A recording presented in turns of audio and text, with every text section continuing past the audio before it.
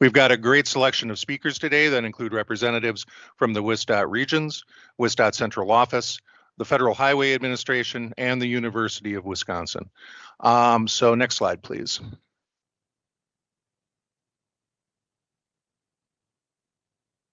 Today's agenda is laid out before you. We will start with two special guest speakers, Secretary Craig Thompson and FHWA Wisconsin Deputy Division Administrator Linda Swan, who will be providing some opening comments. We then will go into presentations on federal discretionary grants, local programs, an update from Bureau of Structures, presentations on EV charging, contracting, the T program, the HSIP program, and then end with a short break at 11:45. Next slide, please. After the break, we will have the presentation from the Wisconsin Transportation Information Center, FHWA, our program finance section, and as well as presentations on bicycle pedestrian facilities, utility coordination, railroad coordination, real estate, and the local program environmental process, and then closing the entire symposium with that Q&A session. Next slide, please. But to start out with, we are pleased to have WisDOT Secretary Craig Thompson join us today. In January 2019, Governor Tony Evers appointed Craig Thompson to serve as Secretary of the Wisconsin Department of Transportation. Previously, he was the Executive Director of the Transportation Development Association of Wisconsin, and he has more than 25 years of experience working with Wisconsin businesses, communities, legislators, and units of government. Secretary Thompson is a native of Racine and a graduate of the University of Wisconsin-Milwaukee. Welcome, Mr. Secretary.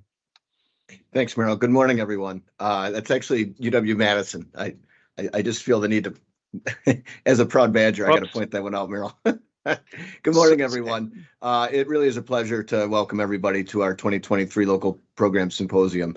This is a great opportunity for you to meet our team, to learn more about our various programs that provide support for local transportation infrastructure projects, and answer your questions about how you can get the most out of our local programs. I think if you listen to the agenda that Merrill just went over, there is a lot of really great information out there today. More than 90% of the roadway mileage in Wisconsin is owned and maintained by counties, municipalities, and townships. So our local programs really are the cornerstone of WisDOT's mission to reverse the decline in road and highway conditions after years of underinvestment. We've increased funding for GTA, General Transportation Aids, by $66 million back in our 19-20-21 budget, and made further 4% increases in 22 and 23. The increases to our local road, or LRIP program, have been even more substantial. Since 2019, we've increased the funding for LRIP by more than 157%. Those resources have been put to good use, helping the state, counties, municipalities, and towns repair bridges and resurface roads from Marinette to Grant County and really everywhere in between. Since 2019, we've improved nearly 6,000 miles of highways and roads and nearly 1,600 bridges. And we've worked hard with all of you, our local government stakeholders, to ensure that Wisconsin receives maximum benefit from the historic new investments in the bipartisan infrastructure law.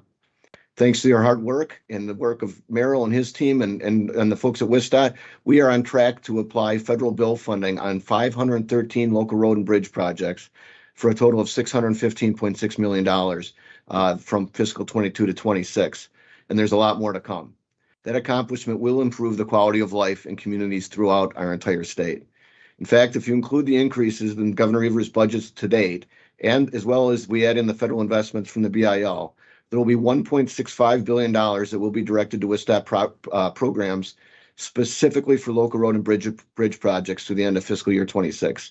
That total represents more than doubling of the funding to local road and bridge programs.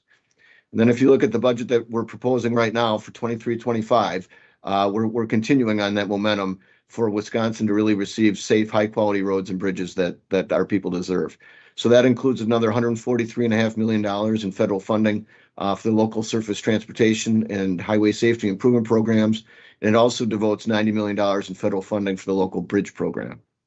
We've also, with the really dramatic increase in dangerous and reckless driving, we've tried to put some initiatives specifically in this budget to address that. So in the governor's budget, there includes a $60 million commitment for grants for locals to improve infrastructure that will help communities across Wisconsin really invest in road designs that keep pedestrians, bicyclists, and drivers safe.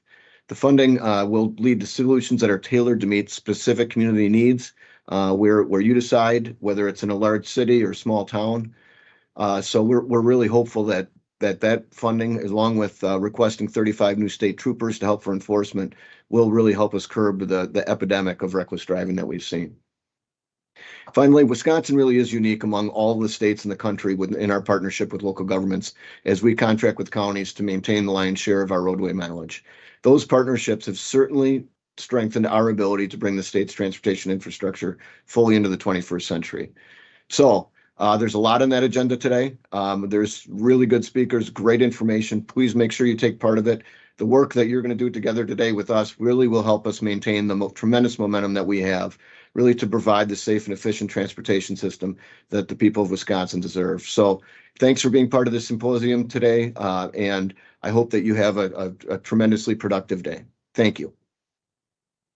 All right. Thank you, Mr. Secretary, and absolutely an inadvertent slight to the University of As a Badger, I Wisconsin just didn't let it go, Merrill. Yes, I am a proud Badger myself, although I did my undergrad at UWM, so a proud Panther as well. So, all right. So we are also pleased today to have FHWA Wisconsin Deputy Division Administrator Linda Swan able to join us. In January 2020, Ms. Swan became the Deputy Division Administrator for the FHWA Wisconsin Division. Prior to that, she had served as a team leader and financial manager in the FHWA Oregon Division from 2015 to 2020. She also has prior management and finance experience in the private sector, nonprofit, and higher education. So welcome, Deputy Division Administrator Swan. Thank you very much. So I wanted to thank you for inviting me to help kick off this 2023 local program symposium. I'd like to thank everyone involved in putting the symposium together. I know a lot of work went into it. I thought I would take a little bit more personal approach. I wanted to tell you a little bit about my history with Federal Highway and how local programs and projects hold a special place for me. I started with the agency in 2010. And I spent my first couple of years working with local programs and project recipients of the ARA funding. I went out and reviewed their documentation, records, and assisted and prepared and educated them to stand up with the rigorous outside audits that we had for the ARA program. And I started to think, I think I've been out on over 280 projects with my career with Federal Highway that were local projects. And through that experience and my, the subsequent experiences with Federal Highway, I thought I'd give you a little list of my lessons learned.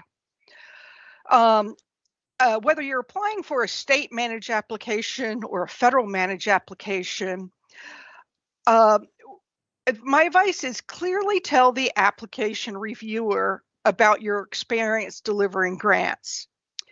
If you don't have experience delivering grants in federal projects or local or state projects, tell the reviewer how you're going to have the experienced personnel to deliver that grant or assist you. Remember that successfully delivering a grant or a project is the goal. Improving infrastructure is the goal. And make sure that when you submit a proposal that you're keeping the project simple and deliverable. If you're, especially on a federal level, if you're applying for construction funds, have your PE and your NEPA ready or soon to be ready. On at least the federal grants, there are obligation deadlines and expenditure deadlines. Keep your project scope at a manageable level to be able to meet the deliverable dates. There are no extensions on these grants. And from a federal perspective, once you're awarded the grant, read, and the most important message I can give is read 2 CFR 200, which is the Bible of grant rules, regulations, and eligibility for all federal grants, whether you're applying for a federal transit grant or a federal highway, or in another part of your local government if you're applying for a HUD or other type of grant. And have your match ready. And the federal match in most cases is 20%. They're looking for that skin in the game. Assume you're going to get grant money and have it already budgeted in your local budget. And most importantly, you can't match federal funds with federal funds. They do want to see a local match. And just remember, this money, whether it's state or federal funding, is our taxpayer money. Be proud of what you deliver.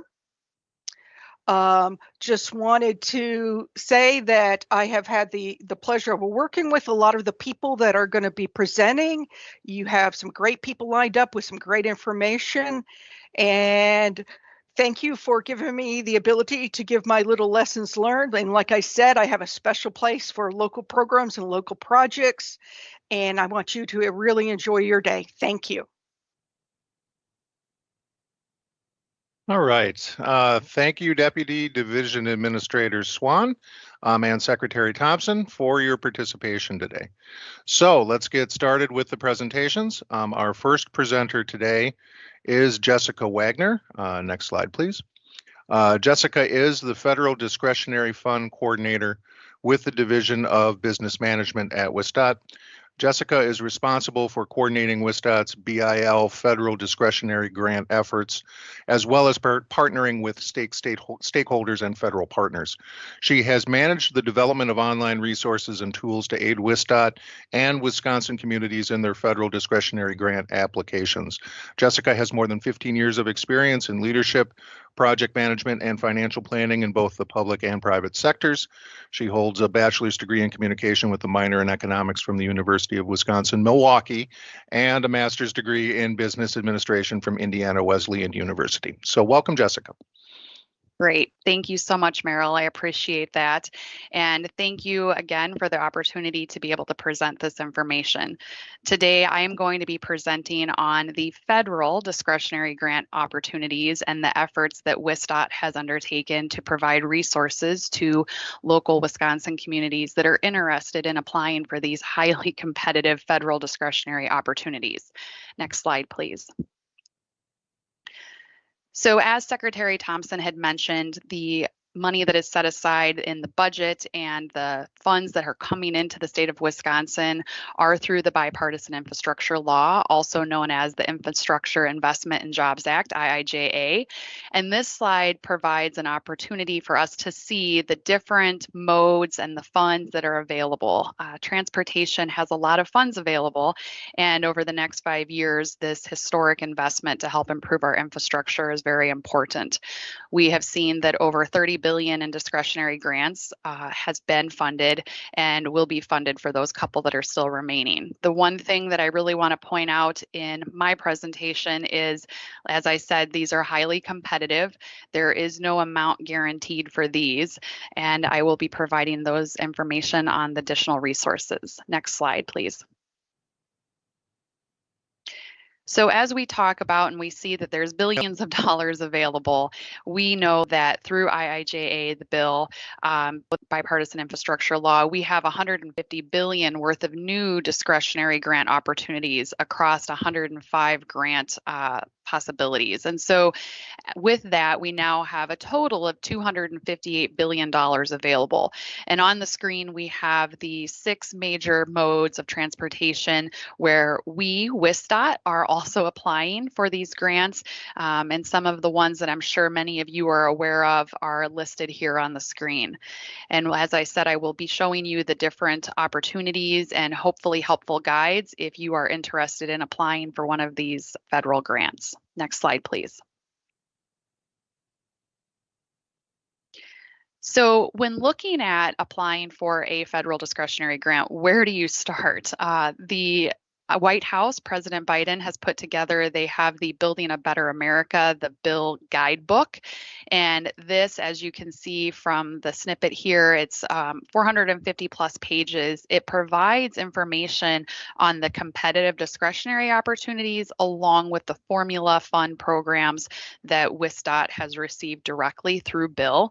And then it provides just a high level explanation along with the areas of focus and Justice 40. And we will be, at the end of my presentation, I will be talking more about Justice 40 and the importance of that initiative and USDOT's process moving forward with Justice 40. So this is a good place to start. Next slide, please. On our webpage, we have what we have put together to provide more information about Bill and the other federal grants that are available. So as Merrill had mentioned, the agenda today, after me, he will be presenting the information on our state programs, the money that we have received to be able to have those opportunities and solicitations for local improvements across the state of Wisconsin. And then we also have the federal discretionary grants. And so on the right-hand side of this slide, it is showing also on this main page at wisconsindot.gov/bill that we have Merrill and I presented together on April 27th, providing an overview of the resources for the local program, which Merrill will be going in more into depth next, along with the federal discretionary opportunities. We have the PowerPoint slide available and the Q&A that were asked. So that's a good, helpful thing to look back on. We also have the Wisconsin's Investments and Awards. So if we go to the next slide, we will see what we have put together for the money that has come into the state of Wisconsin through these highly competitive federal discretionary grants.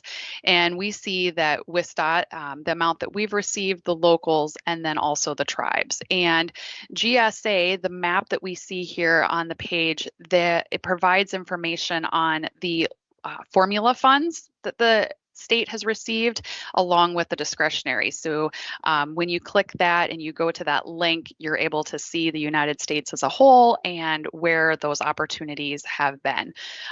Right above the map, we also have the White House fact sheet that provides greater detail, not only on transportation discretionary grants that Wisconsin has received, but the other opportunities as well. Next page, please. So this is our discretionary grant webpage and the resources that we put together to provide information on these discretionary grants. So the box that we have highlighted here is the summary guide, and this is looking at the major opportunities that are available. So if we go to the next slide, this is going to provide a snippet of these grant opportunities. So we have it alphabetical by federal agency. And on the left, you can see we have a link to the website. The second column is the notice of funding opportunity or the NOFO deadline. And if USDOT or any of the federal agencies have told us what the expected NOFO, the next date is. So we see for Bridge Investment Program, the second one on the screen, that the NOFO is expected in summer. The third column are the funds that are available, and that will be updated each year through which Bill goes through the remainder of FY26. We then have a brief program description, the eligible applicants, and the far right are additional links. There are some great resources, and we just heard on the webinar on Monday, USDOT has some great resources with their discretionary grant dashboard, which I will show you in a future slide that we have a link on our webpage. The hope with this guide is that it provides a one-stop shop in finding the information. So you can see there's the grants.gov link. If there's a fact sheet, FHWA has fact sheets that are available. We've provided those, or if there's FAQs. And then we also have the awards once those have been announced. Next slide, please. So when we look at the center of this page where the table is, we have the current notice of funding opportunity solicitations that are available. USDOT has a link right above that that provides when those are updated, along with, like I said, when it's expected that the NOFO will be released. So we keep this up to date for those current solicitations that are available for transportation. And then when we look at that accordion that is highlighted, how to apply for a discretionary grant, we'll go to the next slide and provide in this next accordion. It provides an overview of where to start. There's a lot of information like was previously provided that you need to make sure that you understand before applying. So this gives just an overview of those steps. We also have at the bottom examples of information and how to write grants. The WIEDEC's Office of Rural Prosperity, they have great resources for rural communities who are looking at applying for these federal grants, along with USDOT's routes. They have a toolkit, and as we heard on Monday, they've made great improvements to that resource as well. Next slide, please. So the second accordion that we have on the web page is WisDOT's Insights and At a Glance Calendar. And if we go to the next slide, please. What we have tried to provide, as Deputy Division Administrator Linda Swan had said, we want to have kind of insights and tips and tricks. And so she had provided great information on where to start, good things to keep in mind when applying for these grants. And so we had done the same thing. And the first bulleted area that we have is start early. USDOT, they do have a checklist for prospective applicants, which is very important and helpful when applying for these grants. And it's very thorough. So definitely take a look at that to make sure that you have got everything you need. Plan ahead. Planning ahead when looking at projects 1 to 2 years prior to construction is very important to be as competitive as possible. And with that, we have the At a Glance calendar on the right-hand side, and it's a little difficult to see, but as Meryl mentioned, we will have these slides available for the links. But when you go here, you can see the cadence of the major grants and when they have been released, when the due date was, which is the red star, and then the green circle is when the award announcement has been made. And so we provide, when you're looking at submitting an application, planning ahead on when you'll be most successful to be as competitive as possible. So this is hopefully a very good resource. And another thing to keep in mind as well is that these grants, USDOT grants, are generally made on a reimbursement basis. So you would need to have the money in advance and have that match available. Next slide, please. We also have a letter of support request form. So if you have a project that you want to apply for one of these competitive discretionary grants and request a letter of support from WisDOT, if you go to the next slide, please, we will see the form that would be filled out, and you'd provide the information on your project, if there is WisDOT funds that are committed, providing a application narrative and a template letter of support that we can then go ahead and take a look at and provide you with a letter of support. Next slide, please. And as I mentioned earlier, we have the federal bill resources, which is the third and final accordion on the discretionary grant webpage. And here on the second bullet, as was just mentioned on Monday, USDOT's discretionary grants dashboard, they have an overview of the different discretionary grant opportunities along with one-pagers for each of those opportunities. So it helps provide a very quick summary of what that grant has available, and you're able to then, when you go to this dashboard, sort and filter by the type of organization, the type of grant that you're looking for. So if you have not had a chance to see this, definitely take a look. This is a great resource. We also have on the third bullet is the Justice 40 USDOT's initiative to address the decades of underinvestment in disadvantaged communities. And they now have the new updated ETC Explorer dynamic tool to help provide that information where there is underinvestment in transportation. We will look at that on the next slide, but before going there, we also have the Build America Center. They have a Bill Launchpad tool that provides custom funding information on the different discretionary grants, a plan ahead calendar as well, and then matching your project to successful projects across the United States. FHWA has some great resources also, as I had mentioned earlier in the summary guide, the fact sheets, along with the competitive grant funding matrix. And this is helpful because it shows the different eligible applicants based on who you are and then what type of grants are available. So if we go to the next slide, we will see the Justice 40 fact sheet that they have out on USDOT's website. And as we see here, the goal for USDOT is to have at least 40% of the benefits from many of their grant programs flow to those that are disadvantaged communities. So great resources out here at these links. Definitely make sure you take a look at that and that is a component of your application so that you can be as competitive with everyone else applying as possible. Next slide, please.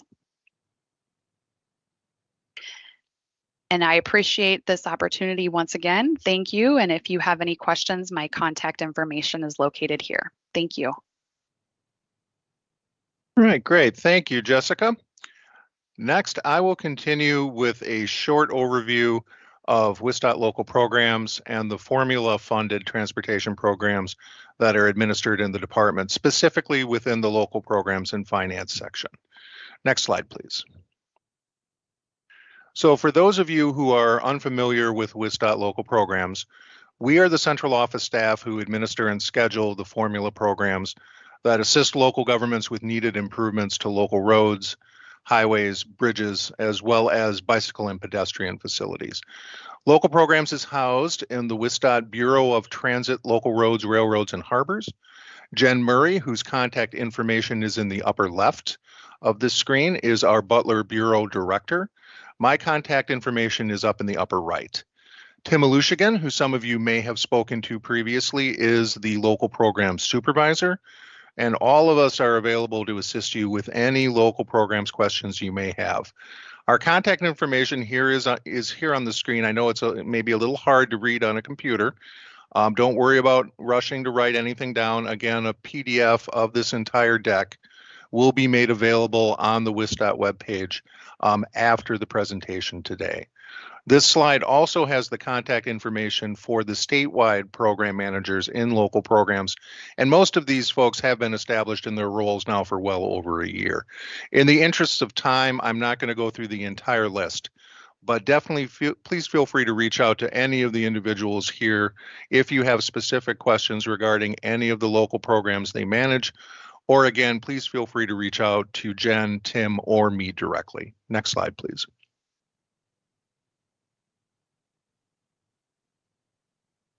So as I mentioned, here in WisDOT Central Office, our main focus really is on administration and scheduling. For more delivery-focused questions, we also have dedicated regional local program managers who are stationed in your specific areas. Now here we do have a number of new faces. In the North Central region, Jordan Kelbley is the current contact for the North Central counties.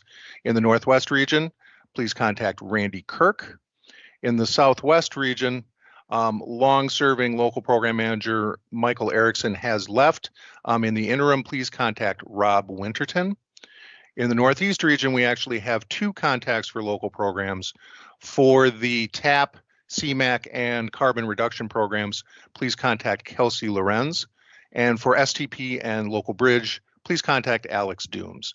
And in the Southeast region, who is also with us today and will be presenting right after me, please contact Jacob Varnas. If you have any delivery questions regarding any of our local programs, these individuals are a great resource to reach out to first, and at the very least can generally steer you to the right person to address your specific project delivery question. Next slide, please.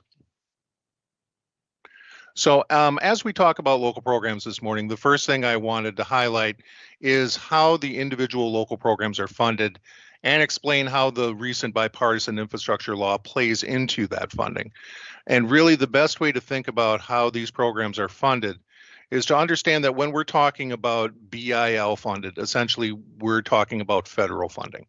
So the local programs we have that are completely funded with federal dollars include the programs that are funded through the Surface Transportation Block Grant, which include the Surface Transportation Program, one component of which is the STP local component, and I will be going into more detail on that program component in just a minute, the new Carbon Reduction Program, and the Transportation Alternatives Program, or TAP. The Congestion Mitigation and Air Quality Program is also 100% federally funded.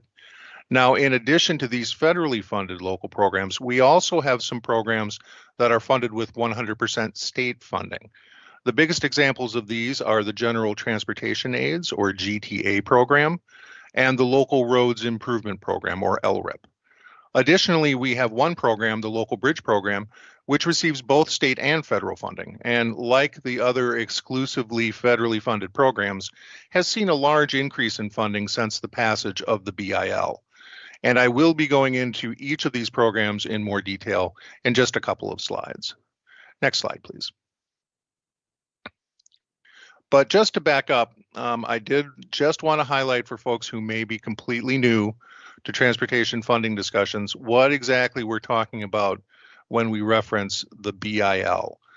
Signed on November 15th, 2021, with the funding approved in March of 2022, the Bipartisan Infrastructure Law, or BIL, represents a historic increase in the federal funding that's available for transportation from 2022 through 2026. In addition to increased discretionary grant opportunities that are managed by federal highways, which Jessica previously went over, there have been significant increases in the funding levels for all of the local programs that are federally funded through the Surface Transportation Block Grant Program.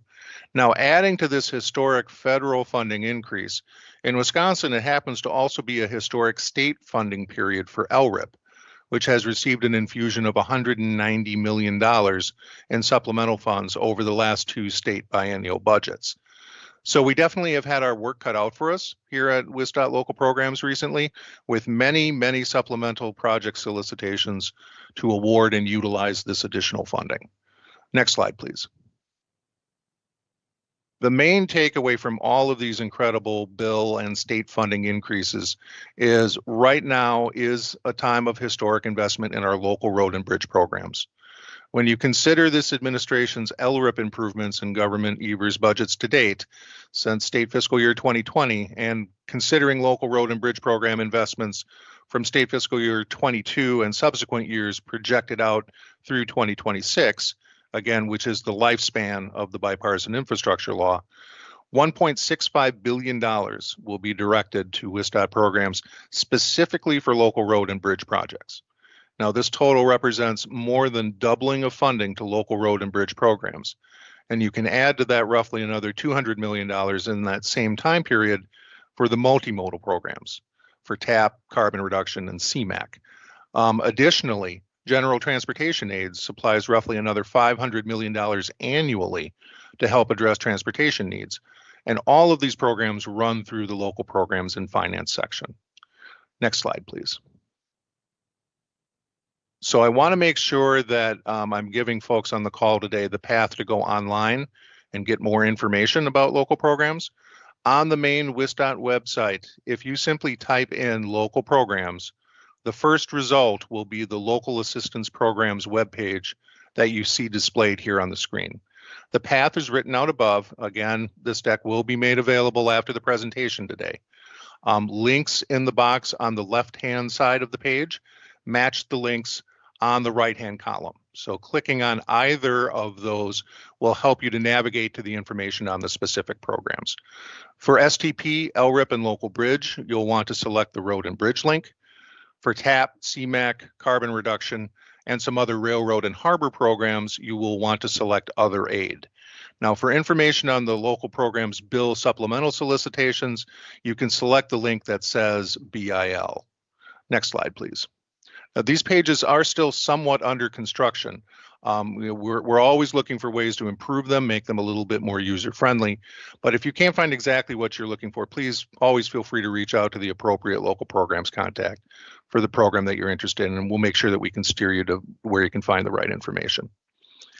Now, just to give a simplified summary of what we do in local programs, WisDOT Local Programs and Finance provides the resources, encourages sound investments, and generally promotes the importance of local transportation systems to Wisconsin's transportation network, always in accordance with state statute. We administer and schedule the federally and state-funded transportation aids programs statewide. We make every effort to accommodate local transportation needs and priorities. We respond to legislative initiatives like the recent bipartisan infrastructure law, as well as mandates that result from the state biennial budget process, such as the recent LRIP supplements. We develop the fiscal mechanisms and the processes to distribute funding, be that through a committee-based application process like we have in LRIP or TAP, or through a computerized rating and ranking of projects like we do for our local bridge program. And really, we do all of this to ensure the maximum allocation of funds and efficacy on the local transportation system. Our section develops program policy and processes the applications and the state municipal agreements for all of the various transportation aids programs that are administered in the section. Next slide, please. So WisDOT Local Programs, again, is a significant resource for local municipalities in the state of Wisconsin. Taking into account the new BIL funding levels, over the biennium, local programs manages roughly $1.5 billion through our state transportation aids and our federal aids programs. Now, just in state fiscal year 2023, we provide administration and disbursement of $538.4 million in state transportation aids through general transportation aids, or GTA. GTA is one of the largest programs in WisDOT's budget, and it's one that impacts every municipality in the state. So every county, city, village, and town receives GTA payments. We also manage a variety of special transportation aids in the local program section, which include connecting highways aids, county forest road aids, expressway policing aids for Milwaukee County, lift bridge aids, and disaster damage aids. So that number that you see in the lower right-hand corner, 1,922, that is the total number of Wisconsin local units of government that benefit annually from WisDOT state transportation aids that are managed in the local programs and finance section. Next slide, please.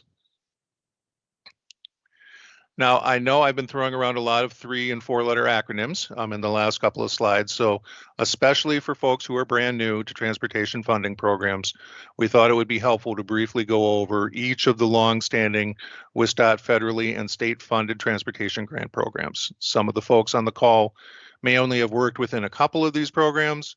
Some of you, again, perhaps are not familiar with any of them, so really we just wanted to provide a bit of a base on the local federal formula-funded and state-funded programs, all of which have regular application cycles that can be anticipated. Also, please note the local programs webpage link that's provided again here at the bottom of the slide. Next slide, please. So to start with, we have the Local Roads Improvement Program, or LRIP. Established in 1991, LRIP assists local units of government in improving seriously deteriorating county highways, town roads, and city and village streets. Now, that seriously deteriorating component is statutory. LRIP is a state reimbursement program with 3 components. Now, an entitlement portion, a competitive discretionary component, and for the last 2 biennium, a supplemental component. The entitlement and discretionary components pay up to 50% of total eligible project costs, with local governments providing the balance, while the supplement can pay up to 90% of total eligible project costs. Next slide, please. Now, the LRIP program is WisDOT managed in the local program section, but projects themselves are administered by local units of government. County highway commissioners serve as regional program coordinators and administrative points of contact between WisDOT central office and local LRIP recipients in each county. LRIP is a biennial program, again, that pays up to 50% of total eligible project costs for the entitlement and discretionary components, and up to 90% for the supplemental component. Those 2 LRIP supplements, which have represented an extra $190 million in the last 2 biennia, did offer that higher cost share. which was definitely a big focal point for that component of the program. Next slide, please. Next, we have the Surface Transportation Program, or STP. STP provides federal funding, so no state dollars, with a current annual funding level of roughly $129 million, with STP projects subject to federal guidelines. Now, STP provides federal funding for up to 80% of the cost of local road or bridge improvements, with a 20% local match. And the program is split into urban, rural, and local components. Now, under the old rules, all STP eligible roads needed to be a functional classification of urban collector or higher in a census-defined urban area to qualify for STP urban, or a major collector or higher in census-defined rural areas due to the federal funding requirements that were part of the STP block grant. As part of the new bipartisan infrastructure law federal legislation, 15% of the funding that is allocated in Wisconsin to census-defined areas with populations of less than 50,000 can now be utilized on roads that are classified as minor collectors and local roads. And what we have done with this new flexibility is to create a new STP program component here in Wisconsin that we call STP Local. And I'll go into more detail on that on the next slide, as I'm sure that program component is of particular interest to smaller communities here with us on the call today. Now, please note, connecting highways in Wisconsin are not eligible for STP funding. Connecting highways are local streets and roads that carry state highway travel through cities and villages. And as mentioned on the previous slide, they do have their own dedicated funding stream. The STP Urban program has funding sub-allocations similar to TAP and carbon reduction, which are based on census-defined population groups. And this means that in urbanized areas of the state over 50,000 in population, Metropolitan Planning Organizations, or MPOs, determine the projects that will be funded through the STP program. And for all parts of STP, because WisDOT is the delegated authority for these federal funds, STP projects are all state-lets with state oversight. And the next presenters, Jake Varnes and Zach Pearson, will be going over the state letting, bidding, oversight, and consultant award process in a little bit greater detail. Next slide, please. Now, I wanted to make sure that I did spend some time talking about STP Local, as this is a program component that has attracted a lot of attention recently. The STP Local program comes from a section in the bipartisan infrastructure law, again, that allows states to set aside 15% of the funds that are allocated to the small STP urban programs below 50,000 in population and the STP rural program component to fund roadways that are classified as minor collectors or local roads. And this represents the first time that federal dollars are eligible now to fund these lesser traffic volume roadways. To be eligible for STP local funds, the roadway must be located outside of an urbanized area. That is a population area of less than 50,000. And there has been some confusion about that last condition, which I definitely want to make sure I clarify. If your community lies within an urbanized area, you are not eligible for STP local funds. And that is even if you are a small town, city, or village. If you're within an urbanized area of 50,000 or greater, unfortunately, you do not qualify. The roadway project must be located wholly outside of an urbanized area. Next slide, please. So to be clear about what exactly roadway functional classification means, basically this classification structure is based around the role that the road in question plays in serving the flow of traffic through a transportation network.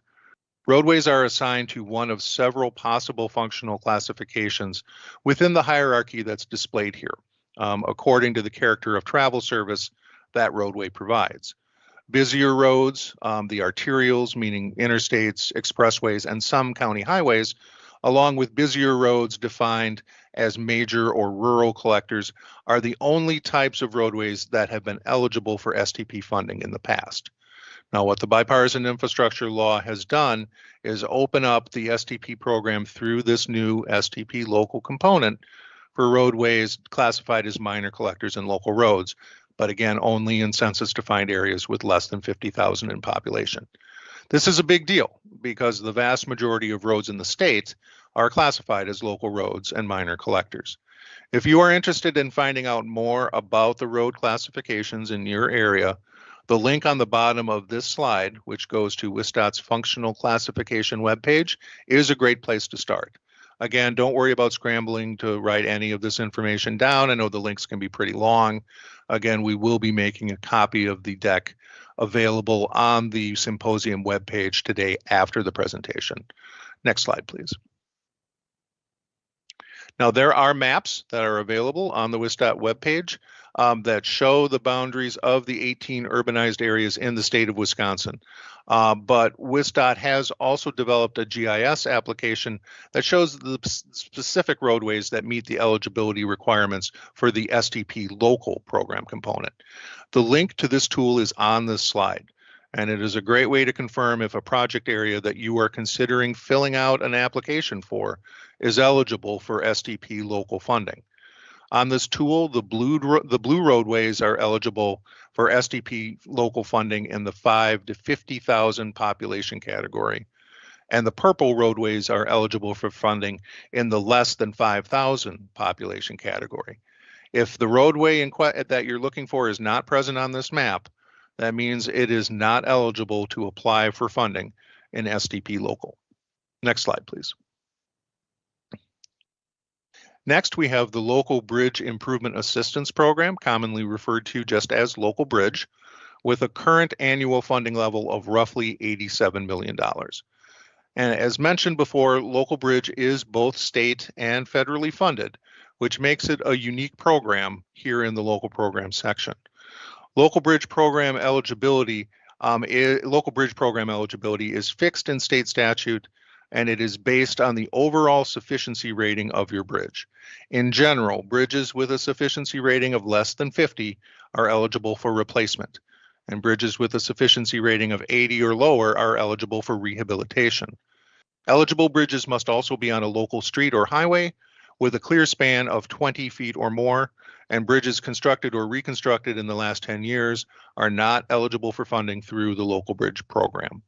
Projects that are deemed eligible are firstly prioritized by your county highway commissioner before being submitted for statewide rating and ranking. Now, this process utilizes formulas that are based on county entitlement balance and estimated project cost. Due to statutory requirements, all local bridge projects are state lets with state oversight. And in a few minutes, our Bureau of Structures Director, Josh Dietschy, will be providing some additional information and some important updates on bridge structure eligibility. Next slide, please.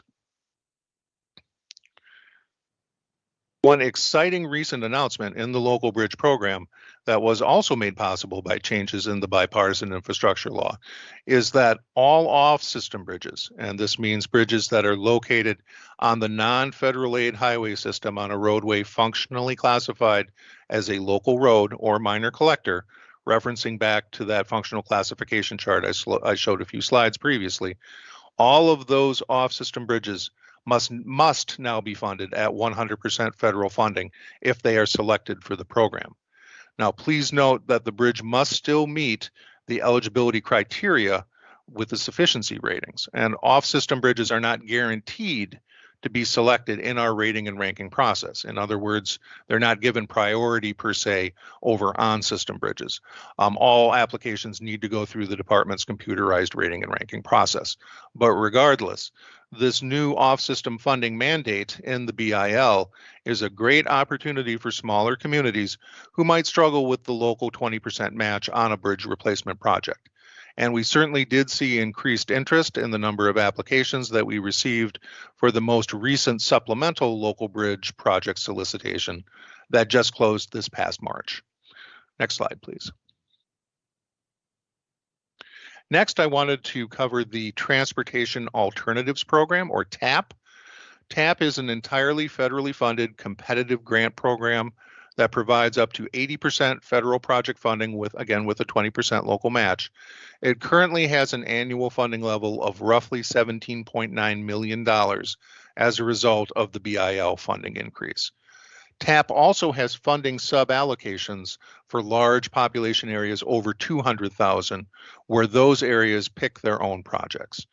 Eligible activities for the TAP program include non-infrastructure type projects like planning studies and safe routes to school projects, as well as construction of bicycle and pedestrian trails. Eligible sponsor types include local units of government, transit agencies, tribal governments, school districts, and nonprofit organizations. Next slide, please. Now, one unique and extremely important feature of TAP that I definitely want to highlight, back in 2012, the state legislature passed a commencement rule for the TAP program as part of the program statute, which mandates that a TAP project must go to construction within 4 years of the project award. And this commencement rule really helps foster the competitive nature of the TAP program, as local units of government must ensure that they can meet commencement requirements as a part of the application process. Now, because TAP is a competitive grant program, WisDOT caps TAP funding levels at the time of project award. And this means it is absolutely critical for TAP projects to be delivered on time, on budget, and in scope. And then, as previously mentioned, TAP also has funding sub-allocations, and the large project area, the large population areas over 200,000, those areas select their own projects. Next slide, please. And there definitely is an increased focus on funding levels in specified population subgroupings, and as part of some of the program changes that were passed through the bipartisan infrastructure law. The table on this screen shows the rough funding breakdown by population subgrouping here in Wisconsin. And you can see there is a big emphasis on rural areas under 5,000 in population, which is very consistent with the overall intention of the BIL legislation to direct federal money to smaller, historically underserved areas of the country. Next slide, please. And in response to this new BIL focus on population subgroupings, here in Wisconsin, we came up with the concept for the TAP STARS program component, which stands for Safe Transportation Alternatives for Rural Schools. Nothing about this new TAP STARS component is new per se. It's all activities that have been eligible in TAP for quite a while. But it is a rural area TAP initiative, largely but not exclusively focused on safe routes to school projects, both for construction and non-infrastructure project funding, targeting rural communities and schools, which certainly have an undeniable need for the benefits of TAP safe routes to school type programming. Again, these are frequently school districts where student trips cover long distances, with a higher percentage of children likely to live farther from school. STARS looks to support these rural sponsors by first reducing the minimum project cost requirements and the subsequent local match, and providing additional applicant support through stakeholder partnerships for application and project administration and coordination. A little bit later on, and today, Andy Bill from the University of Wisconsin Transportation Information Center will be talking a little bit about the types of applicant support that are being made available through her organization. Next slide, please. Another online tool that we have available for potential TAP sponsors in rural areas is the TAP STARS eligibility tool that is now available on the WisDOT BIL and TAP web pages. If your potential project area is in a green area on the map, you are located in a TAP STARS eligible area.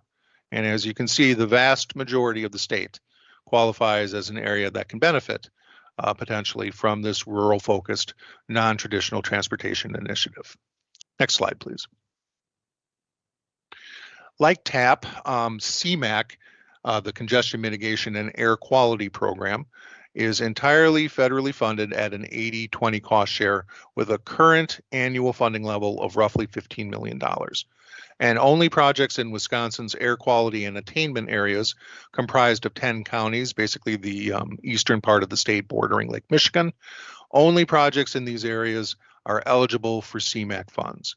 And because this is an air quality program, there is a technical assessment component, and potential projects do need to pass this assessment as well as meet the maintenance area requirement. CMAQ cycles are 4 years, generally starting in the odd numbered calendar years. Next slide, please. And the purpose of the CMAQ program is to reduce emissions related to traffic congestion, improve vehicle and fuel technologies, reduce overall number of motorized vehicle trips and miles traveled. And examples of eligible projects include transit vehicle purchases, traffic control technologies, and the construction of bicycle and pedestrian facilities. Next slide. Now, lastly, we have the newest local program, the federally funded Carbon Reduction Program, which has an annual funding level of roughly $15 million. The BIL authorized this new program that's designed to reduce pollution by addressing projects that reduce emission from on-road sources. While the federal carbon reduction funding can be used at either the state or local level, WisDOT has elected to dedicate to local units of government 100% of the funding that is suballocated to specific population areas through the bipartisan infrastructure law. The federal cost share on projects eligible for carbon reduction program funding is 80% federal with a 20% local share. Next slide, please. And now, even though the BIL provided a federally funded increase to fund this program in 2023, here in Wisconsin, we do need to follow the directives of the state legislature when there is a change in federal funding that exceeds 5%. In these cases, the department is required to submit a new federal expenditure plan to the Wisconsin Joint Committee on Finance, and the Joint Committee on Finance can approve the submitted plan or approve the plan with amendments or reject the plan. And this federal plan requirement is a significant factor that we've had to keep in mind as we've developed our response to these BIL solicitation rollouts. Next slide, please. For 2023, the Wisconsin federal plan approval specifies that carbon reduction program funding may only be used for federally eligible projects to replace street lighting and traffic control devices with energy efficient alternatives, projects to deploy advanced transportation and congestion management technologies, or right-of-way improvement projects to improve traffic flow that do not involve construction of new capacity. We will have to wait until the next state biennial budget passes, hopefully this July, to see what eligibility for the carbon reduction program will look like in future program cycles. Next slide, please. And that is actually a good segue into the topic of program cycles. Now that we have reached the end of all of the supplemental BIL solicitation releases over the past year and a half, we are eagerly looking forward to getting back to more of a sense of normalcy in local programs. For all of our local programs, the way we generally handle project design and construction programming is through program cycles. Generally, our program cycle structure is 4 to 5 years, with new program cycles starting every 2 years. This is anticipated to be the case for the new carbon reduction program as well, and it's essentially the case for LRIP, although again, that is a state-funded program that's directly tied to the biennial budget process. Our standard program cycle approach gives local units of government 1 to 2 years for design prior to starting construction of their projects. In essence, the 4 to 5 years of program cycle funding then allows local units of government to secure project construction funding while still providing ample time for project design. Each WisDOT program cycle is meant to add an additional 2 fiscal years of funding for new projects. However, and this is always an important point to keep in mind, projects that are delayed or rescheduled into future fiscal years, or that are originally scheduled in years of cycle overlap, are automatically going to reduce the amount of funding that we are going to have available to fund new projects. And this means that consistent and on-time delivery of projects really is essential for WisDOT to effectively administer local programs and ensure that maximum program funding is utilized for local projects. Next slide, please. Our plan right now is to release new program cycle project solicitations for STP, including the new STP local program component, local bridge, TAP, and CMAQ on June 9th, with an anticipated application deadline in fall of 2023. LRIP is anticipated to be released in September, of 2023, but that date is definitely dependent on when the state budget passes. If the budget is delayed, the LRIP cycle potentially may also be delayed. You will notice carbon reduction is not included on this slide with the other federally funded local programs. And again, that is because CRP still needs to be formally established by the Wisconsin State Legislature through the biennial budget process. As such, we are holding on the release of the carbon reduction program cycle materials until after the budget passes, hopefully again right away in July. Regardless, this new group of program cycles will get us back on track so that we're soliciting for projects in the odd numbered years and awarding projects in the even numbered years, with one exception. We are going to continue to hold an annual roughly $2 million construction project only SDP local project solicitation every fall for the following fiscal year. So for example, this fall, we will have a solicitation for federal fiscal year 2025 projects, just to continue to have an available option every year for smaller municipalities who have quick hitting, high need projects that can be turned around quickly on these lower functionally classed roadways. But that small solicitation aside, a welcome return to normalcy in WisDOT local programs, and hopefully this gives everyone on the call today an idea of the upcoming opportunities that we anticipate for all of the local programs. Next slide, please. So that is just a brief overview of local programs, but one last topic I definitely wanted to discuss revolves around a very important policy we use here in local programs to administer projects once they have already been awarded and scheduled.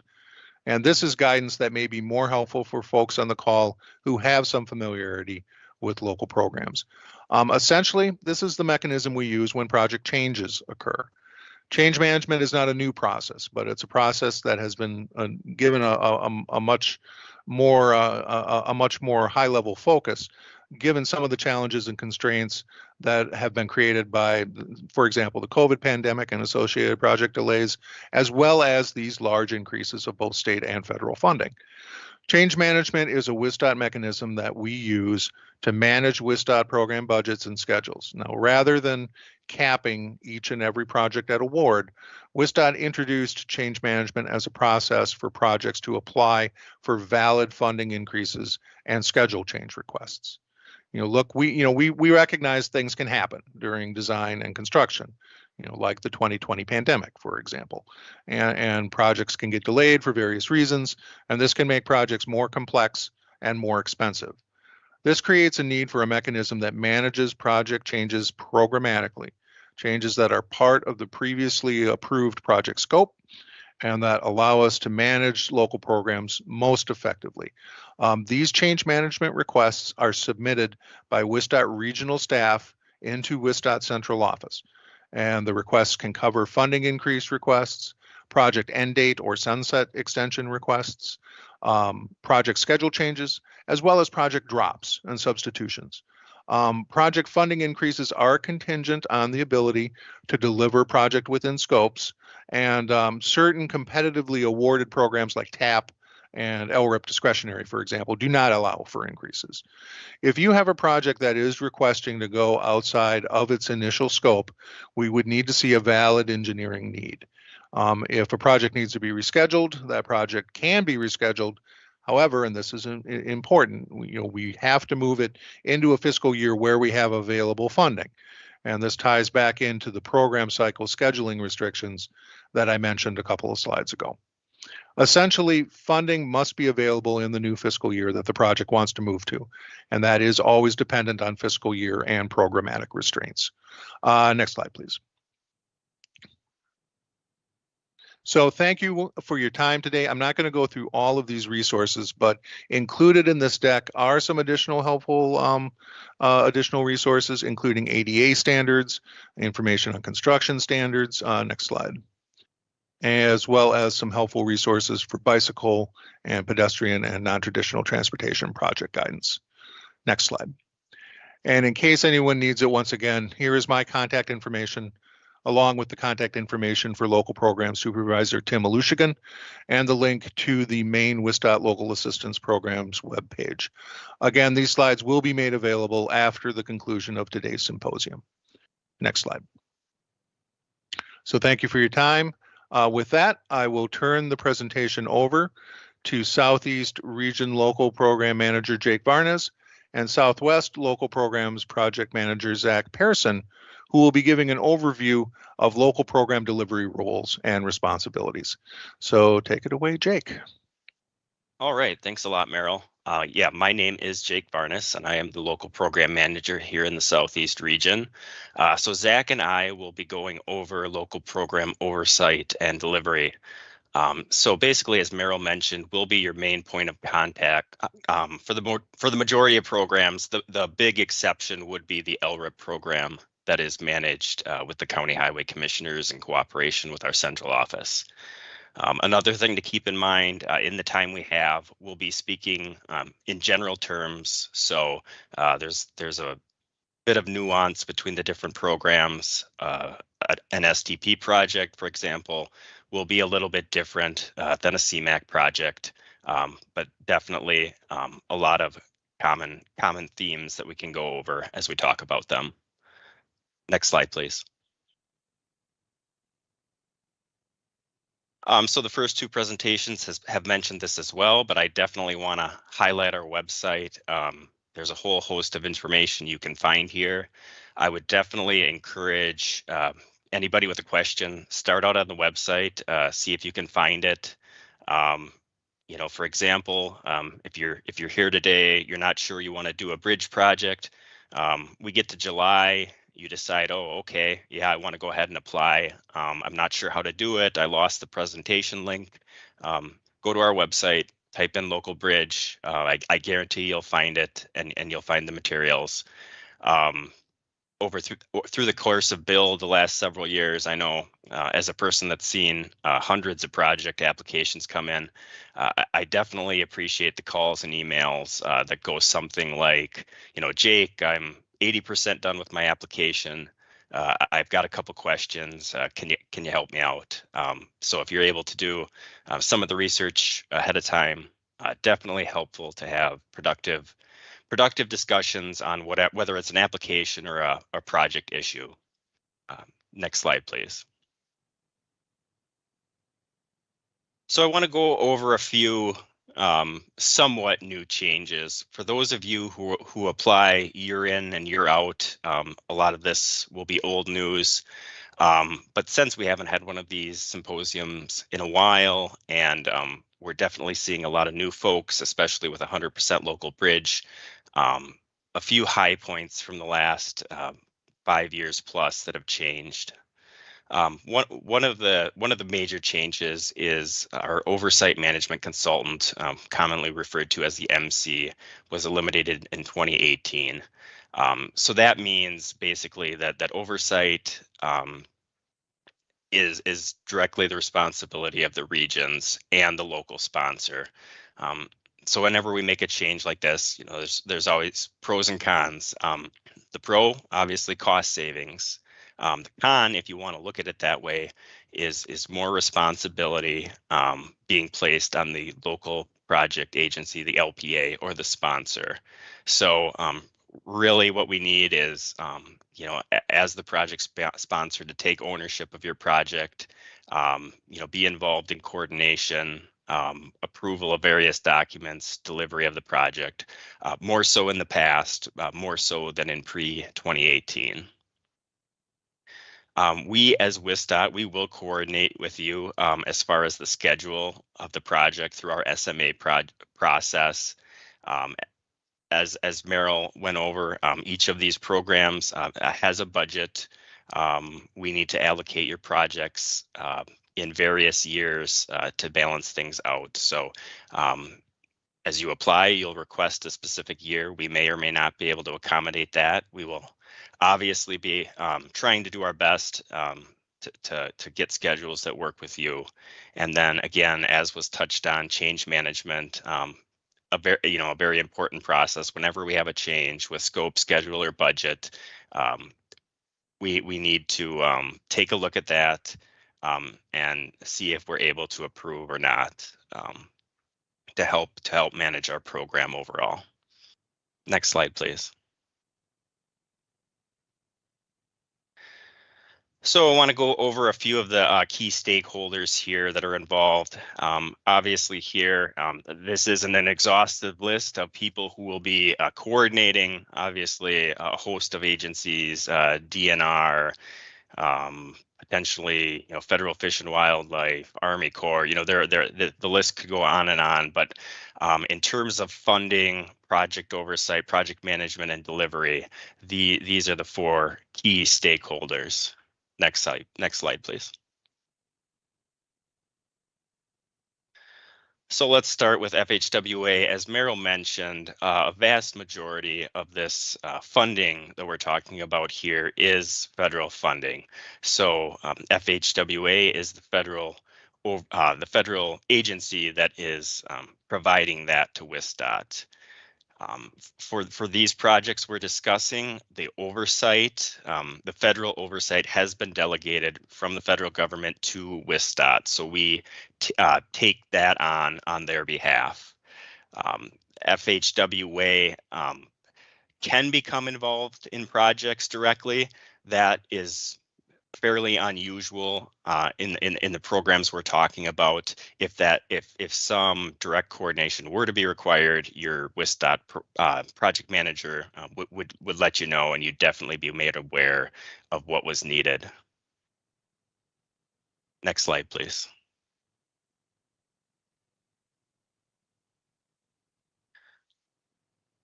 So WisDOT, our role here, first and foremost at the beginning of the process would be to award and approve new projects.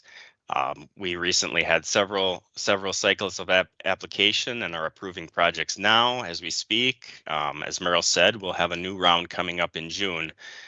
So we are the contact for that whole host of different STP, bridge, etc. And they come to us for review.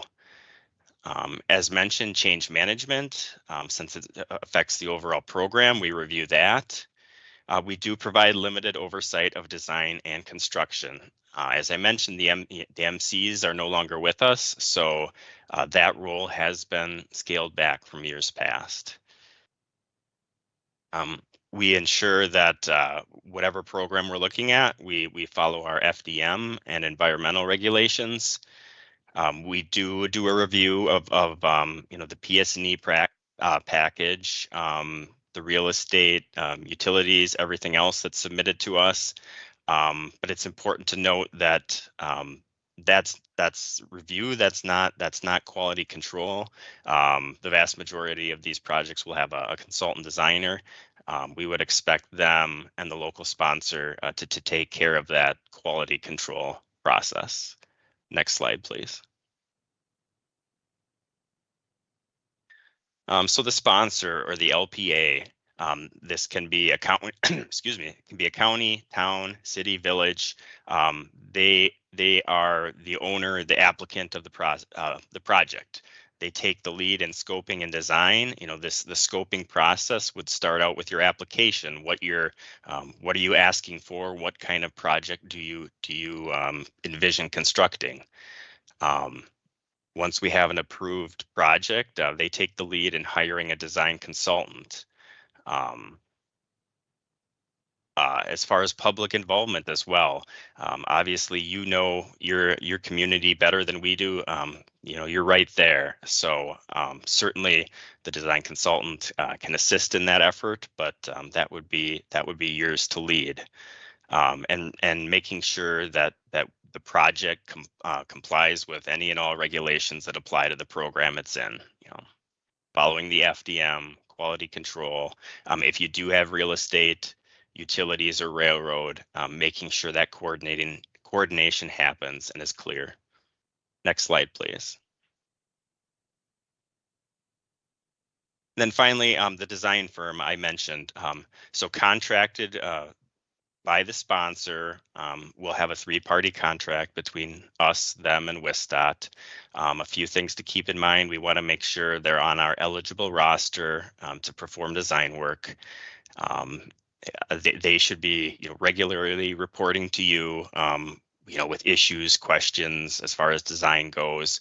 We want to make sure they're knowledgeable about how WisDOT processes. If you have a bridge project, we want to make sure that they are knowledgeable in bridge design. If you have a trail project, we want to make sure that they have experience in designing that type of infrastructure. And then ultimately the goal is a plan that is both a good plan and biddable, that we're going to see good prices when it comes to our let. Next slide, please. This is a little hard to see, but the general idea here is this is what we call our approval designation matrix. So if you look to the left hand in the purple, that's WisDOT upper management, and then as you go to the right, you get to the LPA or the sponsor. So just trying to highlight that as we have made these changes, we have basically shifted approval authority to the right hand side. So placing more responsibility on the local sponsor for a vast variety of things. Next slide, please.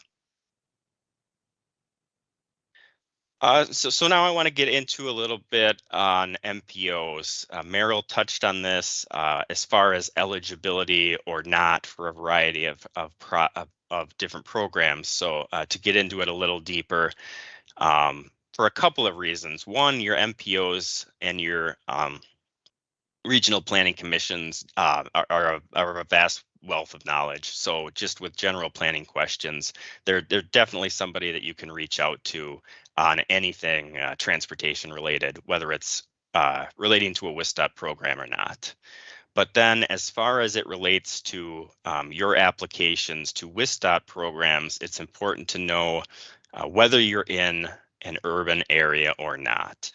So a couple of points. The applications are the same. An STP urban application for those within and without, it'll both come into myself or one of the other regions. The difference comes in when it comes time to project selection. So within those urbanized areas, the committee there will meet to select projects. So a little bit difference in process, but not in application type. Next slide, please. And so along with that, an important thing to highlight is the MPO allocations, those 18 areas throughout the state have a capped funding amount for each application cycle. So that makes them ineligible for change management for additional funds. We can look at change management for other reasons, as we talked about, schedule, scope, but as practice, we do not look at additional funds within those MPO areas. For small urban areas, those would be between 50,000 and 100,000 people, and rural areas, they receive population or funding based on population and mileage, but these projects are approved centrally. So those, again, you'll submit your applications to me or one of your other regional LPMs, and they will be approved through a centralized process. And it is important, as Merrill mentioned as well, look at those maps available on our website. Just because you're in a town doesn't necessarily mean that at least a portion of your town may be in an urban area. Next slide, please. And just to touch on SMAs and project authorization, now these are the first two steps that we'll go through once you have an approved project.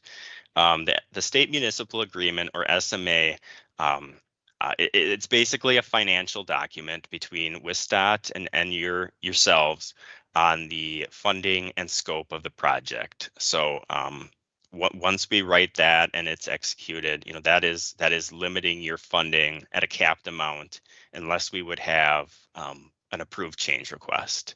So another thing I just want to highlight with SMAs, as you start soliciting for design consultants, please don't share this. Please keep it to yourself. We want those designers to be to be determining their number based on the project. We don't want them to be working towards the number that's in the SMA, and hopefully it works out that they're the same, and it was a good check, if you will. Once we have assigned SMA, we do something called project authorization, which basically your project will have an individual ID, and this allows us to charge costs to the project. We can start the process of designer selection. They can even be selected, but it's very, very important. I can't stress this enough, not to incur any costs until you get the email that your project is authorized. That's a rule with federal funding. We can't back pay for work that's already been done. We can't do the work this week and then get authorized next week and pay for it then.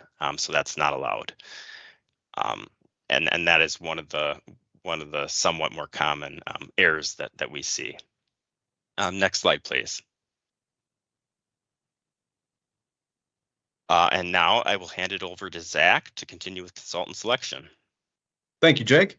Good morning, everyone. I'm Zach Pearson. I'm one of the local program project managers out of the Southwest region. So you now have an authorized ID. Well, where do we go from here? We're going to give you a quick kind of 10,000-foot view of the process, both of consultant selection and kind of what the stages of a project look like. There is a lot of information. In fact, the consultant selection process has a whole nother presentation available on our public-facing website, but we're going to hit some of the high points here this morning. When you're in a position to select a consultant for your project, you're really going to head down one of two different pipelines, and it depends on your funding sources. The first is if you have no federal or state money in the design part of the process. That's 100% locally funded design. Those are what we call a two-party contract, which is a contract between yourself, the LPA, and the designer. And for those types of contracts, you, the local, are then responsible for fulfilling the requirements of that two-party contract and doing the selection process. A little bit more common, though, is when federal or state monies are in design, and that is going to be what's called a three-party contract because the state is involved as well.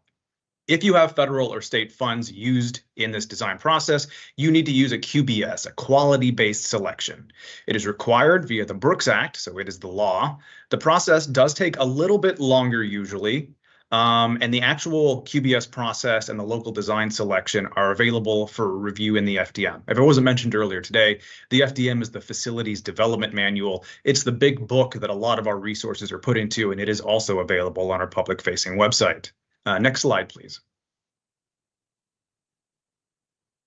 So for consultant selection, if you're in a three-party contract, part of the QBS process, you have to have a selection committee. You need a minimum of 3 voting members, including the chairperson. That can be a town chairman. Sometimes it's the county highway commissioner. Each township, each local municipality will be a little bit different, but you do need to have the chairperson there. You need to have an objective criteria for rating and ranking the consultants. You need to, again, not mention cash flow, not mention prices, but what is their experience level? What have they done before? Are they familiar with these kinds of projects? Costs cannot be used in the selection, and you as the originator, the local unit of government, need to maintain documentation for a minimum of 3 years. And as we like to say, if it's not written down, if you didn't document it, it didn't happen. Next slide, please. So there are a couple of different procedures that can be followed for securing a consultant. One of the more common ones is the small purchase process. In fact, I think all 3 of these are going to be touched on in a later presentation later today as well. But for the small purchase procedure, design costs up to $200,000. That is often going to be, the smaller, your bridge type projects, maybe your HSIPs. I'd say a pretty large chunk of our projects end up with design costs under $200,000. For that process, you need to contact a minimum of 3 consultants. Sort of the middle level is if you have a design contract, you expect to be from $200,000 to about $1 million. That's a consultant selection per the facilities development process. You can use a formal roster if your municipality maintains a roster. You can use DOT's roster if that's something you'd like to do. There are a couple of different procedures you can follow in order to do that.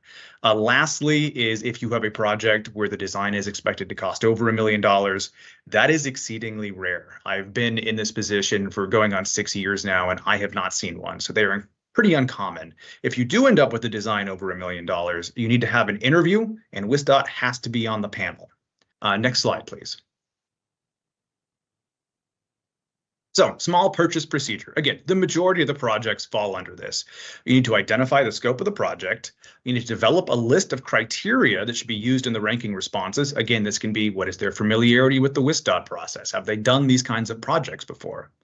Contact a minimum of 3 consultants. And I want to put a pause on that and say we've been recommending probably more like 5 or 6 now.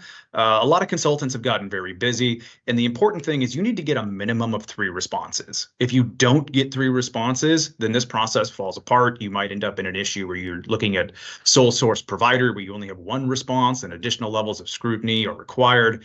I would contact a minimum of 5 consultants to make sure you get those 3 responses. And that contact can be done via request for proposal, an RFP. All communication with the consultants must be documented and maintained by the originator, and you need to rank and select the consultants based on an established criteria. Again, bidding is not allowed.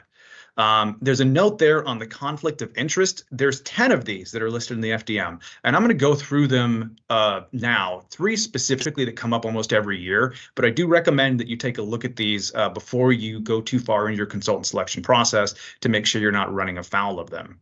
Next slide, please.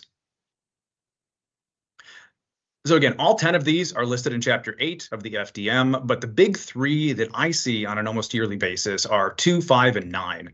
So number 2 says, consultants may not perform services for contractors on projects on which they prepared the plan, specifications, and estimate. What that means is if you had a designer do the design for your project and the contractor wants to tap them on the shoulder and say, hey, come finish up some survey for us, or, well, have us work and do this part, that's not allowed. If they did the design, they should not be involved in the construction of the project. Next slide, please. The other 2 to talk about are, again, 5 and 9. 5 is a big one. Consultants under retainer to act as the municipal engineer may not compete for DOT-related contracts that impact the municipality. What that means is a number of smaller communities in Wisconsin may have an engineering firm that they pay that is the municipal engineer. If that is the case, they cannot be the designer on your project. That is directly a conflict of interest, and every year we get questions on like, oh, hey, we pay these guys to do the upkeep of our sewer system. Well, you've got them on retainer. That's somebody who probably shouldn't be doing the design of your project. Number 9 also comes up a lot, which says on local program projects, it is permissible for a consultant to prepare grant applications under a separate contract funded by the municipality and to be eligible to complete for the design work. What that means, and I'm not going to read all of it, but the question is, can I have a consultant do the application for me and do the design? Well, yeah, you just have to follow this process. So if you're interested in that, make sure you read up on it. Next slide, please. All right, consultant selection again. So now you've got a firm selected. You fill out what's called a DT 1515. It's a form. It's on our public-facing website, and that goes to me. That goes to the local program project manager that you're going to be working with in your region. A few times, folks have sent those directly into central office. We really want to see them first because sometimes there's little corrections we have to make. We want to make sure that it's filled out properly, and then we send those up the chain to the consultant services section. Once that DT 1515 is approved, you need to reach out to everybody that you had reached out to and said, hey, you were selected or you were not selected, and make everybody known how this turned out. And then we can schedule a scoping meeting with the regional LPPM and the selected consultant. That scoping meeting, we're going to go through the services that they will provide, what we intend for this project to be, and really kind of do the initial setup on that. In terms of negotiating a 3-party design contract, the vast majority of the time, WisDOT will take the lead on that. But if that's something that you're interested in leading, you as the local can be the lead negotiator on that contract. And work can begin once the contract has been approved by WisDOT. That process can take anywhere from 2 to 3 weeks to 2 to 3 months, depending on how much negotiation has to happen. So be mindful of that as you guys are building out kind of what the schedule is going to be for your project. Next slide, please. All right, now we're going to go through the design process. You've got a consultant on board, you're getting started. What does your project look like? Well, the first major milestone you're going to hit is what's called the 30% level or the environmental process milestone. At this point, you're going to have a final scope that's been defined. You will have gone through your environmental impacts. You'll coordinate with the Army Corps of Engineers, the Department of Natural Resources, Coast Guard, Fish and Wildlife, tribal liaisons, anybody who would be affected by the project as part of the environmental process, and you've had your public outreach. Depending on the scope of the project, that could be as little as a mailer to a full-on public hearing with court recorders. You have your first real check-in with the budget since the SMA went out, and this is a good time to apply for change management if there is a discrepancy in something that should be addressed. At this point, you have your initial contact with the utilities. You kind of know what your conflicts are starting to look like, and then we can begin rail coordination as well through the regional rail coordinator if you're within about 1,000 feet of any rail interests. Usually by 30%, you have a rough idea on if you're going to have real estate impacts or not, and your preliminary bridge plans need to be approved by the Bureau of Structures. Next slide, please. All right, your next major milestone is 60%, or the design study report. Once you've completed this milestone, you've kind of gone from initial design into final design now. You've got everything scoped, and now it's really just doing the heavy lifting of getting the project done. Your traffic management plan would be approved. The LPA, which is you, the municipality, and WisDOT, our comments should be addressed by the design consultant. Again, a note that plan quality is the responsibility of the local and the design consultant. Your railroad and utility agreements can be made at this point. You will have a plat recorded if you're going to have real estate impacts.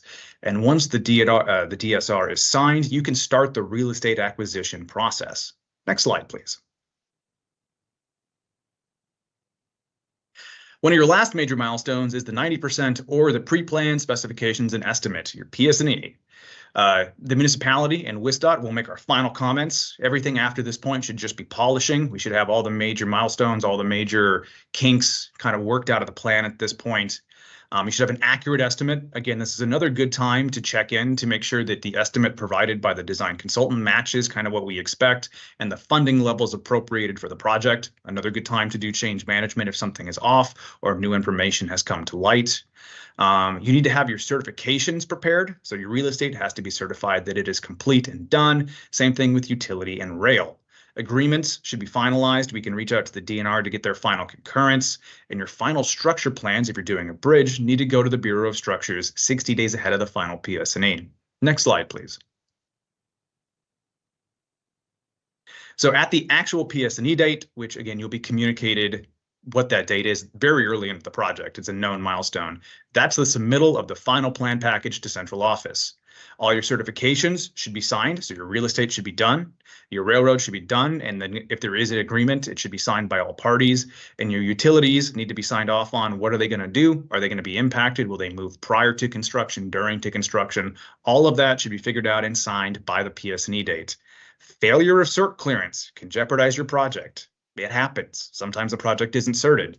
We can try to work with you guys and maybe move the let, but if it moves into a different year, that can really complicate things. So I got to stress this point. Get your certs done by PS&E. Thank you. Next slide, please. All right. So we've got a complete plan set. We've got a complete list of special provisions. We've got a good estimate. Central office has made their comments. They've done their final checks. Now we get into the bid letting. At this point, the project should be clear for letting. A review of bidability has been done by the Bureau of Project Development, and the contractor bids on the plan. If the low bid is over the engineer's estimate by 5% or more, we reach out to the designers to get justification to make sure that everything is still on the up and up. And we need to get local concurrence as well because the costs have gone up. If the low bid comes 10% under the engineer's estimate, we still reach out to the designer to make sure that we agree with the bid as it's presented, but we don't need local concurrence because, again, the overall cost has gone down. WisDOT will hire a different consultant to oversee construction. That'll be a two-party contract between WisDOT and the consultant Oversight. And then we look at the disadvantaged business enterprise or the DBE requirements, and federally funded projects will have DBE goals enforced. And then for local lets, that's only going to happen for your TAP or your CMAQ projects. That is a whole nother process, and that process is in the sponsor's guide. There's a training, there's a whole nother presentation. Just note if you end up with one of those projects to review that process because it is going to be different. Next slide, please. Lastly, we've got some local program contacts. Many of these were shown previously by Merrill, so I'm not going to bore you too much with this slide again. Next slide, please. And that's a big thank you from us at DTSD, reaching out to the locals. Hopefully that 10,000-foot view of the process kind of helps you understand what your projects are going to look like as you move forward. So thank you very much and have a nice day. All right, great. Thanks, Jake and Zach. Next up, we have a local bridge program eligibility update from Josh Dietschy. Josh has been in his current role as the director of the Bureau of Structures since 2019, but he has been with the department since 2010. And he is a UW-Madison graduate with both a BS and MS in structural engineering. Josh could not be with us in person today, but he did pre-record his presentation, which we now are going to play for you. So take it away, Chris. My name is Josh Dietschy, and I'm the director of the WisDOT Bureau of Structures. I'm here to talk to you today to give you an update on the local bridge program eligibility. So a quick overview on what I'm going to present here. I want to start with the current eligibility administrative requirements, an overview on what those are and where they come from, along with some challenges that those present. Then I'm going to move into some solutions for those challenges, both short-term and long-term, and wrap up with next steps. So first, a little bit about what those current eligibility requirements are and where they come from. Some of you may know that they are derived from the state statutes and administrative code. So the state statute is 8418. If you look at that first paragraph there, it states the local bridge program is created to accelerate the reconstruction or rehabilitation of seriously deteriorating local bridges. Seriously deteriorating local bridges needs a definition, which is contained in paragraph F, which means a local bridge exhibiting deficiencies that meet the criteria established by the department. To understand what those criteria are, you have to go to the trans code, trans 213. In paragraph 8 at the bottom there, you can see seriously deteriorating local bridge means a local bridge, which is a deficient bridge. Deficient bridge is defined above in paragraph 2M. That's a bridge that is structurally deficient or functionally obsolete as defined by, and then it references the Code of Federal Regulations. So all of that gets us to the Code of Federal Regulations and the definitions there for structurally deficient and functionally obsolete. Structurally deficient means essentially that the National Bridge Inventory or NBI condition rating is 4 or less. So that's a scale of 0 to 9. 4 falls into the poor category. That makes it structurally deficient. I want to stress here that that doesn't mean it's unsafe, but rather, as I have in that last bullet, that it does have some deterioration that needs to be addressed, likely by either rehabilitation or replacement. So the screen capture I've got at the bottom there is a sample from an inspection report. That's where you're going to find these NBI ratings for deck, superstructure, and substructure. The example that I have here, all the ratings are very good, but if it was before or less, it's that area of the inspection report where you'd find it. Functionally obsolete is basically related to the geometry of a bridge. If you have a narrow bridge, if you have inadequate clearance under a bridge, the alignment of the road, if it has a sharp turn right before the bridge, those are going to be the kinds of things that cause something to be classified as functionally obsolete, again, according to that Code of Federal Regulations. The administrative code, as you may know, also has a requirement for the sufficiency rating in it. The sufficiency rating, as you can see there in the paragraph, if it is greater than 80, it is not eligible to be for an application for either rehab or replacement. If the sufficiency rating falls between 50 and 80, it's eligible for rehabilitation activities. And if the sufficiency rating falls below 50, it's eligible for either replacement or rehabilitation. Now, the sufficiency rating is also determined by the Code of Federal Regulations and the documents that are referenced there, primarily the recording and coding guide for national bridges. Some of the items that fall into that sufficiency rating are structure condition, as you might expect. How much deterioration is there? Also, the load rating. That's a measure of the capacity of the structure, how heavy a vehicle, how heavy a truck can the bridge carry. But also things that you may not expect, things like detour length, average daily traffic, ADT is a part of that calculation, and other items. So I'll take this opportunity to note that how important it is that you keep your bridge data up to date and accurate, both the inspections and the inventory data that you're submitting to WisDOT. Luckily, you don't have to calculate this all for yourself. We're doing this for you. WisDOT supplies that local bridge eligibility list on a regular basis. As I just mentioned, that eligibility is determined based on inspection and inventory data that is submitted by each local bridge owner. And the screen capture I'm showing below is right from our local bridge program page. You can see there's a link there for the eligibility list. It was last updated last fall, and will be again shortly here before the upcoming solicitation. So for administrative requirements, I'll go through those quickly here. A couple of the primary ones anyway. There's a requirement for an engineering study for rehabilitation work. As it reads, the engineering study shall be undertaken and funded independently by the eligible applicant that indicates that rehabilitation would be cost effective. The second requirement that I'll highlight here is the correct all deficiencies requirement. So continuing that sentence, that indicates that any rehabilitation would also correct all deficiencies. So with that said, what challenges have we identified that are out there, both from a kind of our own look at it and talking to local owners? Sufficiency rating is definitely one of them. Sufficiency rating, the measure itself is outdated. As you saw, some of the references I was showing you date back to the earlier mid-90s. It is a term no longer used nationally. It's been replaced by other measures. The sufficiency rating also makes rehabilitation work very difficult to program, basically because of that the requirement for the bridge to be deficient. By the time a bridge is classified as deficient, it's really most often too far deteriorated for rehabilitation to be a good option. Most likely by that point, replacement is probably going to be the better solution. But finally, sufficiency rating also doesn't capture all the replacement needs. There, we often encounter bridges that an engineer may look at it and reasonably say that it should be replaced, but the sufficiency rating doesn't fall below that threshold for it being replacement eligible. And the biggest example of this we've seen is bridges with deteriorating timber substructures. Many of you are probably nodding your heads as I say that. The second challenge is that engineering study requirement that I mentioned previously. It's intended as an accountability measure, which is good intentions. We certainly want to make sure that any funding that we're supplying to do work on bridges is appropriate and is going to be cost effective, that we're getting our bang for our buck. But we also understand that for communities with limited resources, that the requirement may be a challenge, both the cost of the study itself and the sometimes difficulty in procuring a consultant engineer to do that kind of work.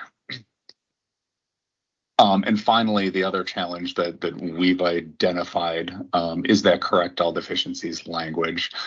In the past, it can be read, or in some cases has been read, that any work that's done on a bridge, rehabilitation work, must correct literally all deficiencies, so even geometric deficiencies. So if you are going to go ahead and replace a bridge deck or put an overlay on a bridge deck, that you would need to also correct the narrow bridge criteria, which obviously would be a hindrance to performing that kind of work. So I'm going to jump right into then some solutions for those challenges that I just presented, and playing off of that correct all deficiencies one. We want to make clear here, and in guidance we'll provide, that the correct all deficiencies requirement in the administrative code refers to structural or condition-based deficiencies. And as I was just saying, it doesn't have to address items like substandard widths or narrow lanes or maybe any hydraulic issues that a bridge may have, that it's just referring to condition-based deficiencies. So just want to make that clear. Second solution that we've had for some of these challenges is to provide template engineering reports for rehabilitation work. So this is aimed to satisfy that requirement for an engineering report. Our intent is to encourage more rehabilitation over replacement because, as I have up there, in the right situations, rehabilitation can be a really good cost-effective solution to extend the usable life of a bridge. I know sometimes we look at it, replacement as being particularly attractive because you can build a new bridge and not have to think about it for 40, 50, 60 years. Rehabilitation, you may not get that long a solution, but you may get a 20 or 30-year solution that comes at a much lower cost. So we're trying to encourage more rehabilitation work on the local system.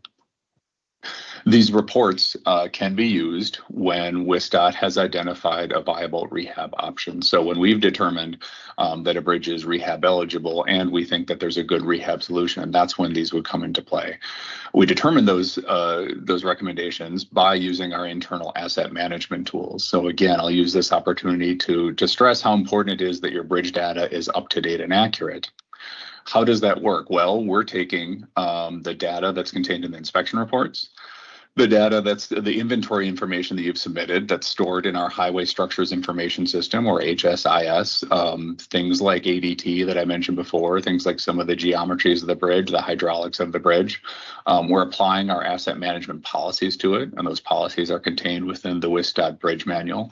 And with those, deriving work recommendations, either rehabilitation options, replacement recommendations, or most likely nothing, right? Not every bridge, most bridges don't need work every year. We're trying to identify the optimal time to do work on the right bridges. So some questions you may have: when can I use these template engineering reports? Well, I will point you back to the eligibility list, again, posted on the local program site. On that list, I have a snapshot of a portion of it. There is a column for the sufficiency rating. There's a column identifying what deficiency is there, either structurally deficient or functionally obsolete. And then you get to the eligibility and this column for optimal work. So I've highlighted one where the base eligibility, it's rehab eligible because it is deficient and it does have that sufficiency rating between 80 and 50. But there's also a recommendation there for a rehabilitation solution, in this case, a concrete deck overlay. So in that case, you can go to the list and look at that and say, yeah, for this bridge, I want to put in for this work, and you can use the template engineering report that we'll provide. So where can you find these engineering reports? They will be posted on the local program website right alongside that eligibility list. What information do you need to fill out these reports? You're going to need a couple of things that I mentioned previously, some of the bridge condition information, and you can find that, you'll be able to find that in your inspection report, and bridge inventory information, and you'll be able to find that in our HSIS tool. How to do that is kind of the next question. We're recommending that you really work with your inspector, the person who's inspecting your bridge, or your bridge program manager. And the reports themselves will have some direction on how to fill them out. But the whole idea of these template reports is to satisfy that engineering study requirement, recognizing that if something is rehab eligible and our engineers have taken a look at it and think there's good rehab work, kind of trying to eliminate some of the barriers to getting that work in the program. So the third solution that I want to present here today is some expanded replacement eligibility. Some of you may have some awareness of this, but we've had some discussions internally, both with our engineering staff and our legal staff, and feel comfortable reading the state statute and the administrative code as follows: that for bridges that are rehab eligible, so with that sufficiency rating between 50 and 80, and are classified as deficient, but we take a look at it and determine that there's not a cost-effective rehab option, then WisDOT is willing to accept applications for the replacement. Not necessarily, it won't necessarily get funded. It would be competing against all the other applications that are submitted in that cycle, but it can be applied for as a replacement instead of rehabilitation. So where will this come? The list of bridges in this category that satisfy those requirements that I just went through will be identified in the eligibility list. And as I said, applications will be accepted for those bridges identified. If you think, as a local owner, you have a bridge that doesn't have a cost that fits this criteria but isn't identified on that list, you're always going to have the option to do an engineering analysis of your own and basically demonstrate that there isn't a cost-effective option, and that replacement at this time during that cycle is the best option for that bridge and is needed. So those are all short-term solutions. Unfortunately, with the state statute in place, with the trans code in place, we have to work within the parameters of what we have now, and that's what the short-term solutions are intended to do. Longer term, we want to do just what I've got up on the screen there, is start the process to make changes to Trans 213 so we don't have those artificial barriers to trying to do the right work at the right time on the right bridges. That's really what the overall goal is. So by changing the language in the administrative code and or the state statute, we think we can eliminate some of those barriers to getting the right work in. We'll certainly work with local owners as we do that, WCHA, WTA, through venues like that as we move forward. Right now, we're in the very early stages, just identifying a scope statement and going through the whole administrative process to even start to make this happen. I will caution that it is likely to be a rather lengthy process, estimated in the 12 to 18 month range. So it's not going to happen immediately, but we think it'll be a real benefit for the local program in the end. So it's something we're definitely interested in pursuing. So with that, next steps. All of you are aware, I'm sure, that the next solicitation is coming up soon. So stay tuned for that. Just ahead of that, WisDOT will be posting an updated bridge eligibility list and any associated recommended work, like I was just pointing out. Also posting those template engineering reports on our website, along with that eligibility list and direction on what is needed to fill those out. And I also want to highlight that there is a cost estimating tool that's been up there as well that can help with that portion of the application process. You're required to provide a cost estimate, and we have some help for that. So I will wrap up. If you do have any questions, if they are project-related questions, I would still refer you back to your regional local program contact, and those names can be found on the local program website. I've got the link to it there. But if you have any questions on any of the real bridge-specific items, things that I've talked about over the course of this presentation, I'm going to direct you to Laura Shadowald. She is the lead. She heads our section that has our asset management engineers who have developed a lot of the information that I provided here. So she's going to be your best point of contact. With that, I thank you and hope you have a good rest of your day. Thanks.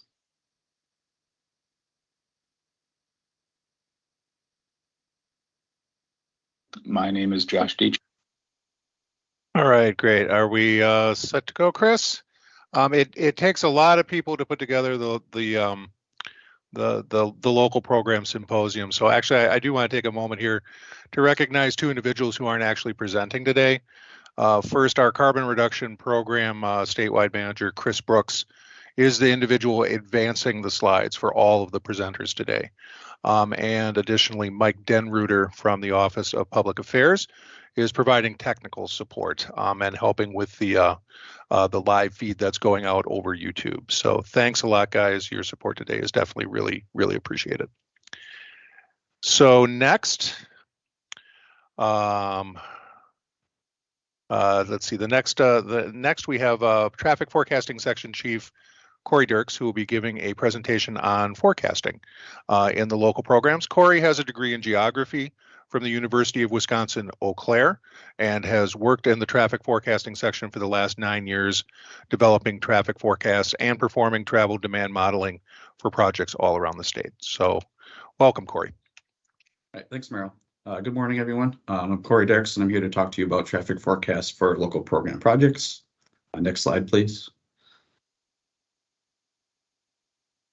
So a little bit of background about this. Traffic forecasts for WisDOT local program projects are the responsibility of the local public agency, and the LPA is the designated approver of those forecasts. The WisDOT traffic forecasting section has developed new policy and guidance to assist in the preparation of those forecasts to help standardize and streamline the process. Next slide, please. So we had a couple of things we wanted to consider while we developed this policy and guidance. The first thing was to create consistency in local program forecasts. So we identified some standard forecasting methods and procedures. We then developed guidance and incorporated that into Chapter 9 of the Transportation Planning Manual, which is where all of our traffic forecasting policies are documented. In that document, examples are provided to demonstrate how to develop a forecast using the methods that we came up with. And then we try to describe the methods and procedures using language that people who aren't forecasters can understand. We hope that the guidance should provide local program project managers and the local public agency with all they need to complete a traffic forecast, but the traffic forecasting section is available to help answer questions. We are also adding a reference to the TPM in section 1152 of the FDM, which is where forecasts are discussed in that document. And that should be included in the next update of the FDM later this summer. And finally, we create a simple spreadsheet tool to help run the calculations and further streamline the forecast preparation. Next slide, please. So we also only want to require a forecast when it's actually needed for a project. Need is based on whether a project requires a future AEDT for design purposes. So we use FIPS codes in the FDM to make this determination. And the next slide shows a table of those requirements. We also know that the availability of traffic count data varies greatly on the local system, and so does the forecasting expertise of the LPAs. So we want to create a protocol that was flexible, used readily available tools, and utilize simple methods. The procedures can be done using Excel and are based on national best practices. And as I mentioned, WisDOT traffic forecasting section will be able to provide additional guidance when necessary. LPA should contact the LPPM with questions, and the LPPM will work with us as needed. Next slide, please. So here's a table from the TPM that shows when forecasts are required for different improvement concept codes. It's the same that we use for projects on the state trunk highway system. It mostly shows that for resurfacing projects and above require a future AEDT for design purposes. Next slide, please. So we put together guidance in a workflow for 3 methods of developing forecasts.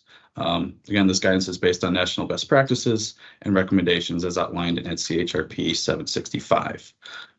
Each of these methods offers strengths, and local program forecasters will have the flexibility to apply the most appropriate method to their project. The guidance offers a simple walkthrough of the methods, the data needs, and other considerations for using that method. Because there is flexibility, some judgment will have to be applied, but the guidance will offer assistance and we'll be able to answer questions on that. Determining which method to use will be a simple workflow that largely depends on the complexity of the project and the traffic count history available. If there is a strong count history, the LP forecaster can use a trend line analysis. If there is no strong count history, they can use a county average growth rate, where that growth rate is then applied to the most recent traffic count that they have. Or if the project has complex needs, such as capacity changes or reconfigurations, you're likely going to want to use a travel demand model for that forecast. If using a TDM for forecast, those procedures are documented in section 10 of the TPM, and you can contact the LPPM about that, and they will work with us as necessary to discuss providing the model as well as the methodology for that. Next slide, please. So the guidance in the TPM offers a simple flow chart to help LPPMs and LPAs determine the appropriate method to use. Then for each method, we cover strengths of the method, data needs, data checks to ensure reliability, step-by-step directions with an example, and then reasonableness checks for the results. Details for the travel demand model forecasts are covered elsewhere in the TPM, which we reference in this section. Next slide, please. So as I previously mentioned, we created an Excel tool to help automate and streamline the process for most local program projects. The tool is posted on the WisDOT website on this page shown on the right side of the slide. This page also links to section 70 of the TPM, which contains the guidance for local program forecasts. So it's recommended that at least 5 traffic counts are available to use the trendline method, while the traffic count or the county average growth rate method only requires 1 traffic count. We do allow some flexibility on which method can be used, and the tool is a simple Excel spreadsheet, so we hope that it should be pretty user-friendly for people. We anticipate that the tool will be updated annually in the spring or early summer after new county average growth rates are calculated, but we'll also be updating it as needed between those annual updates if some things come up. Next slide, please. So here's a screenshot of the tool that we created showing the trendline method. Instructions are on the right side of the tool, and then there's a spot on the top left to enter your project information. Then you fill in your historical traffic counts that you have at your location, and then the future forecast years that you need forecast for. If you're using the trendline method, you should review traffic count history and for potential outliers and exclude those as necessary. And then the tool then calculates the forecast for those years, and the results are shown on the bottom left. Next slide, please. And then here's a screenshot showing the county average growth rate method. Again, instructions are on the right, and project information can be entered on the top left. Then you fill in your current traffic count that you have and the forecast years that you need. And then the tool applies the county average growth rate based on the county that was entered at the top. It calculates the forecast for those future years. And again, those are shown at the bottom. Next slide, please. And so that's all I've got. I will be around for the Q&A portion later, but there's my contact information if anyone has any questions for me. Okay, wonderful. Thanks, Corey. Next, Caleb Vanderweel will give a presentation on the Wisconsin Electrification Initiative. Caleb is from WisDOT's Division of Budget and Strategic Initiatives, and he is WisDOT's Transportation Electrification Project Manager. He has served in a variety of roles here at WisDOT that have allowed him to focus on regulatory issues and policy development. In his current role in the Division of Budget and Strategic Initiatives, he has been tasked with leading WisDOT's effort in preparing for the National Electric Vehicle Infrastructure Program. So welcome, Caleb. Thank you so much, Marilyn, and thank you for the introduction. Today in my presentation, I'm going to cover a few things. I'm going to discuss federal fund sources that are going to be funding the construction of electric vehicle charging stations. Through discussing those fund sources, I'm going to discuss the department's perspective and our planned deployment with those funds. And then I'm going to spend some time discussing overall program and federal requirements that govern these funds. And then close with department's current activities for these programs and what we're working towards here at the department. Next slide, please. So the main focus of the department's activities surrounding electric vehicles and the electrification of our transportation system comes from our implementation of the bipartisan infrastructure law that was passed in late 2021. That law includes several fund sources, again, specifically funding electric vehicle charging stations. The main focus of the department is a formula program called the National Electric Vehicle Infrastructure Formula Program. I'll refer to that as the NEVI program throughout the presentation. And this is approximately $78.65 million that Wisconsin's receiving over 5 years. Again, this is a formula program, and it is WisDOT administering this program. The bipartisan infrastructure law also includes discretionary programs, and those are the corridor charging grant program and the community charging grant program. The first allotment of funds for those programs are currently available through a notice of funding opportunity that closes here in a couple weeks. The main difference between the formula program and the discretionary programs are administered by Federal Highway and application are due to Federal Highways. Next slide, please. So WisDOT is fairly new to transportation electrification. Our work really began just as a bipartisan infrastructure law debate was getting underway. We looked at what potential opportunities the department would have for the placement of electric vehicle charging stations within our right-of-way, primarily our waysides and our rest areas. We quickly discovered that both state and federal laws really prohibit through either access controls or commercialization controls that we're not able to do so. So from that point, we started with a process working with the Wisconsin Economic Development Corporation. We applied for a planning grant from the Economic Development Administration at the U.S. Department of Commerce, and that $1 million planning grant has been funding our activity. While we've been looking at impacts to the transportation system, Wisconsin Economic Development Corporation has been looking at impacts to the supply chain and overall economics of the issue, and we're thankful for their support in our activity. One of the things that's really, again, important for us was the passage of the bipartisan infrastructure law. That NEVI program was announced in February of 2022. And then just in this last February, a few months ago, we received the final rule for that program. And I'm going to talk a little bit about that final rule here in a little bit. That final rule not only applies to the NEVI program, but also applies to other discretionary uses and discretionary programs. Next slide, please. So the NEVI program includes specific criteria of the types of charging stations that are going to be funded, as well as where those charging stations can be funded. The program is focused on what we call the alternative fuel corridor system, and I'll show that system here for the state of Wisconsin in a little bit. And each location needs to be within 1 travel mile of either an intersection or an exit on that system. At each location, we have to fund a minimum of 4 charging ports that can charge at a minimum of 150 kilowatts simultaneously. So a fairly substantial type of charging station. And really our overall goal is the build out of that AFC system every 50 miles along that system. Next slide, please. To be able to authorize the use of funds for this program, we had to submit a guiding plan to Federal Highways last year that was approved in September. That plan discusses the overall department perspective for the program, including information on where we believe we can best support these projects. And then that plan also discusses how we believe that we are going to set up the program as well. Next slide, please. Within that plan, we do have a significant focus on what the overall department perspective for the program is, and really where we believe WisDOT has the best ability to support the electrification of the transportation system.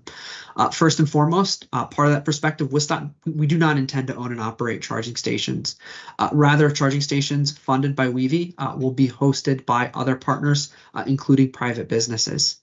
The final NEVI rule, which we'll talk about here in a little bit, does dictate the installation, maintenance, and operation requirements of the program. The main thing that we talk about, and I'll show it here as well, site location, again, on that alternative fuel corridor system within 1 travel mile of that system is a critical component of the eventual eligibility of the program. Next slide, please. So I'd like to touch on some of the data points that really have been influencing the department's consideration of the program. We have seen over the last 2 years a fairly substantial increase in the amount of electric vehicles on our system. While this is still a very small percentage of the overall fleet, really since 2020, we've started to see a very sizable growth in the amount of EVs registered in the state. One of the things that's really causing this is federal incentives at the point of sale for electric vehicles, as well as an increased number of models available and some reduced cost for those models as well. So we are definitely interested to see how this growth continues over the next couple of years. Next slide, please. So as we started to learn about users of EVs, we researched really where EV users are charging to try to identify what the department's best and appropriate opportunity to support charging really is. As we looked at our overall system of chargers that's currently available in the state, we quickly identified a distinct need for intercity and interstate charging. And not only does our plan really identify this as the core need, this is really where the federal dollars identify their ability to fund the system. While this is the least amount of charging that an EV user does through the course of owning that vehicle, this is where we have the most need on our system. Next slide, please. So there are different types of charging stations. The charging station that you may find in your garage or in a residential case is a level 1 charger. A charger you may find at a workplace or at a destination where you may be for a few hours is a level 2 charger. A level 3 charger is what is funded by the NEVI program. And it's really the type of charger that allows you in a 20 to 40 minute charge substantially continue on in an electric vehicle. This is the 60 to 100 miles every 20 minutes of charging. If you are driving from Milwaukee up north or driving from Madison to the Twin Cities, this is the type of charger you're going to want to be able to use to be able to, again, continue either an intercity or an interstate trip. Next slide, please. So the core criteria for the program is that we need to be funding projects on what we call the alternative fuel corridor system. This is a program that was developed by Federal Highways a few years ago, and there's been 6 opportunities for states to request designation of routes on their system for this program to eventually build out alternative fueling infrastructure on this system. Many states identified either an interstate or two for their alternative fuel corridor system. We took a little bit of a different approach, and in the first 5 designation periods for the program, we designated all of our states interstates as well as US 53 heading north. When the program was announced last year, we learned we were only going to be able to support projects within 1 travel mile of the system. So we requested and received designation of a series of routes in the northern third of the state, including State Highway 29, US 41, US 141, US 8, US 51, and US 2. Altogether, this gives us approximately 2,000 miles of system to fund across the state. And by our calculation, if we build our approximately identified 60 project locations, 85% of all state highway miles in Wisconsin will be within 25 miles of a charger funded by this program. A data point that I want to point to on the slide as well is the availability of publicly available charging in the state. The orange dots identify chargers that are compliant with the program requirements, and the yellow dots are other public available charging in the state. Really, when you leave our larger metro areas and some of our smaller metro areas, we look at Milwaukee, Madison, La Crosse, the Valley, really when you start to leave those types of areas in the state, publicly available charging is extremely limited. Next slide, please. So I want to talk a little bit about how we've identified what we call preferred locations for the program. We looked at the entirety of the system, all 2,000 miles, and we looked at every exit and every interchange on the system to identify where we think we can best support locations. Obviously, our core goal is initially closing the gaps on the system where we already have compliant locations. Next slide, please.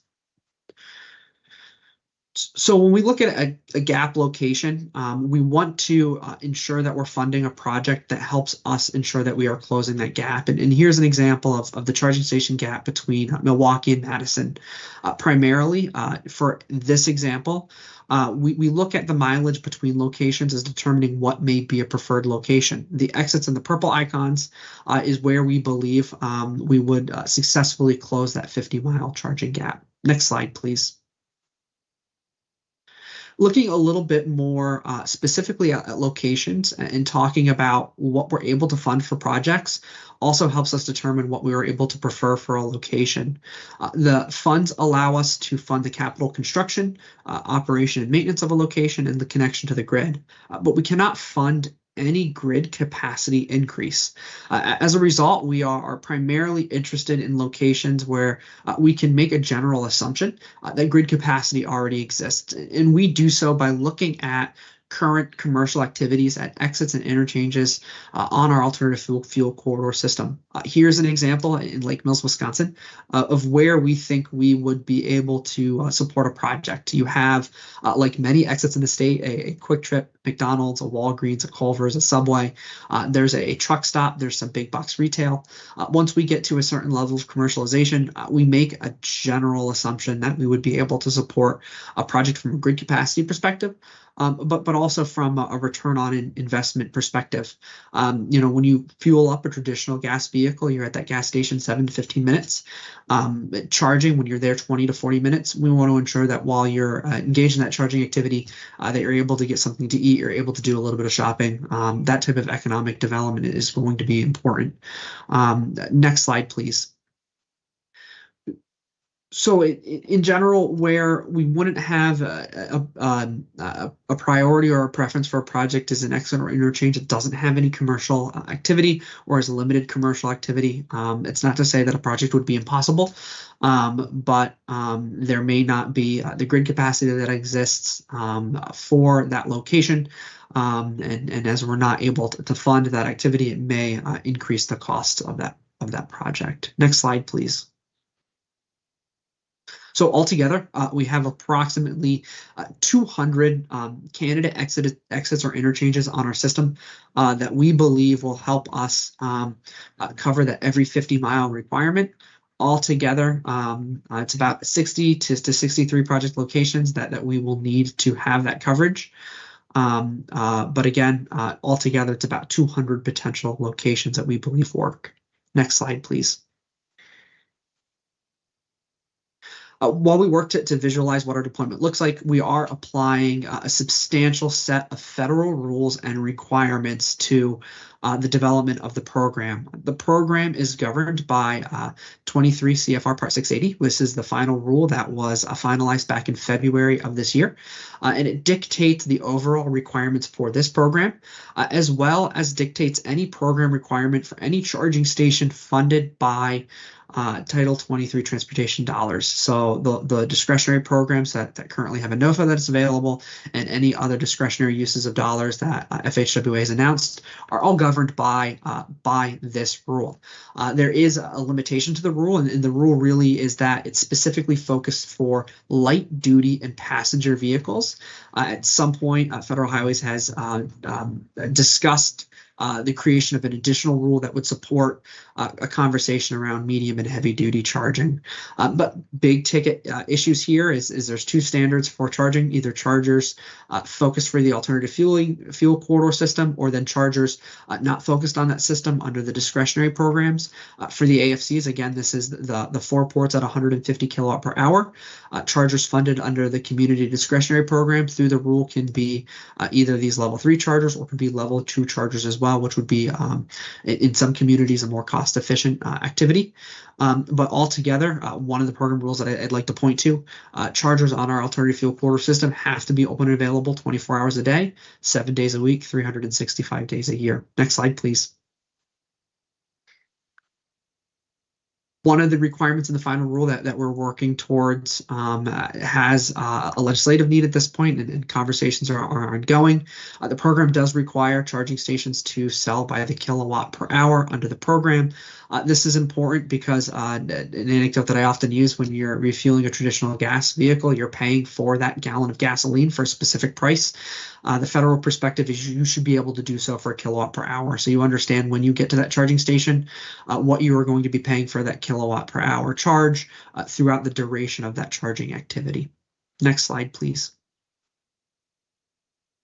So I'm going to spend just a minute here discussing the discretionary programs. Again, these are the programs that are being administered by Federal Highway. The first is a community program that is focused in funding charging stations in communities. Again, these can be, from our understanding, level 2 chargers, so a little bit more cost effective.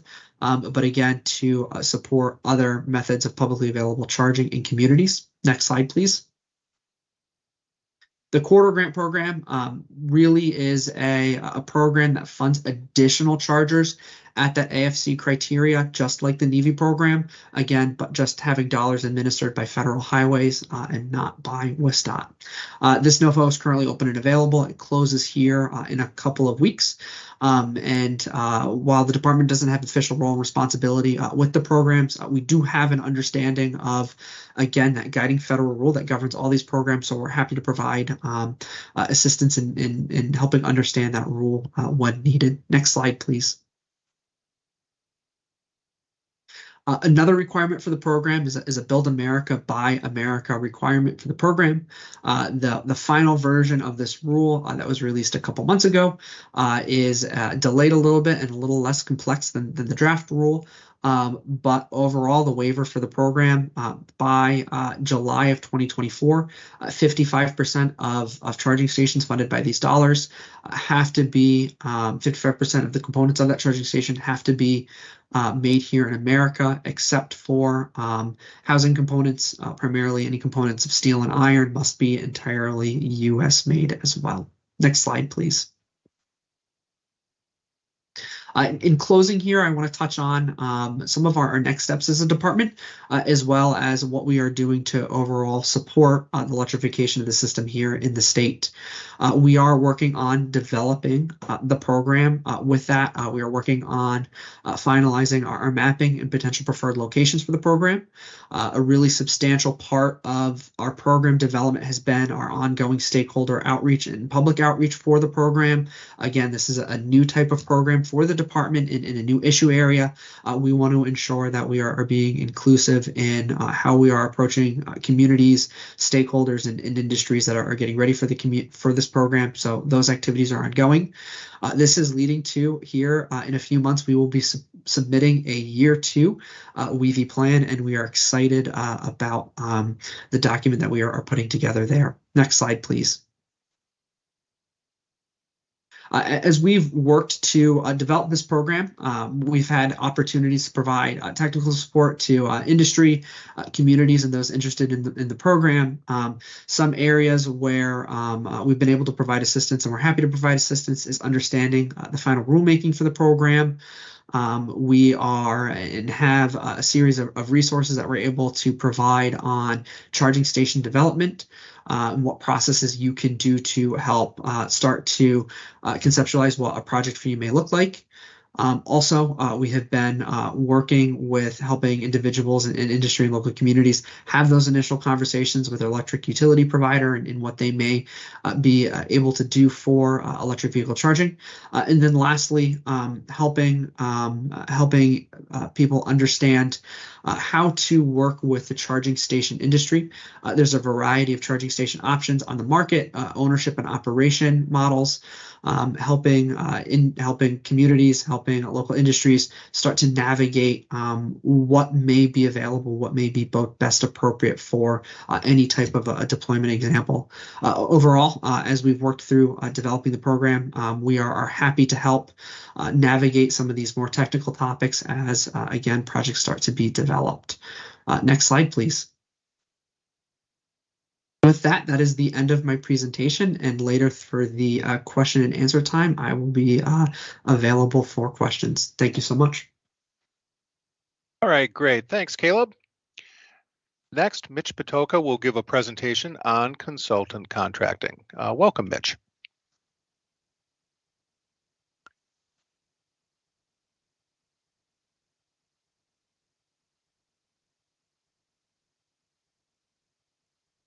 Hello, I am Mitch Patoka with the Bureau of Project Development Consultant Services Unit in WisDOT's Central Office, and I'll be talking about consultant contracting. Next slide, please. So briefly today, we'll be going through the solicitation of services, also called a request for qualifications in local program, the estimate of these services, and then the solicitation process, which can include a small purchase solicitation process or a roster notification. And after that, the selection approval is done. Next slide, please. So when you're developing a solicitation, this is also called a request for qualifications in local program. Often we'll have an overview of the project, a description of the services needed, the key requirements that the consultant will be required to perform, and then also an estimate of the design fees. Next slide, please. So when we're putting together that estimate for the design fee, we're going to want to include sufficient detail to justify the cost to either WisDOT or FHWA if asked, and then also to assist in negotiations later down the road after that selection is approved. When we're putting our estimate together, say we're going to reconstruct a roadway, we're going to break those down into different tasks and then consider the different classifications of people doing those tasks. So for our roadway reconstruction, we'll have things like geometric design, pavement design, possibly a signal timing and design, stormwater that might be added. For pedestrian bridges, it'll be design of the bridge, also different environmental considerations. So if we're breaking something down like a pavement design, you can consider that to do that design, we're going to have an engineer putting the design together as well as the time and technician. So we'll estimate that as, say, an engineer doing 50 hours of work at $45 an hour, and then technicians doing 100 hours of work at $30 an hour, and going through this task by task, roll up our estimate. One thing we would like you to consider is that consultant costs have increased quite significantly lately. So if you're putting an estimate together based on projects that were done, even only 2 or 3 years ago, it's likely that your estimate is going to be quite a bit lower than what you'll be able to successfully negotiate. And if that estimate is low, it can, drag out that negotiation process, because you're going to have to either find a way to find additional money to add to your budget to cover that design fee, or potentially remove some scope from your project in order to fit within your original budget. Next slide, please. So then the scope of services will have generally the overview of the project, indicating the current condition of the project area, and then a brief description of what the project will eventually be once everything is completed. The description of the engineering services you can consider more as a narrative form of the estimate that we did, where we're outlining the specific tasks that the consultant needs to complete. We'll also include some of the key requirements that the consultant needs to be able to complete. And these are the things that will allow us to differentiate between consultants once they send us in their qualifications.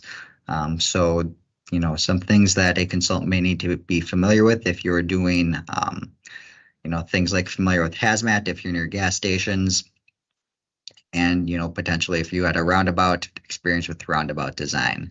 One concern that many people have when they're soliciting services is the length of the response that they'll be getting back, and then just the amount of time it takes to evaluate those consultant responses. To do this, to sort of limit the amount of time you need to spend, you can limit the consultant response length. We wouldn't recommend going shorter than 8 pages. But if you need more pages to get more detail to make a selection, you can do that. And that will just help cut down on your time while still getting sufficient detail. Next slide, please. After we have developed the scope that we want the consultant to complete, we'll have to go out and solicit services from prospective consultants. These are outlined in FDM 8520 and 23 CFR 172. The 3 processes that we have here are the small purchase, and then an email notification to either a municipal or WisDOT roster. Next slide, please. So for the small purchase process, we can use this process when the initial estimate and eventual contract are less than $200,000, and then the total cost of the contract with amendments cannot exceed $250,000. If it does, this will require additional clearance with FHWA that can either delay the project or potentially result in the withdrawal of federal funds.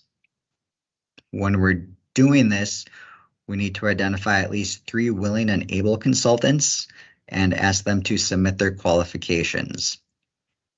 If we go out to our initial list of 3 and fewer than 3 respond, additional justifications will be needed. One thing to keep in mind is that right now all consultants are very busy. So if you only go out to 3 consultants, it's certainly a possibility that fewer than 3 will respond. And then as part of those additional justifications, you may need to go out and solicit additional interest just to make sure that we have enough competition. Next slide, please. Next, we have our roster solicitation process, and this can be done using either a municipal roster that you maintain on your own with additional information in the FDM, or you can use the WisDOT roster, which is what we're recommending right now. To do this, you would obtain the current email list from WisDOT. One concern that many people have if they're going out to a list that large is that they'll be inundated with just a huge amount of responses that they're going to have to evaluate, and they think it's going to take them weeks to get everything done.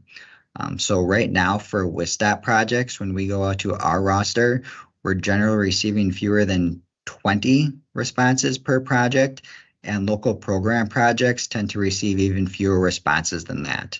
So if you consider that in combination with any page limit responses that you've given your consultants, you should still be getting adequate competition, for a reasonable amount of evaluation time. Next slide, please.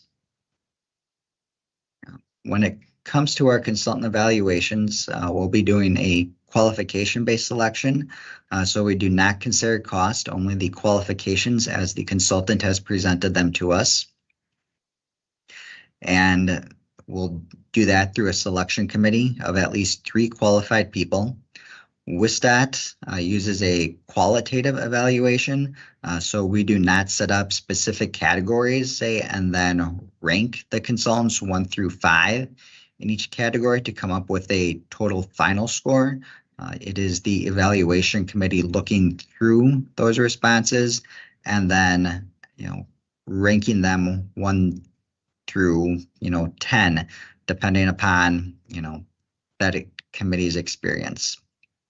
Once you have consultants ranked, you'll need to document those key differences and keep those reasons with the project file. Next slide, please. A few quick notes on conflict of interest. If your municipality has hired a municipal engineer, that same firm is not allowed to compete for design engineering within your municipality. WisDOT hired consultant application reviewers to review your initial applications. We hired 1 reviewer per region, and that consultant's firm is ineligible to compete for design work within that same WisDOT region. Also, if you've done a local bridge independent engineering study, the same consultant cannot do the study and then later do the design. Next slide, please. For selection approval, this is done on Form DT 1515. A few quick notes to ensure that your approval comes through quickly. Please review your applications or your approval forms for correctness and completeness. Some things that come up somewhat often, make sure that the roster use checkbox, either municipal or WisDOT, is selected if you haven't used a small purchase, and indicate the number of firms responding. With the description of work, please provide enough detail so that WisDOT can understand the engineering work being done. Nothing too long, generally 3 to 6 sentences. Next slide, please. And then for our selection approval, if there are fewer than 3 firms that indicated notice, provide justification. If you've already gone out to the entire WisDOT roster, that is sufficient justification. If a smaller number of firms was solicited, you'll have to provide additional justification that other firms indicated that they were unable to do the work, or go out to additional firms, and then please submit per instructions. So with that, thank you very much, and please let me know if you have questions later.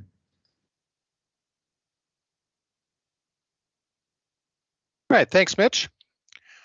Next, Rosalind Biddorf will give an overview on the Transportation Economic Assistance, or T program. Rosalind is the WisDOT T program manager.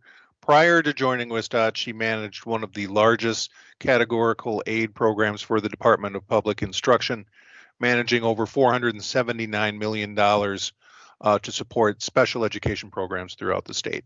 She has over 15 years in grant management experience, overseeing both federal and state grants, and received her MBA from UW-Madison in 2015. So welcome, Rosalind. Thank you, Meryl, for that nice introduction. So yes, as Meryl said, I'm the program manager for the Transportation Economic Assistance Program, also called the T program. This is just an overview. That would be a high-level overview about the T program. Next slide. So what is the T program? It's a grant program that helps support business development by funding transportation improvements that are needed to secure jobs in the state. Next slide. So the process begins with a governing body who is willing to serve as the applicant or the sponsor of the grant. Governing bodies such as a city, town, village, or county. And they partner with a business located within that governing body that is in need of a transportation improvement to either help create jobs or retain jobs. Next slide. So again, this is really just the high level overview about the T program, but at a high level, there are 4 eligibility requirements that an applicant must meet to be eligible for T funding. Next slide.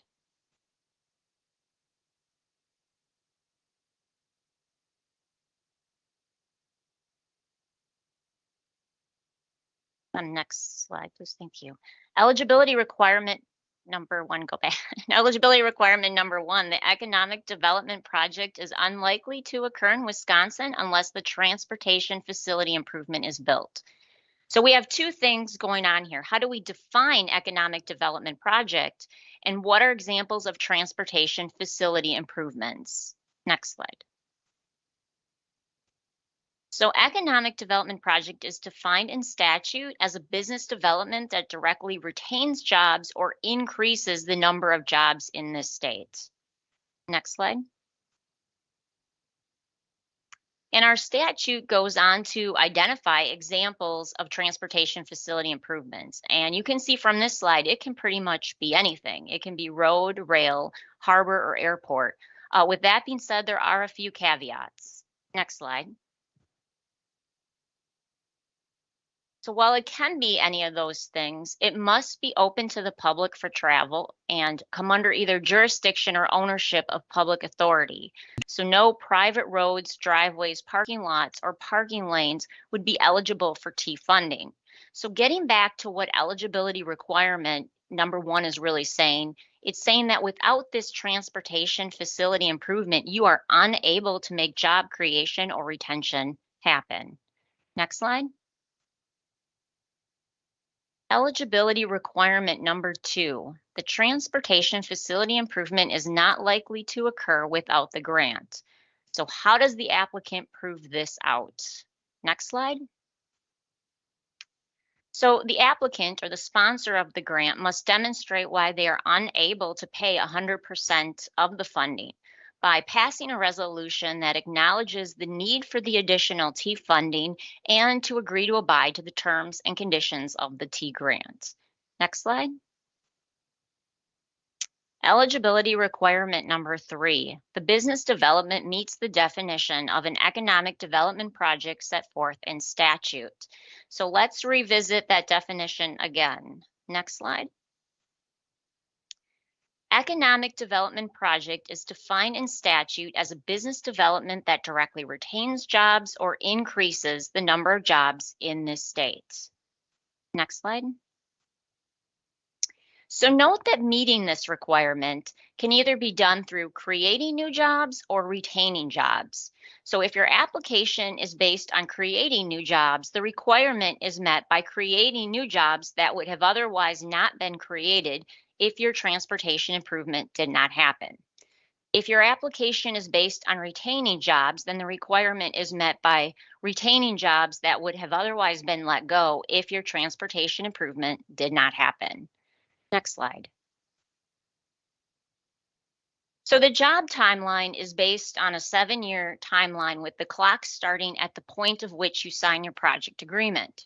So if your application was based on creating new jobs, then at 3 years after you sign your project agreement, you are reporting to WisDOT how many jobs you have indeed created. And then 4 years after that, you're reporting to WisDOT of those jobs you created, how many have you retained? If your application is based on retaining jobs, then you're reporting to WisDOT at the 3-year and the 7-year snapshot how many jobs you have retained. Next slide.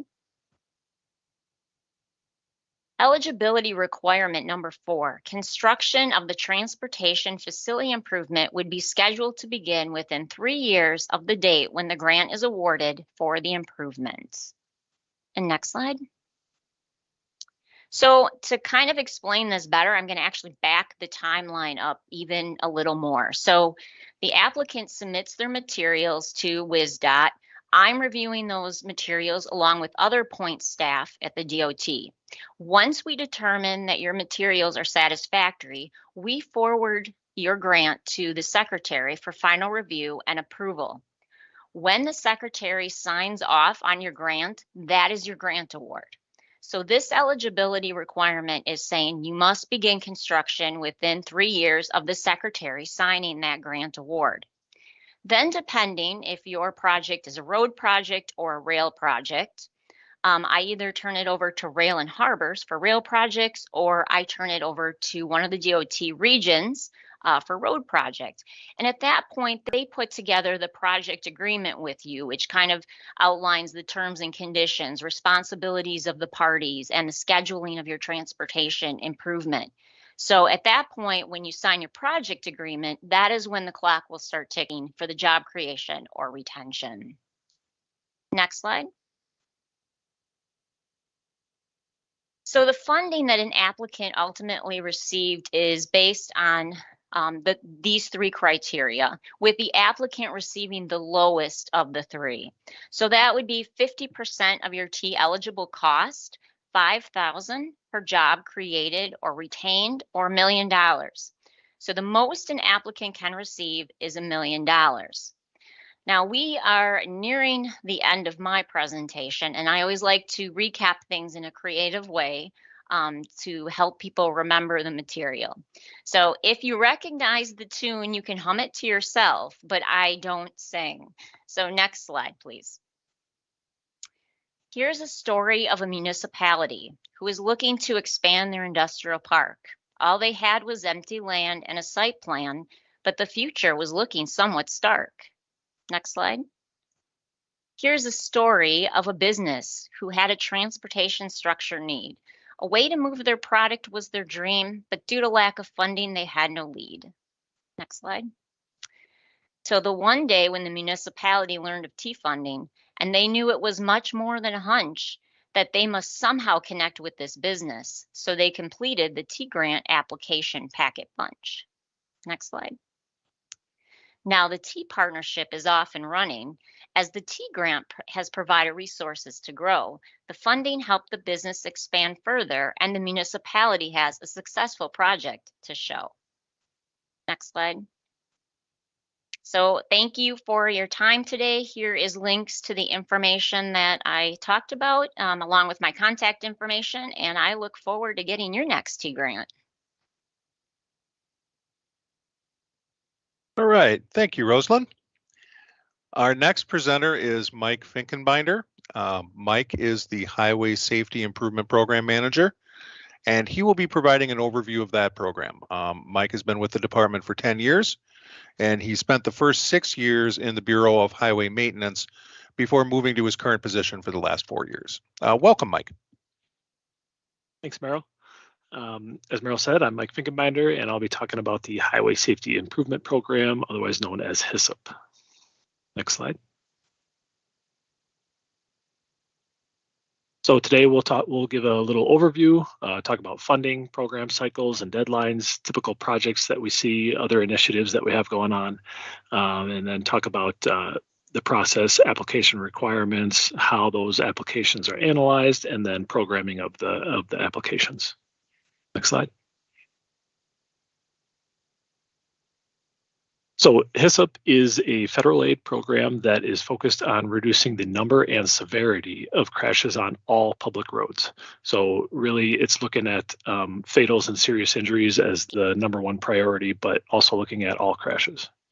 The focus is on infrastructure related projects.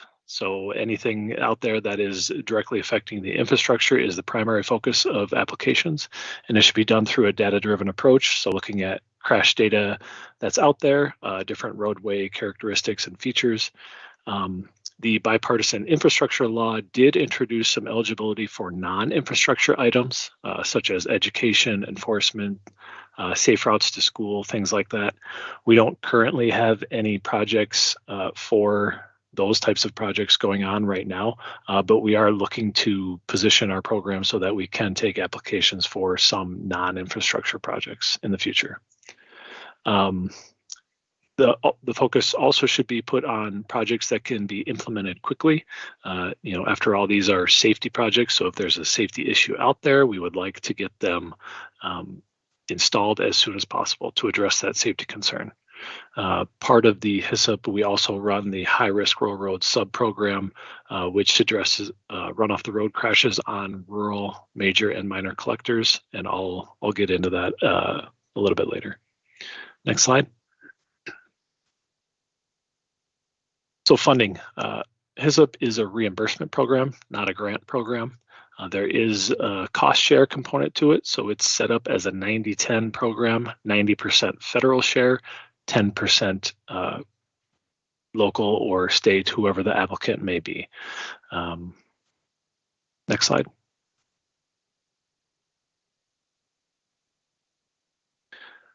So we program on a 4-year cycle. So we do, once you submit your application, it's got to be programmed to be under construction in one of our 4 years of our program. And we do allow for programming out in years 5 and 6 for more complex projects that take a little bit more in design or have real estate or environmental concerns. We have 2 application cycles per year. Local applications are due to the region staff February 15th and August 15th of each year. And then our current cycle is state fiscal 2023 to 2026. So those are the years that you could apply for right now. Again, the state fiscal year is going to be turning over here in about a month and a half. So then we'll be turning to 2024 to 2027 would be our program years. Next slide.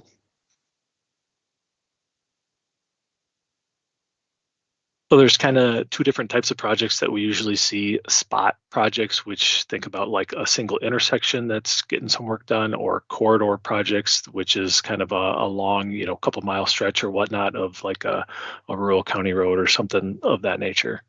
Some typical projects for spot type or intersections, you could be signal head per lane, modifying traffic signals in some manner, all the way up to changing control, going from a stop control or signal to a roundabout.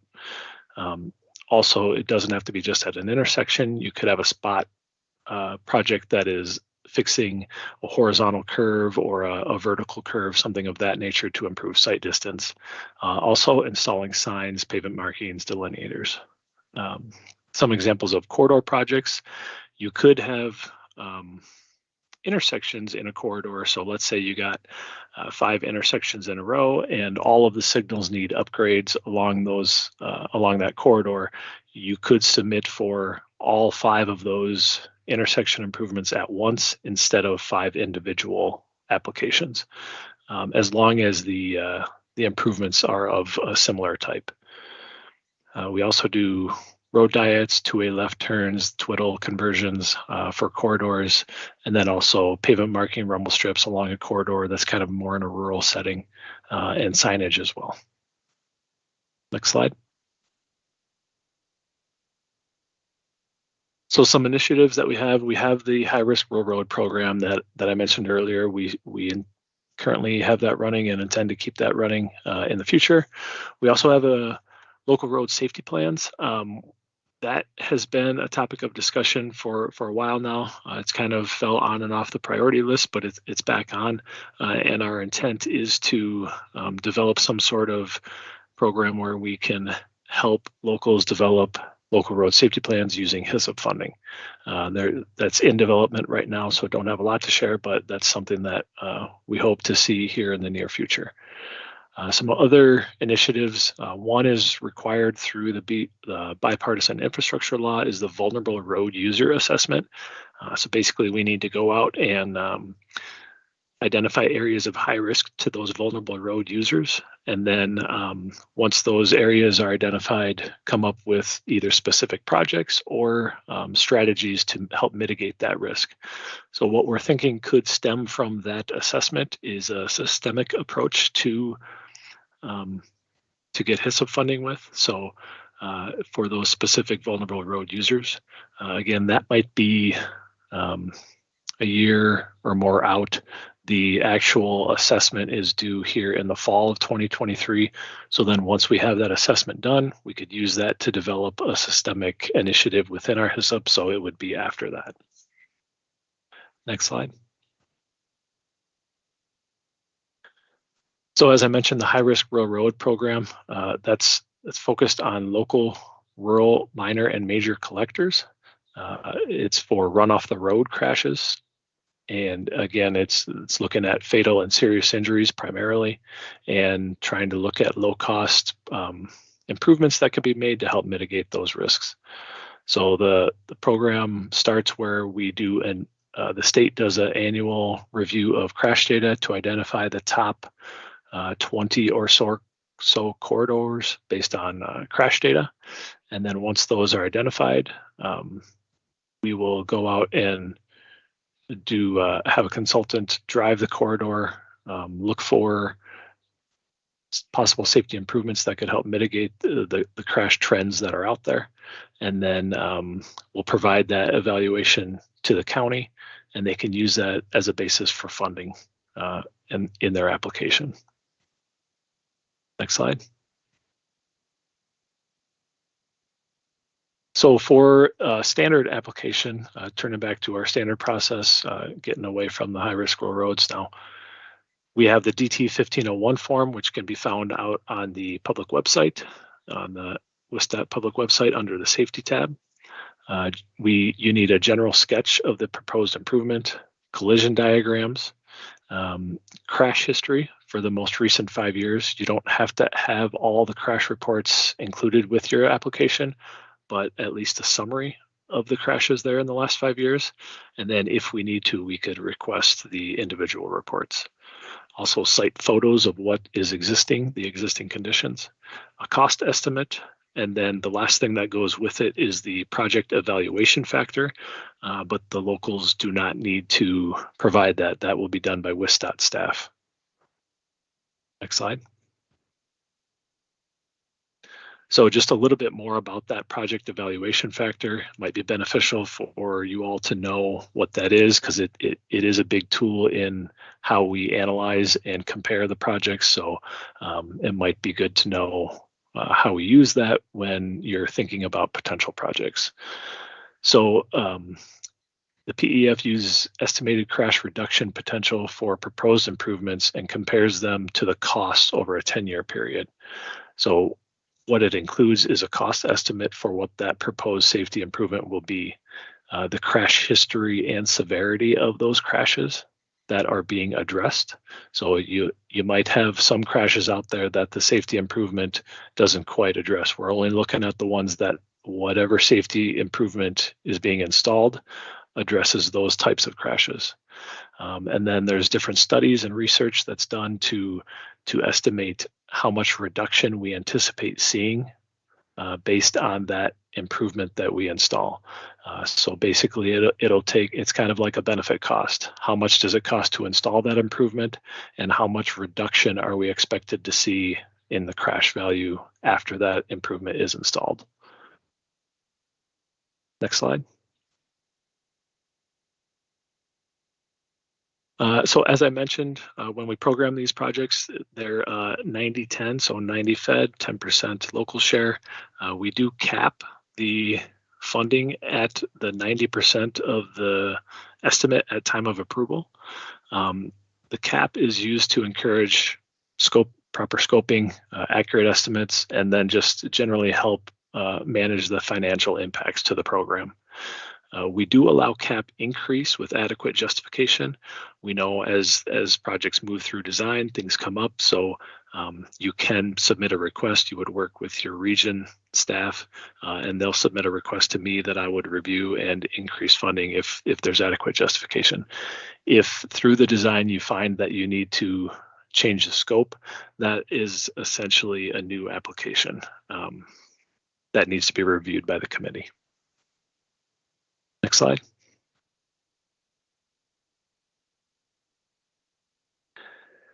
And then we also have a copay requirement. So that's set at 1.9 million right now. We do review that every so often. It's probably up for review now to increase that with the way costs are right now in the current economic climate.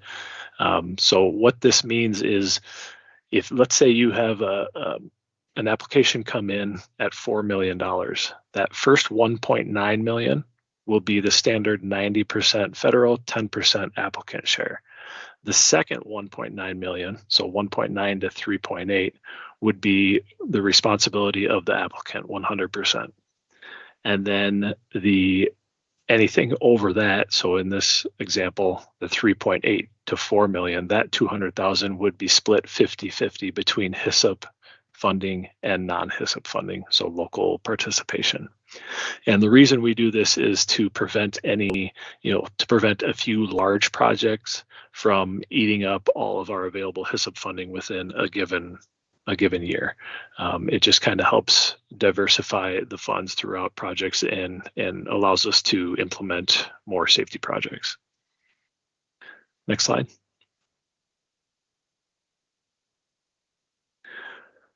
So I got a link there to the HSIP website, and you can click on that one. I think this presentation will be distributed after the symposium.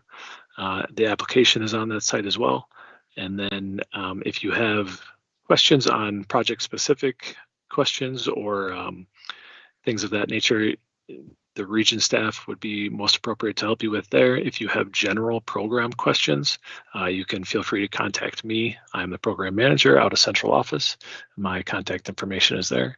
And then the next couple slides, I'll share contact information for the region safety engineers that could help you with more safety engineering questions, and then the program coordinators within the region, so they could help you with the application and whatnot. So next slide. So these are the HSIP coordinators within each region. Next slide. And then the regional safety engineers for each region. Southwest does have one out of La Crosse, one out of Madison, and Southeast has 2 as well. And I think that's all I have today. Okay, great. Thanks, Mike. Yep, thank you. With that, we have reached the point in the agenda where we're going to take a short break. We're running a little bit behind, so why don't we all come back at 20 minutes after 12? So again, 12:20.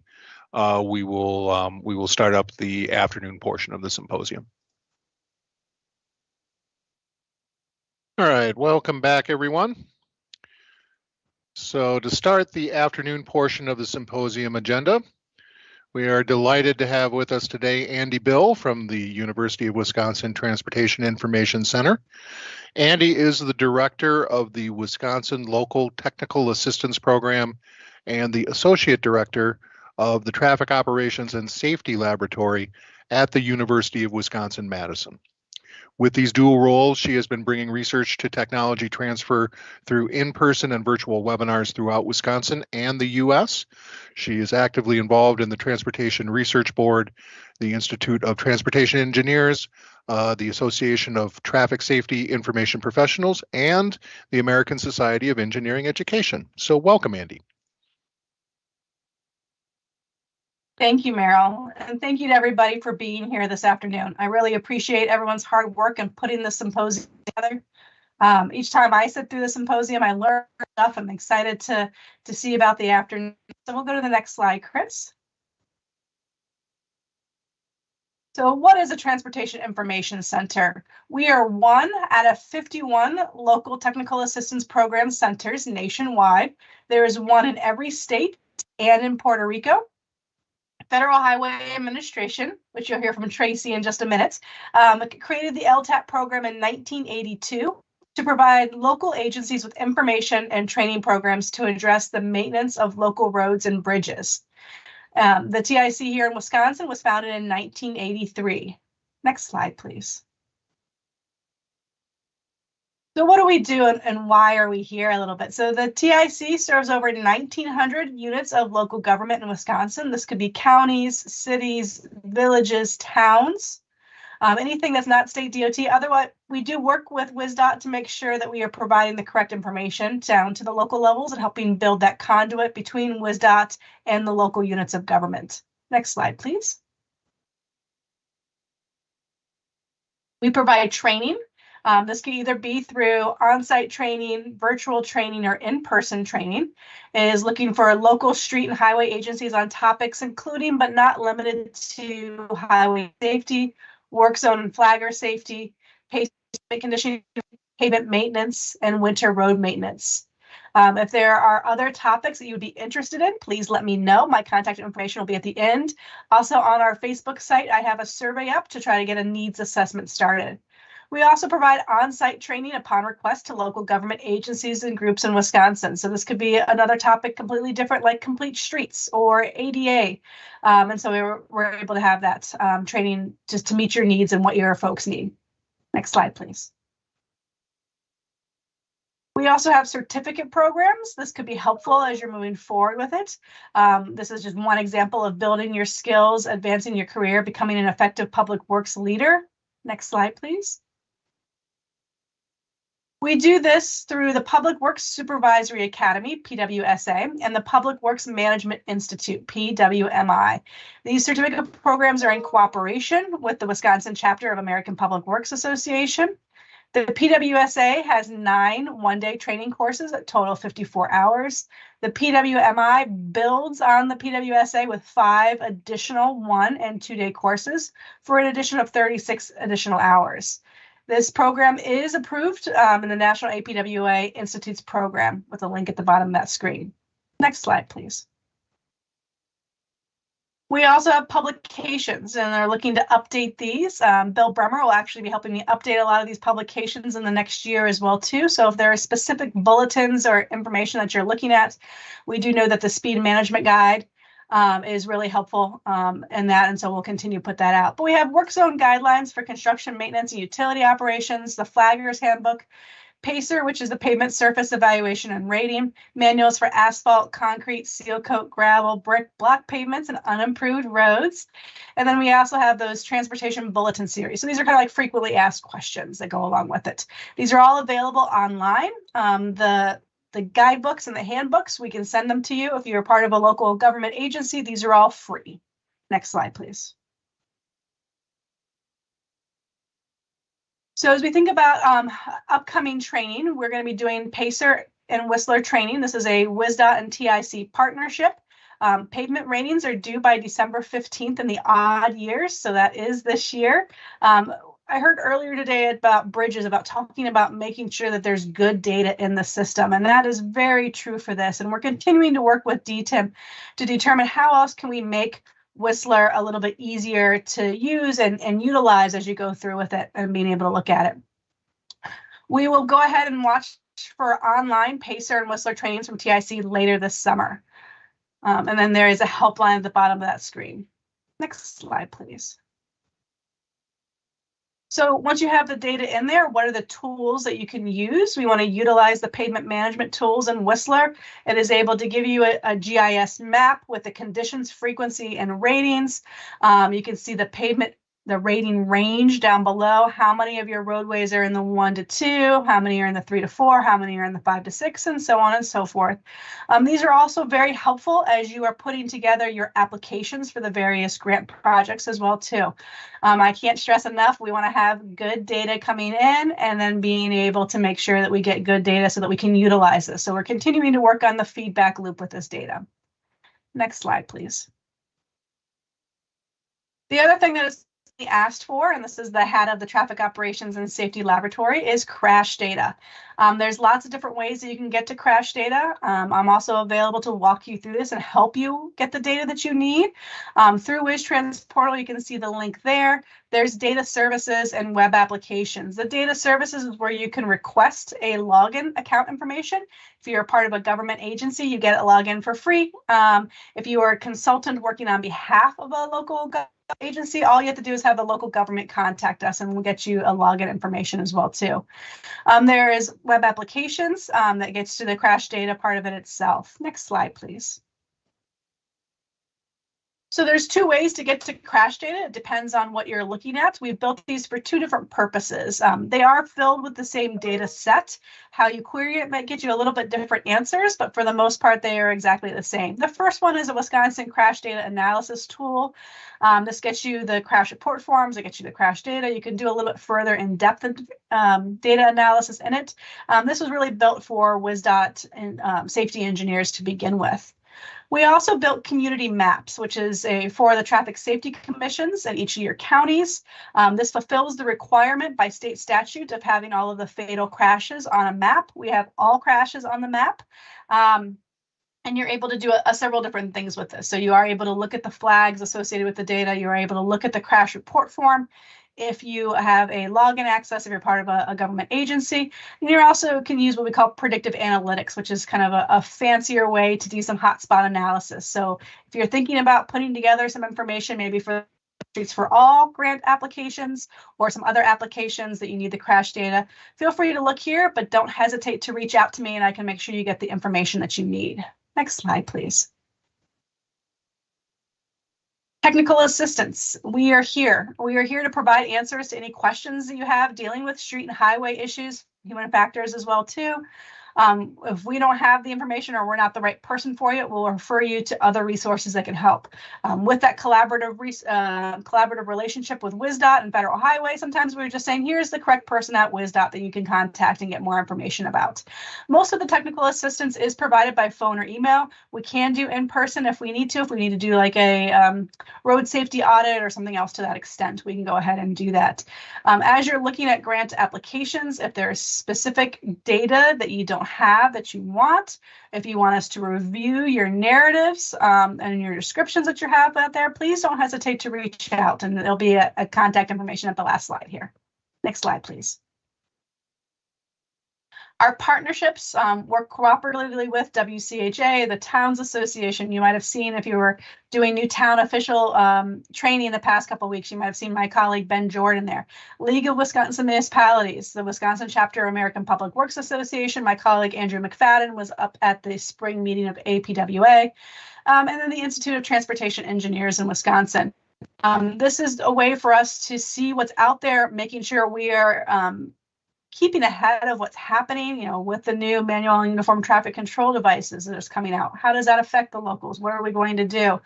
As we think about different other opportunities that are out there, how can we help? What is the best use of our time to make your jobs easier and to make your roadways more safer and more efficient? Go ahead and next slide, please. And I will wrap it up here with our contact information. So you can see our email address there. You see mine on the left-hand side. That is my work phone number. Feel free to give it a call. Even if I'm not in the office, it'll transfer to my cell phone. So even if I'm out doing training, leave me a message and I'll give you a call back as soon as I can. There's my email address as well as the website with all the great information in it. So thank you for your time, and please don't hesitate to reach out if we can help you with any of your needs. Super. Thanks, Andy.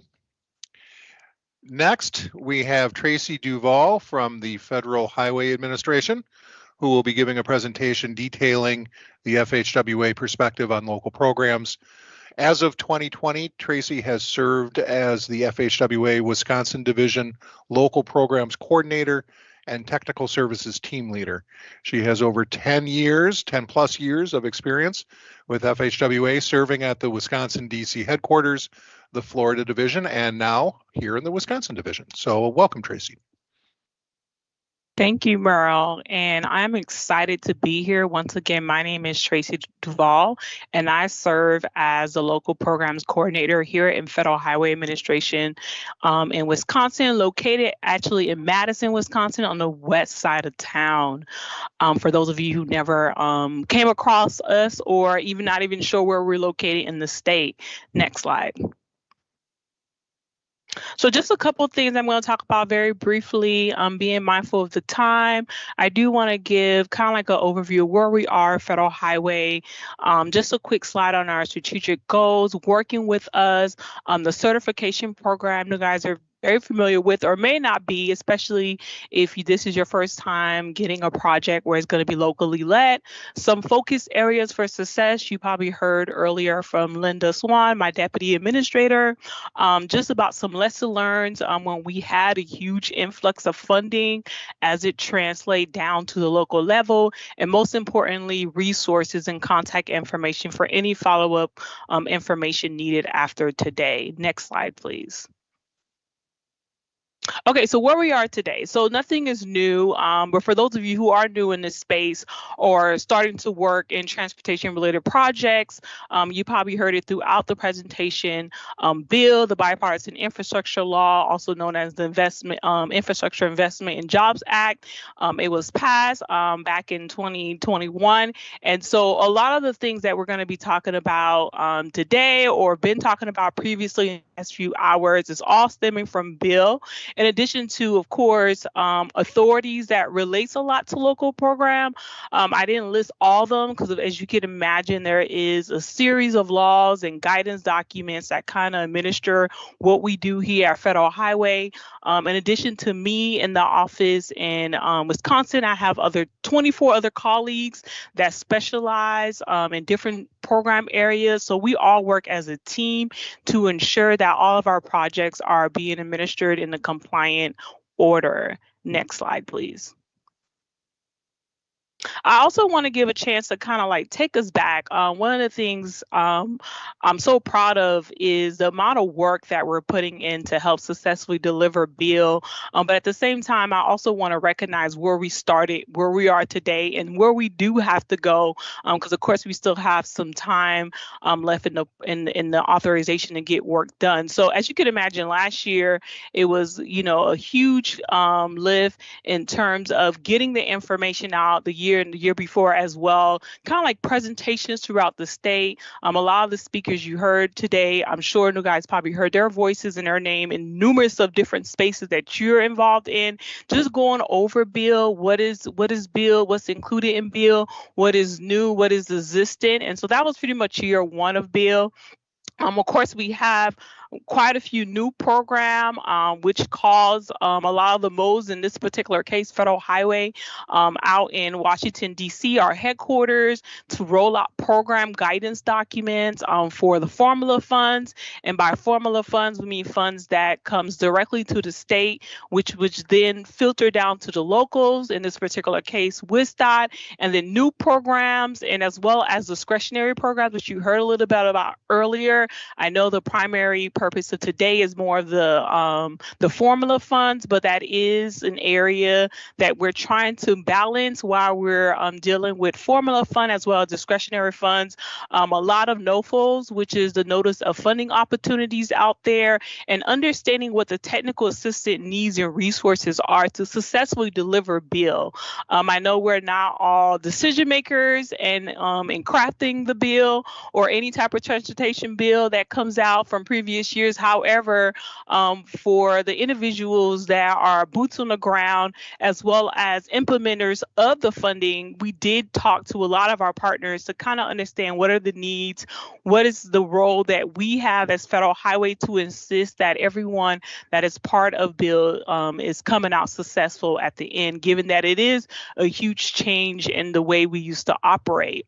So now that takes us into year two, which is in federal fiscal year 23. And just for awareness, our federal fiscal year starts on October the 1st and it ends September 30th. So I know sometimes it get complicated because you have the calendar year, you have the state fiscal year, and maybe a local fiscal year that you go by. But now there's also the federal fiscal year, which is why we always try to put FF to make that distinction.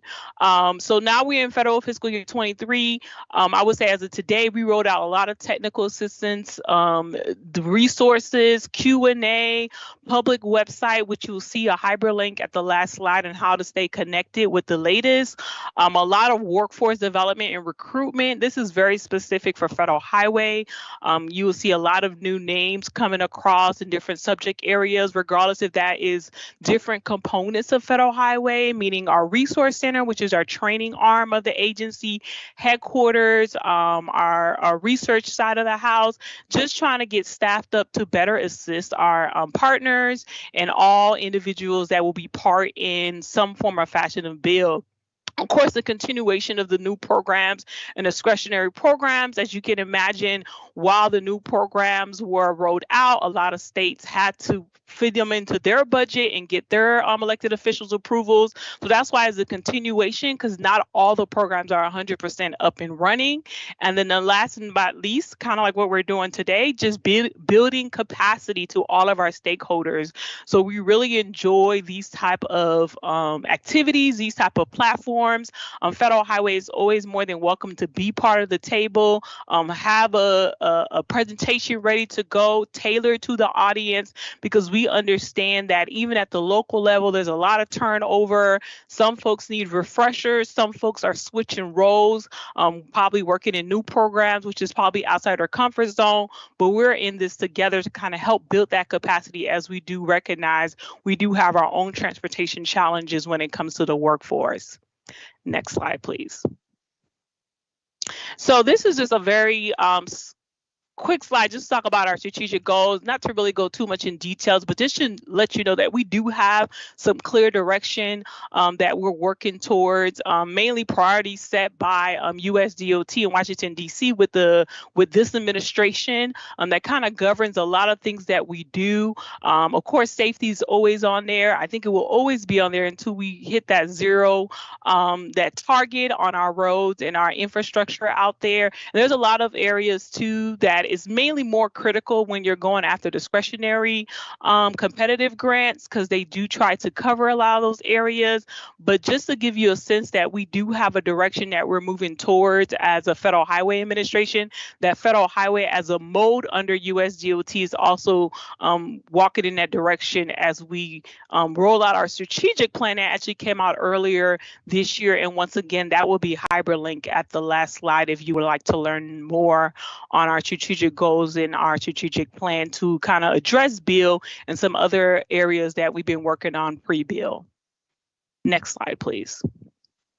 So working with Federal Highway, so there's a lot of information here today, and while Federal Highway is here in every state, specifically in Wisconsin and Madison, we do want everyone to recognize there is a way to work with Federal Highway, mainly to ensure that no one's stepping on each other in terms of providing direction and how things should be operating, mainly specifically because when it comes to the formula program, it is a state administrator program versus some of the things that you may hear in different meetings, which is discretionary grants, which is totally different. But for the sense of today in talking about the formula program, just start off with just a quick overview. You know, Wisconsin Department of Transportation is the direct recipients for the federal aid funding for the state of Wisconsin. So with that being said, Federal Highway in return, we provide the formula funding and is allocated and distributed to the state DOT. So the state, of course, have technical assistance as they're trying to administer the program and oversee to ensure compliance is being met. We're here at the division office. Once again, it's me and along with other colleagues here working and specialize and oversee certain programs to help work with central office as well as the regional offices. And then we come down to the local government. And of course, local government also include tribal as well, and they're typically sub-recipients, meaning the money funded down from WisDOT to the local jurisdiction. There are situations where they're direct recipients, but that's more of the new bill, more of the competitive side of the house. And so with that being said, as you heard earlier when Merle was talking about programming, that is the side of the house that WisDOT is managing, ensuring that there is a process and every activity that's being submitted in these applications are eligible. We are here to assist WisDOT, of course, when there is gray areas or areas that are not clearly defined in our guidance. And of course, in our end, we're working with headquarters as well as the policymakers. And so from the local perspective, there's a lot of different technical assistance that are available to you today and beyond. Of course, you have WisDOT central office, the regional offices, depending depending on the topic. You have LTAP, which you heard from Andy. I know in this state we call it the Transportation Information Center, but if you was talking to other colleagues in other state, we call it LTAP. We also have the Tribal Transportation Assistance Program, TTAP. I do want to take this opportunity to say congratulations to the University of Wisconsin-Madison. They were just announced as the center for the eastern part of the country to help assist tribal government in administrating federal highway related projects. So if you have any type of partnership or project going with tribal, just be on the lookout for that for more information. All the details are not out yet, but it has been announced as of last week that that center will be housed right here in the state. So, and we also have the Resource Center, which is once again is our training arm. And of course, we have the division where we're here to assist as well in collaboration with WisDOT. And so that's why it's very important when questions come directly to us, we do loop in WisDOT. Mainly to ensure that the responses that are provided are aligned with their guidance and their documents that are out for the public. Because once again, we see all those information and we provide approval and concurrence to help successfully administer the programs here in the state of Wisconsin. So next slide, please. Then once again, talk a little bit about the oversight flow, formula programs. Keep that in mind. Funding that go directly to WisDOT that filter down to the locals, which is totally different from direct recipients, and that is a different presentation for a different day. But we have, once again, Federal Highway, Wisconsin Division, we're here. Then you have Wisconsin Department of Transportation, WisDOT, and then you have the Wisconsin locals, in this case, project sponsors. And so all that to say, there's just, I always like to call compliance kind of like an onion. When you're peeling it, there's different tiers and layers to try to ensure that compliance is being met, and also to serve as a resource for one another on when clarification is needed and assistance is needed to ensure that there's not any issues that could jeopardize your federal funding when administering a project. Next slide, please. So the certification program, for those of you that are new or as a refresher, this is something that really focuses on the responsible charge, which is our requirement when funding filtered down to the locals to ensure that there is an individual, a full-time person for that jurisdiction, not a consultant. You can have a consultant on staff to assist, but they're not the responsible charge.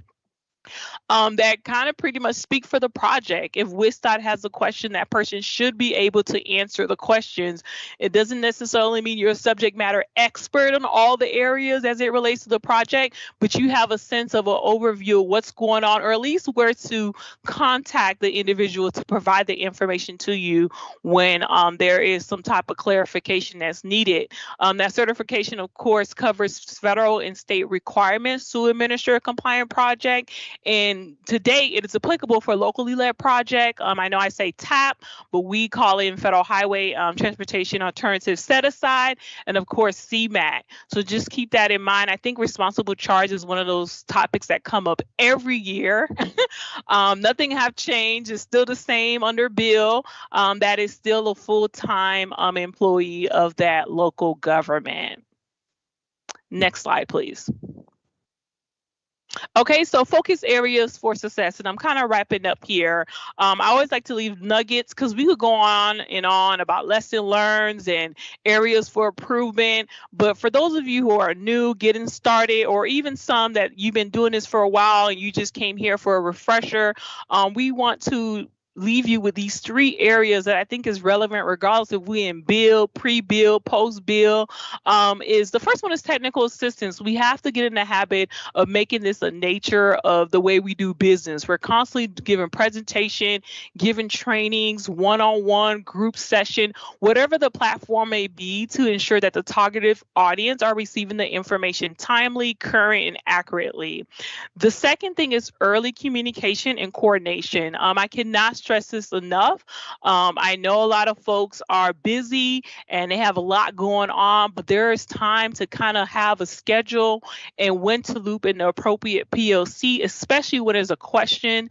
I wouldn't say, you know, just to do it and ask for forgiveness later, because now you're just jeopardizing your funding. If something is not clear, just ask for clarification. Think about some potential obstacles that may come up and how can we all work together to pivot or reroute so we can get to a successful end game. And the third thing, which you probably heard throughout today's session, is documentation. And we can't stress this enough. If it was not documented, it did not happen. This is critical. While we understand that it's a limited staff from Federal Highway, WisDOT, and even as well as the local, it doesn't mean we have to fall short on documentation. This is a lot of money that's being sent out under bill. So with that being said, you are always subject for some type of review or audit or spot check or whatever we want to call it. Just know your project may be selected, and this is not the time to go off memory or the individuals no longer with the local government. And we understand we're having turnovers and people are retiring, people are coming new to the industry. We recognize all of that, but please spend some time to really understand the documentation requirements and as well as to ensure that the information makes sense. If someone was to question a project 2 years from today, can they articulate or at least have an understanding of what took place and why the actions were taken to ensure that that project was eligible for federal funding? Next slide. Okay, so with that being said, I do want to say thank you again for having me here. I'm looking forward to working with anyone that may need assistance. Once again, we do start primarily with WisDOT. They're always in the conversation, but we do understand that it's when you need help, you just email the first name you see, and we have no problem redirecting and providing the right contact. We have a lot of resources within Federal Highway to help administer these programs. I'm just going to leave you with this slide and for you to tap in when you have time. And I do want to say thank you again. Enjoy the rest of the session and the upcoming holiday. All right, super. Thanks, Tracy. Next, Tanya Iverson from WisDOT's Program Finance section will give an overview of local program federal funding rules. Tanya is a fiscal analyst in the Program Finance section in the Bureau of State Highways and previously actually worked in the local program section as the TAP and CMAQ statewide program manager. So welcome, Tanya. Thanks, Merrill. I think, well, today I'm going to cover federal funds because federal funding is so is different than the state funds that you might receive through LRIP, and certainly different than your GTA. And there are a lot of attributes about federal funding that make it very important for you to understand. Some of what I say will be a little bit of a repeat of what you just heard from Tracy. The first thing to know is, advance the slide. Federal aid funds are distributed to states through the Federal Highway Administration, and your money is really our grant that we then distribute to you. And those funds are project specific and content area specific. The funds are distributed to each state through programs that focus on key areas like the Surface Transportation Program or Local Bridge. And even within those key areas, funds are further distributed into specific content areas like off-system bridge or specific geographies like STP urban. But one thing federal funds all have in common are that they are only made available for specific projects, that they are reimbursement. You need to pay for everything up front and then request for your 80% share after you've paid for it, and that the funding is really only made available for a limited time. And today we're going to talk about what all of that means for your project. Next slide. So when I say the the federal funds are project specific. What that means is that when FHWA releases money to WisDOT for your project, or to WisDOT, they're releasing money for your specific project.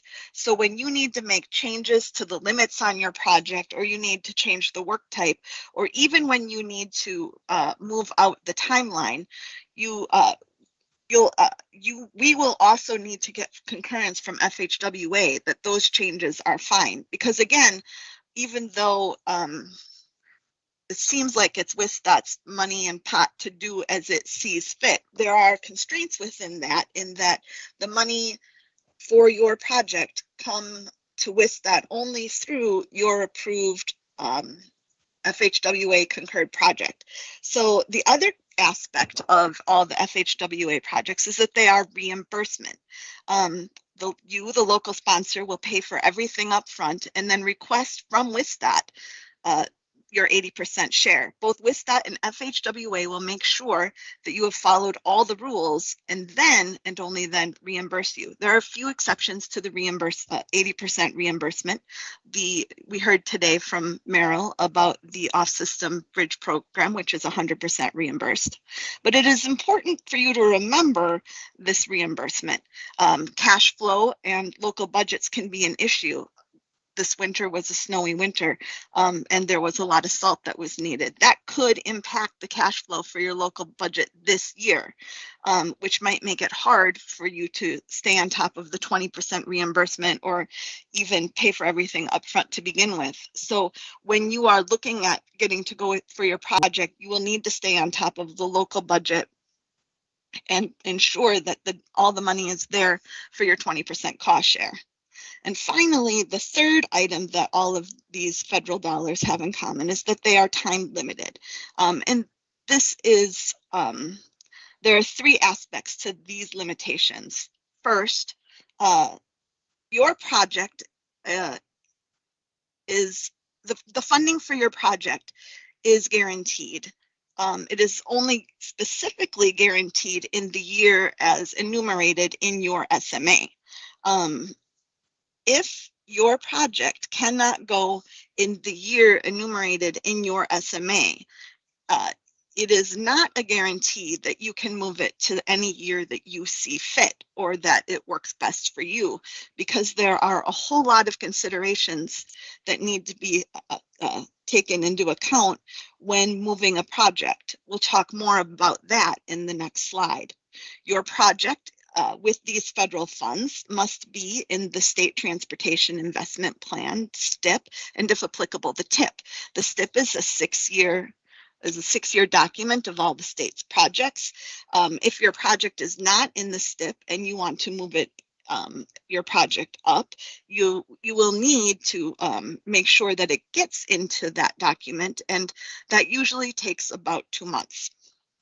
And finally, the third consideration or time constraint with regard to federal funds is that there is an all work complete date. The Code of Federal Regulations, 2 CFR 200-210, says that all project agreements must have a period of performance, a begin date and an end date. And this defines when FHWA may reimburse you for the work that you do. And this date does not change easily.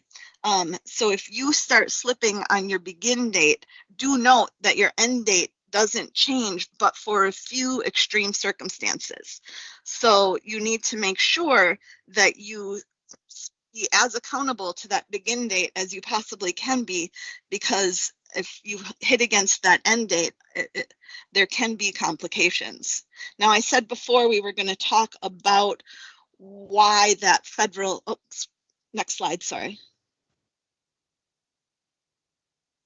So I said before we were going to talk about the nature of those federal funds, and why there is that, why your project is only really guaranteed to specifically go in the year as enumerated in your SMA. And that is because and this is federal funding obligation, the big picture. This is the amount that WisDOT may spend each year is set by FHWA. And WisDOT absolutely fully programs those federal funds. We want to use all the federal dollars that we can on our roads. We don't leave funding unspent in any fiscal year because FHWA's authority to spend those dollars does not carry over. If we don't spend it, we lose it. So we build our budgets full and we plan several years into the future because that is how long it takes to make sure all the pieces of the puzzle fit together and that all the projects will be ready to go. Federal funds are different than state funds. State funds carry over until they are used. So if you're used to LRIP or this is different. Federal funds are made of the opportunity to begin a project. This is for new dollars. If you have a project already in the pipeline or it's already started, those dollars stay with you till your project is done. But for new, we have this authority to spend money on new projects that expires each year. And for federal funds, each year, the available federal funding that WisDOT may spend is reset more or less to the prior year.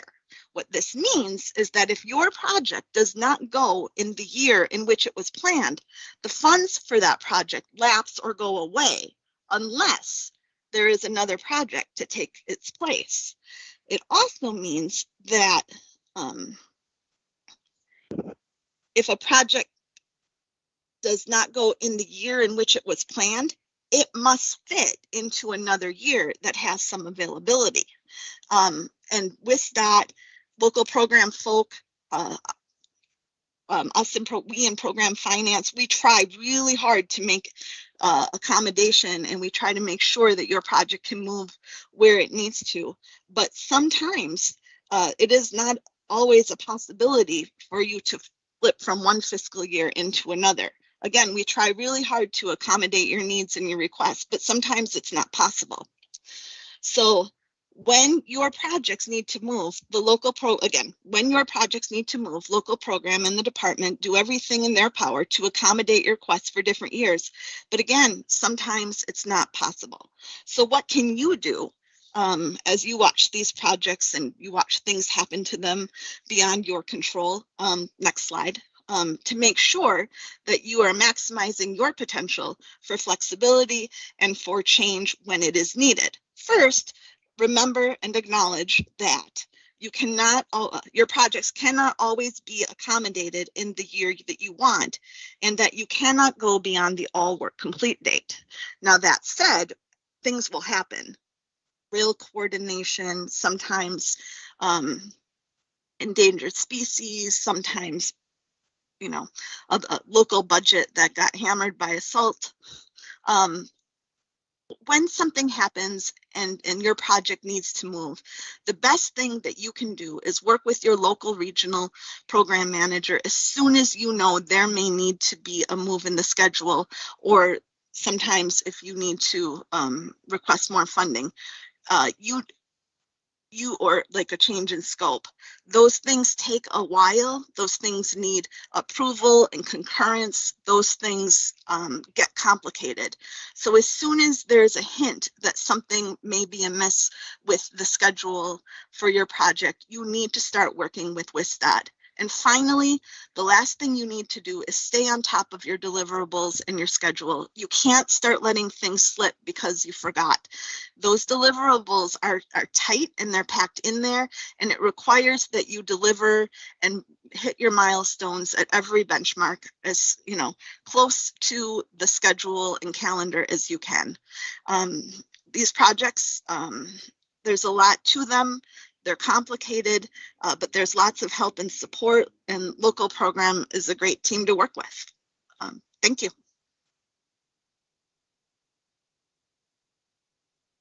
Okay, great. Thanks, Tanya. All right, so next we have a group of presentations from several WisDOT technical services areas.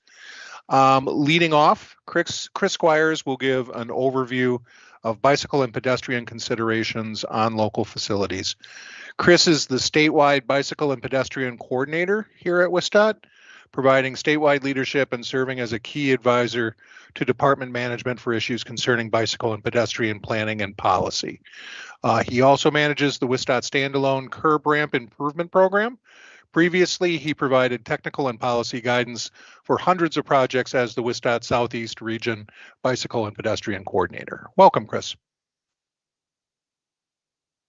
Thank you, Merrill, and good afternoon, everybody. As Merrill said, I'm the state bicycle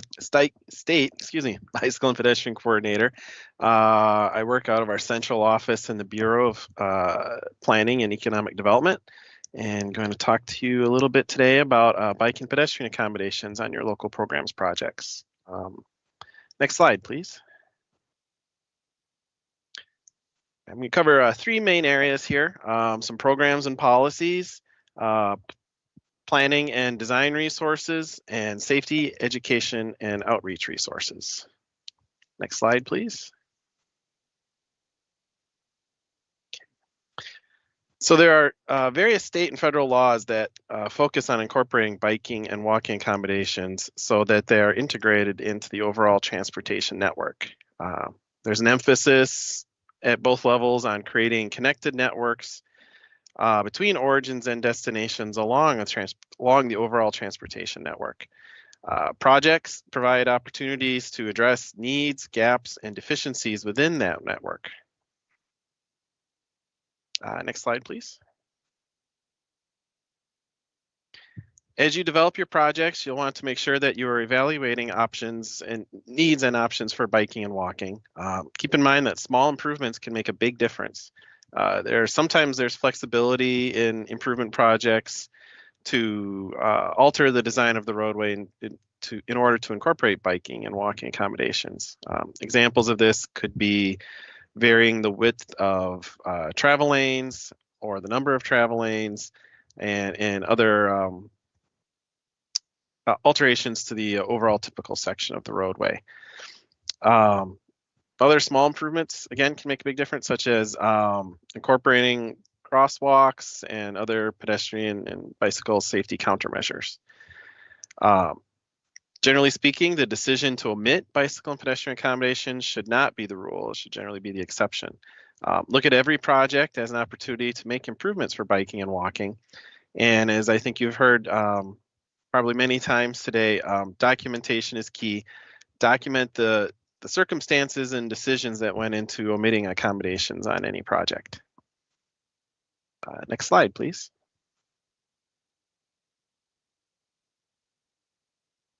Okay. There are, as you've been hearing, I think all day today, there are funding options available for both infrastructure and non-infrastructure projects. Some of those non-infrastructure options can provide funding for the development of bicycle and pedestrian and safe routes to schools and other types of transportation plans. Those planning efforts can come in very important when it comes to developing both standalone projects and other infrastructure projects, as they provide a resource for evaluating what facility needs and what facilities have previously been planned. Excuse me. This stage also provides an opportunity to really look at interconnectivity with both within a municipality or an agency and also with the neighbors. And also it's very important to look at interconnectivity and between various modes of transportation, such as park and rides, transit, biking and walking, and other modes. Next slide, please.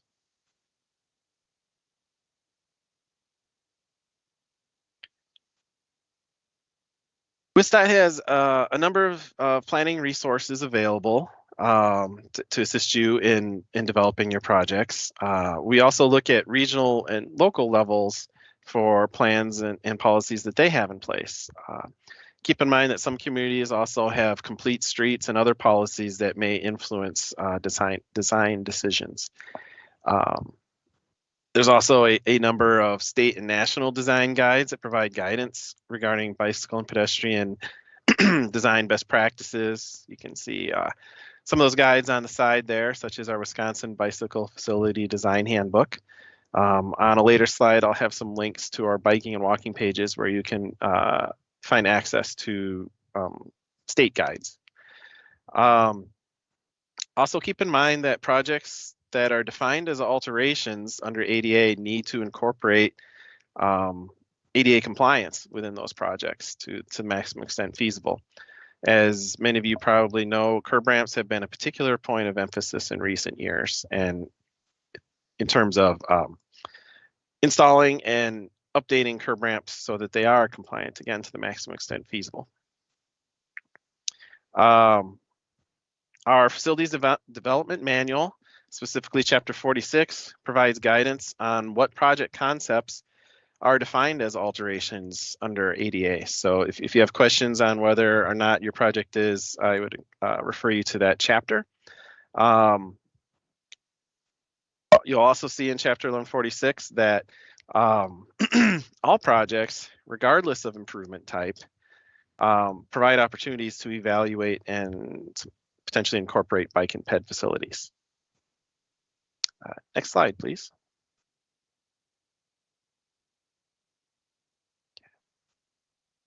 WisDOT also provides a number of safety education and outreach materials. For example, the crash data that's available via community maps. You can filter there specifically for bicycle and pedestrian crashes over various time periods. WisDOT also provides training in conjunction, sometimes in conjunction with our regional partners, covering a range of bicycle and pedestrian topics. Also want to point out that WisDOT has at least one person in each of our regions designated as a bicycle and pedestrian coordinator who can provide assistance and really serve as a good starting point for any questions that you have at the regional level regarding bicycle and pedestrian best practices, resources, guidance, etc. Also, our Bureau of Transportation Safety within WisDOT has a variety of safety and educational materials available.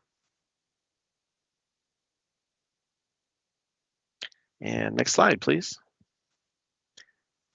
And here's my contact information. And as I mentioned before, 2 links at the bottom that will provide a host of useful links regarding biking and walking. They're available. So thank you very much. All right, great. Thanks, Chris. All right, next up, statewide utility engineer Abby Williamson will give a presentation on utility coordination. Abby previously worked as a regional utility engineer for WisDOT's Southeast region before starting her statewide position in 2017. In her current position, she is involved in multiple state and national committees, utility-related local program oversight, statewide 3D utility survey efforts, stakeholder outreach, and she regularly works with regional staff to address utility coordination needs. So welcome, Abby. Yeah, thank you, Merrill. Again, I am Abby Williamson. I am part of our Bureau of Technical Services, and I work out of our central office here in Madison. I'll be keeping this pretty general today and just going over some of the key utility coordination items. Next slide. So why is utility coordination important? I'm sure many of you know by now how essential coordination can be to keeping project schedules on track. But it's also important to note that utilities have a statutory right to occupy the public right-of-way, and we are also required to avoid interference with transmission facilities as much as possible, which means we should be looking for ways to design around utility conflicts. Early communication with municipal utilities can also be useful so that system upgrades or maintenance can be planned to coincide with upcoming projects. And the overall goal should be the lowest total cost for the state taxpayers and the utility ratepayers. So coordinating with utilities to minimize or avoid utility conflicts can really help achieve this goal. Next slide. So the next 2 slides will focus on the overall role of the LPA, design consultant, and our WisDOT units for utilities. The LPA and their design consultant are ultimately the responsible parties for all utility coordination, which includes following any applicable local, state, and federal regulations, as well as guidance included in our WisDOT Guide to Utility Coordination. The LPA and their design consultants should go through the utility coordination task list at the start of each project and keep close communication with the assigned local program project manager or LPPM regarding the status of coordination throughout the whole project. And then once utility coordination is complete, the LPA must finalize all PS&E documents and send a certification of utility coordination to the LPPM. Next slide.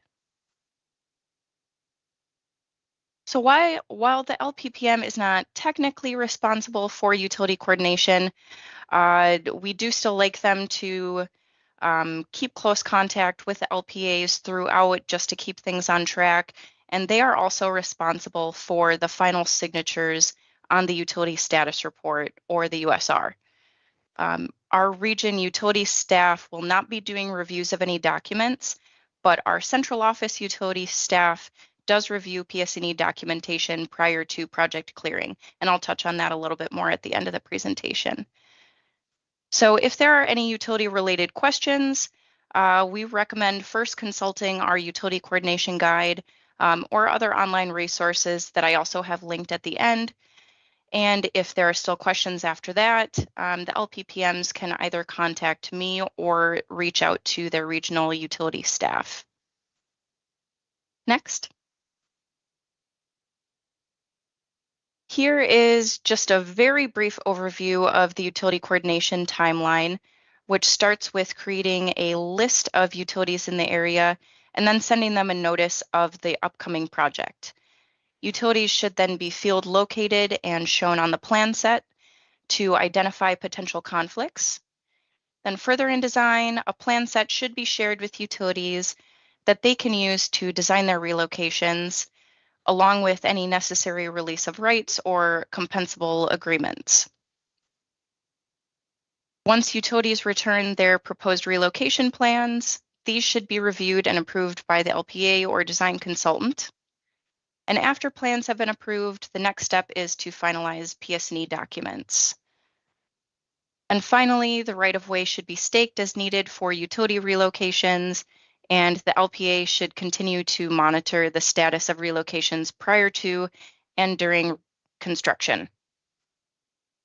It is also important to invite utilities to any early planning or public involvement meetings and to hold utility coordination meetings throughout the project as needed. Next slide. So here's a link to the utility coordination task list.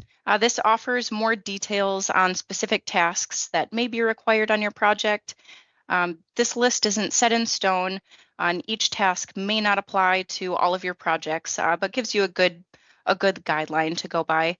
So the LPA and the design consultant will be responsible for all listed tasks and should work together to complete a new list at the start of each project. Next slide.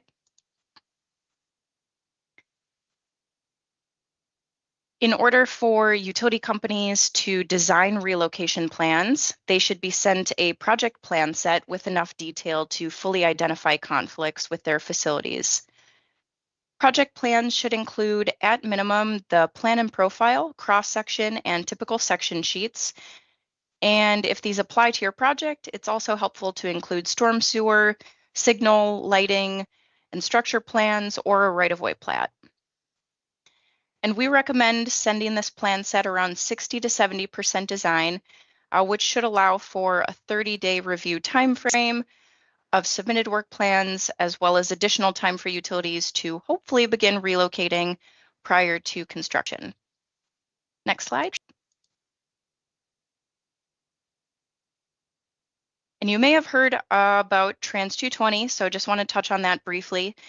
Generally speaking, this only applies to the state trunk highway system, so local roads do not fall under these rules.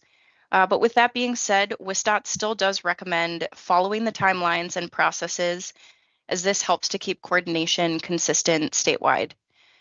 And lately, we've been seeing a lot more projects with a mixture of local and state roads. So just a reminder that if you're dealing with utility delays or disputes with a contractor, anything of that sort, you can't enforce Trans 220 rules unless it occurs within state road limits and is considered a highway improvement project. So the most important Trans 220 timeline that you'll really want to keep in mind is for the utility work plan return time. So utilities should be receiving 60 days to return their work plans for minor or resurfacing projects, 90 days for reconditioning, and 120 days for a reconstruction project. And if the utility has compensable land rights or has to coordinate joint work with other utilities, we also recommend giving them an extra 30 days, which we'd also do through Trans 220 on the state system. Next. So when it comes to reviewing utility work plans, here are a few things that you'll want to keep in mind. Might seem like common sense, but it is really important to go through and just make sure that all potential conflicts have been addressed by the utility in the work plan. Also, if the utility has proposed extensive or costly relocations, maybe there's something we can do in design, potentially a storm sewer or beam guard post placement changes that can be done to avoid costly conflicts. Or even just talking through with the utility, maybe they can do something different as well. Timelines and the staging of relocations are also super important. Utility work plans should not only fit with our proposed construction activities for the project, but also with other utility schedules and their placements. And finally, unless utility work has been approved to be included in the contract, the utility company is responsible for all of their work, and their work plan should not include any directives to the contractor. Next slide.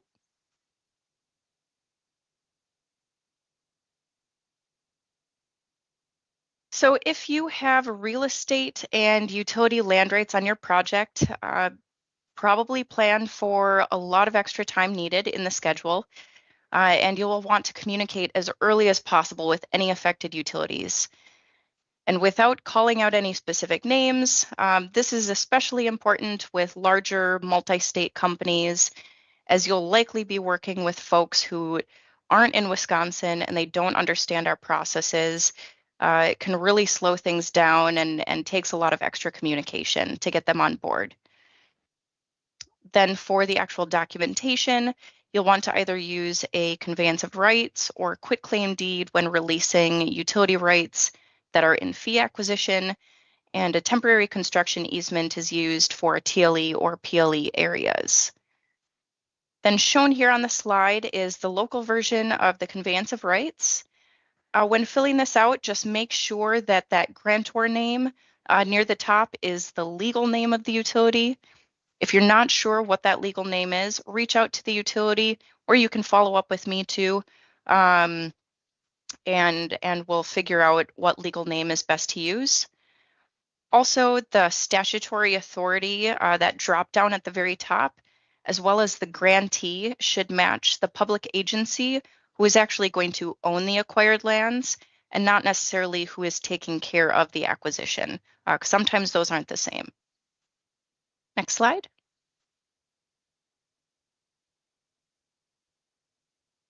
So then any compensable relocation costs that you are going to include in the contract should be detailed under the real estate acquisition costs section of the SMA, labeled as compensable utility costs. Any compensable utility work that is not included in the contract should be covered with a locally funded utility agreement. And with all of the different grant opportunities, especially with Bill, you'll just want to ensure that any compensable work is not already being funded, excuse me, not already being funded by another source, so they're not getting double paid. Then for non-compensable work, anything included in the contract should be listed under non-participating items, and all other work is typically left out of the SMA. Next slide. And when it comes time to clear a project for let, as I mentioned before, our central office utility unit will review some of the documents, which includes the utilities article of the special provisions, the general note sheet, and the USR. Both our WisDOT utility guide and our let review standards job aid include guidance on writing the special provisions, as well as common situations that you may come across with the USR. And then as the LPA, You should fill everything out on the USR except for the certification and the signature boxes.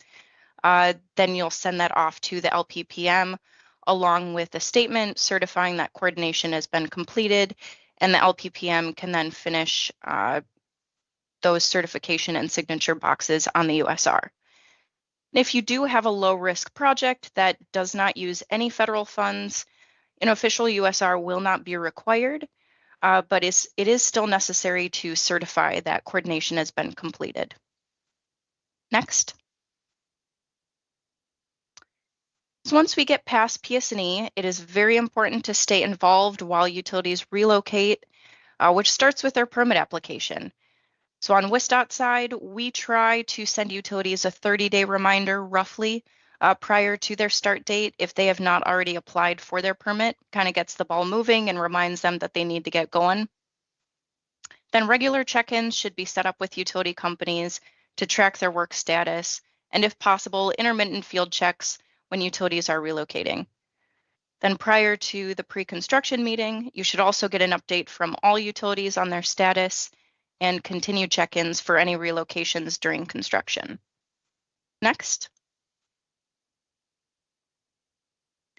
All right, and as mentioned before, lots of resources here that you can utilize if you have any questions.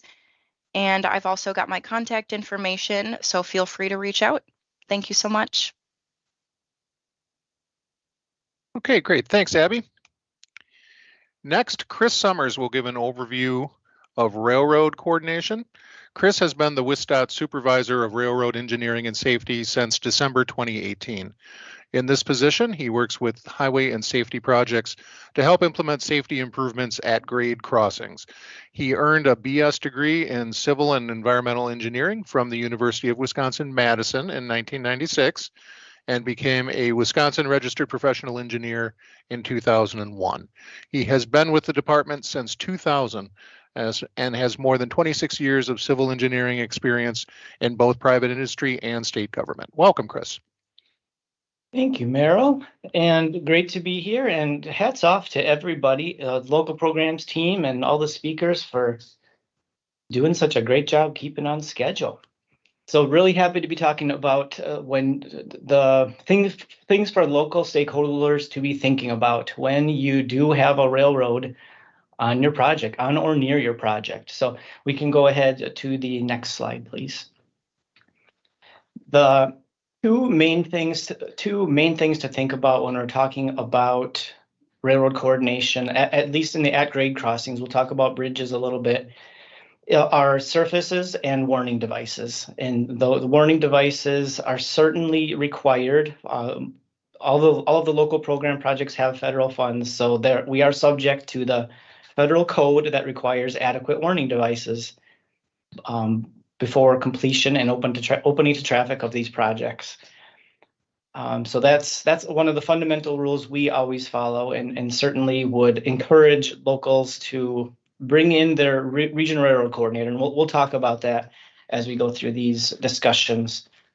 The other thing to think about is crossing surfaces, and the crossing surfaces uniquely, at least as I think a very important point for local projects in particular, is knowing the laws. The one particular law that's important, relevant to crossing surfaces, or there's a couple relevant to crossing surfaces. One is that the railroad is required to fix a crossing surface when there is an improvement project adjacent. And likewise, if there isn't widening, that's a key. If there isn't widening, the railroads are financially responsible for that crossing surface. So it's things like that that are important for locals to know, because oftentimes the railroads will not communicate those sorts of important details.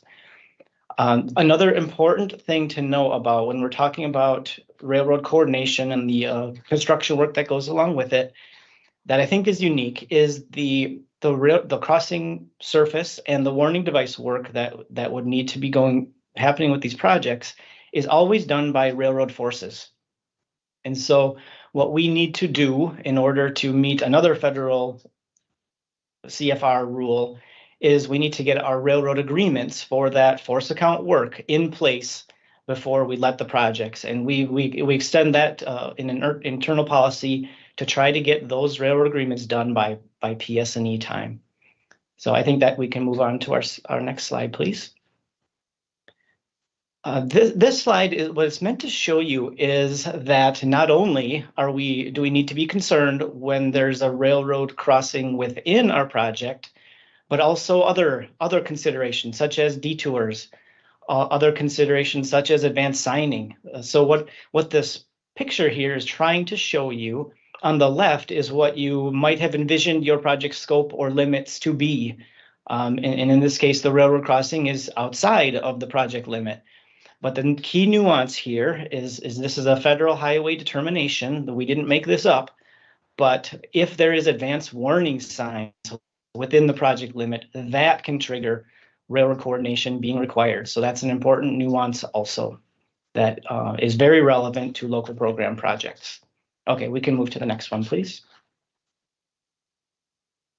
Some important points that I want to make sure we talk about. The one underlying point is please consider contacting and bringing in your region railroad coordinator. They are there to help. They're there to help you, inform you of all the requirements and walk you through the process. And another important thing is we are, due to the federal laws that we talked about a little bit earlier, we're not allowed to gap projects and just stop short of it and then start on the other side of the railroad in subsequent years. That is just simply not allowed, especially when there are federal funds. Another main point is when you have railroad coordination, it's not simple. And we know we're up against an immovable object, up against an unmovable force, because in local program projects, we know there are challenging deliverability problems. The funding needs to get lined up. The locals, you all need to do what you need to do to line up your funding and get all that done. And usually those timeframes are quite short. And here's me coming and saying, well, you got to factor in another year if you got railroad coordination.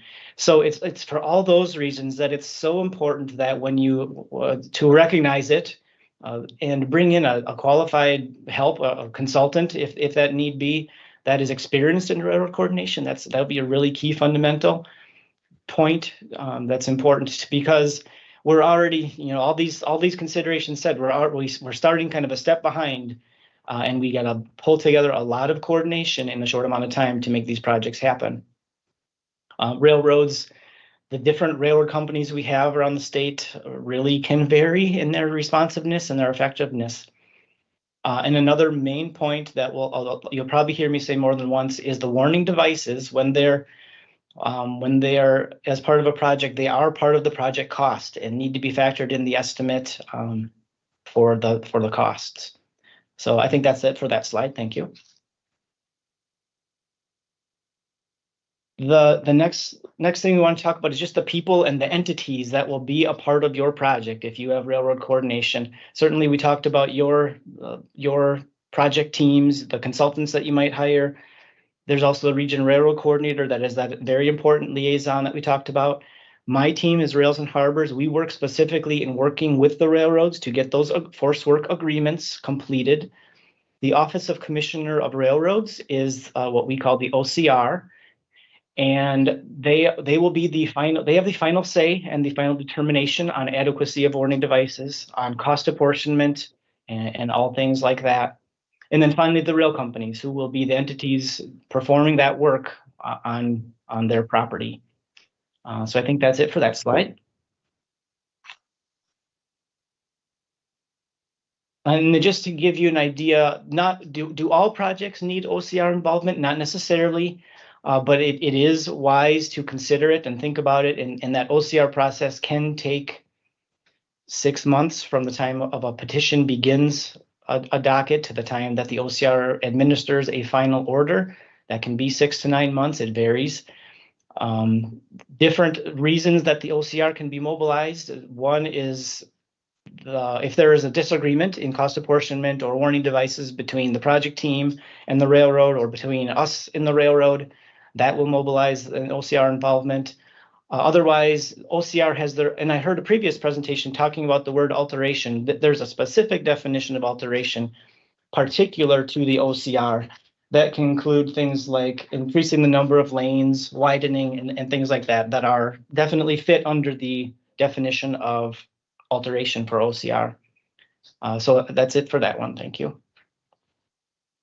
This next slide is just, and I see the writing is awfully microscopic. I hope if you have a hard copy or a copy of this presentation, I hope the text is all readable. But here's a map of the region railroad coordinators that are really your first contact, first connect on railroad coordination, primary liaison to our team and to the railroad companies, and can guide you through the project submittal package, setting up FIPS IDs, all the details that need to be thought about, and all the way, of course, through the invoicing and construction project or portions of the project also. So that's it for that one. Thank you.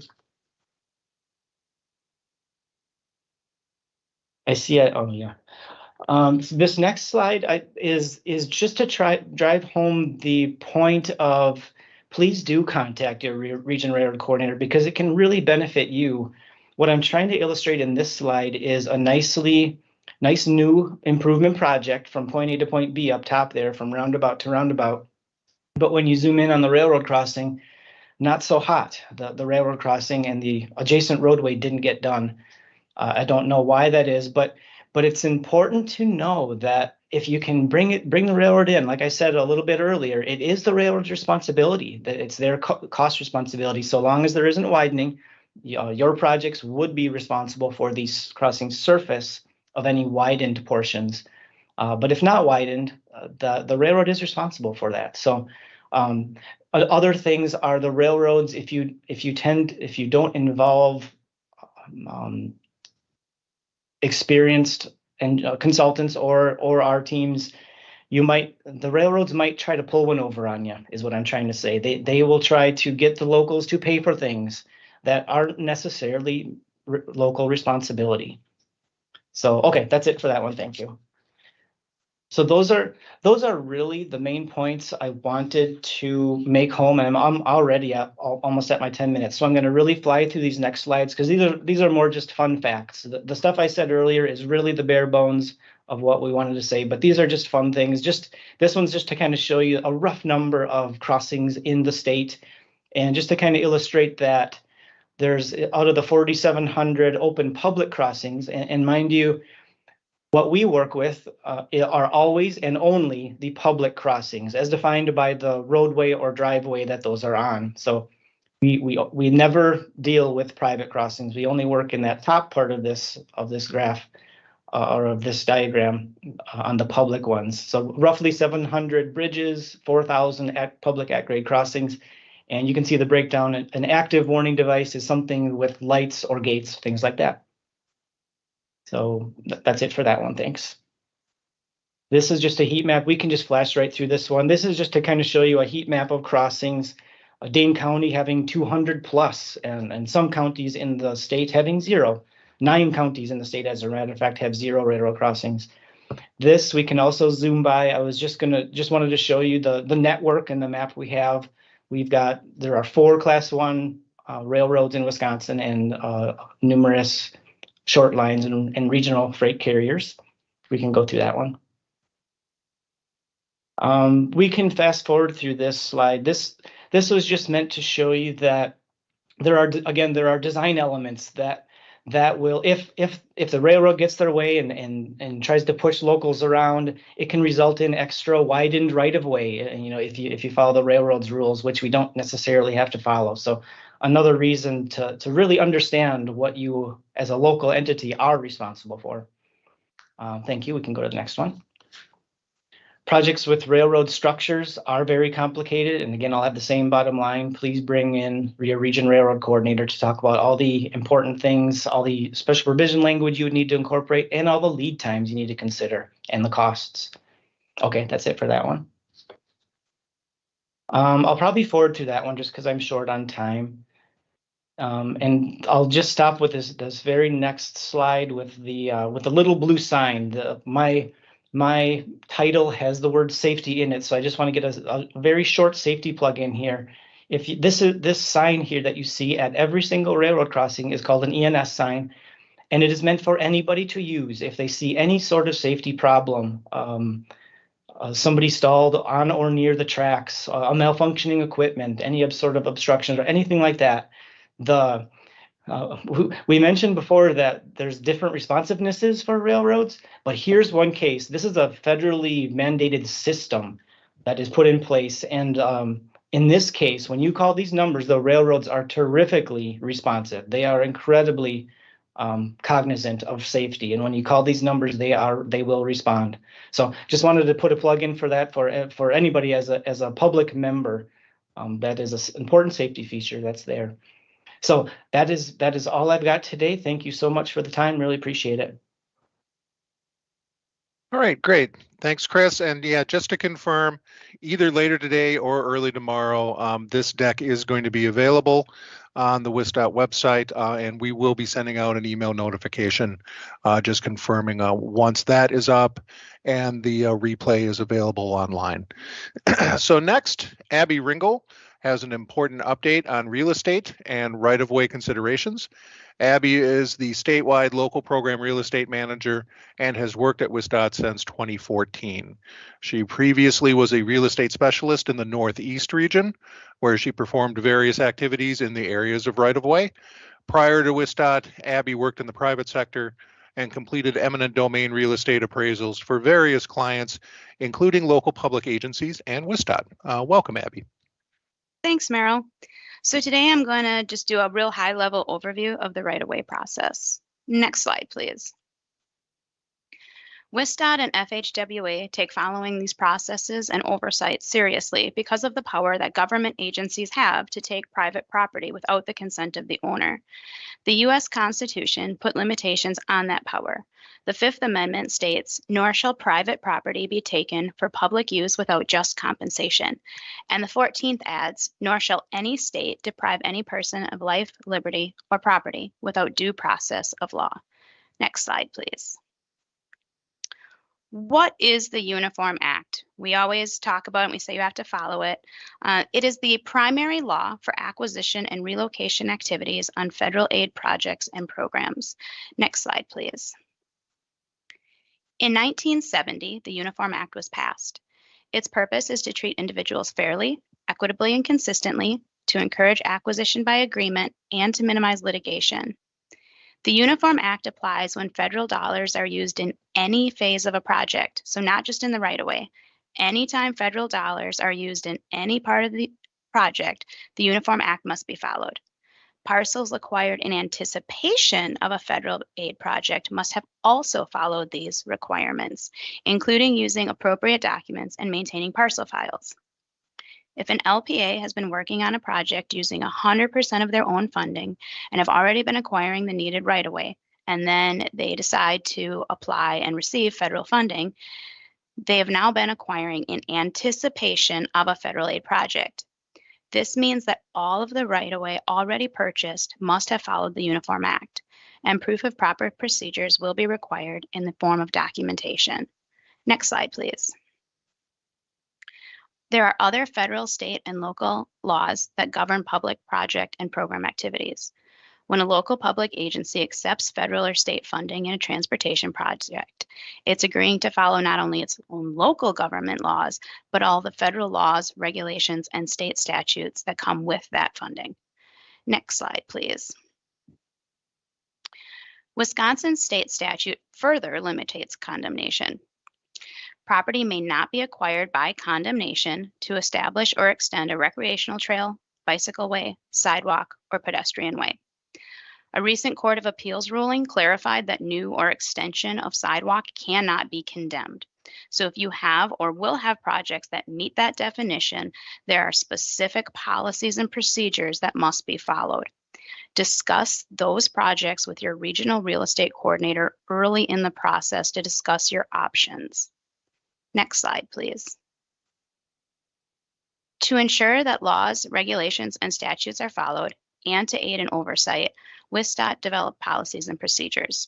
They provide guidance and instruction on how to conduct a successful federal or state-funded project. These policies and procedures are found in WisDOT manuals, and our website also has a lot of useful information to help guide you through your project. Next slide, please.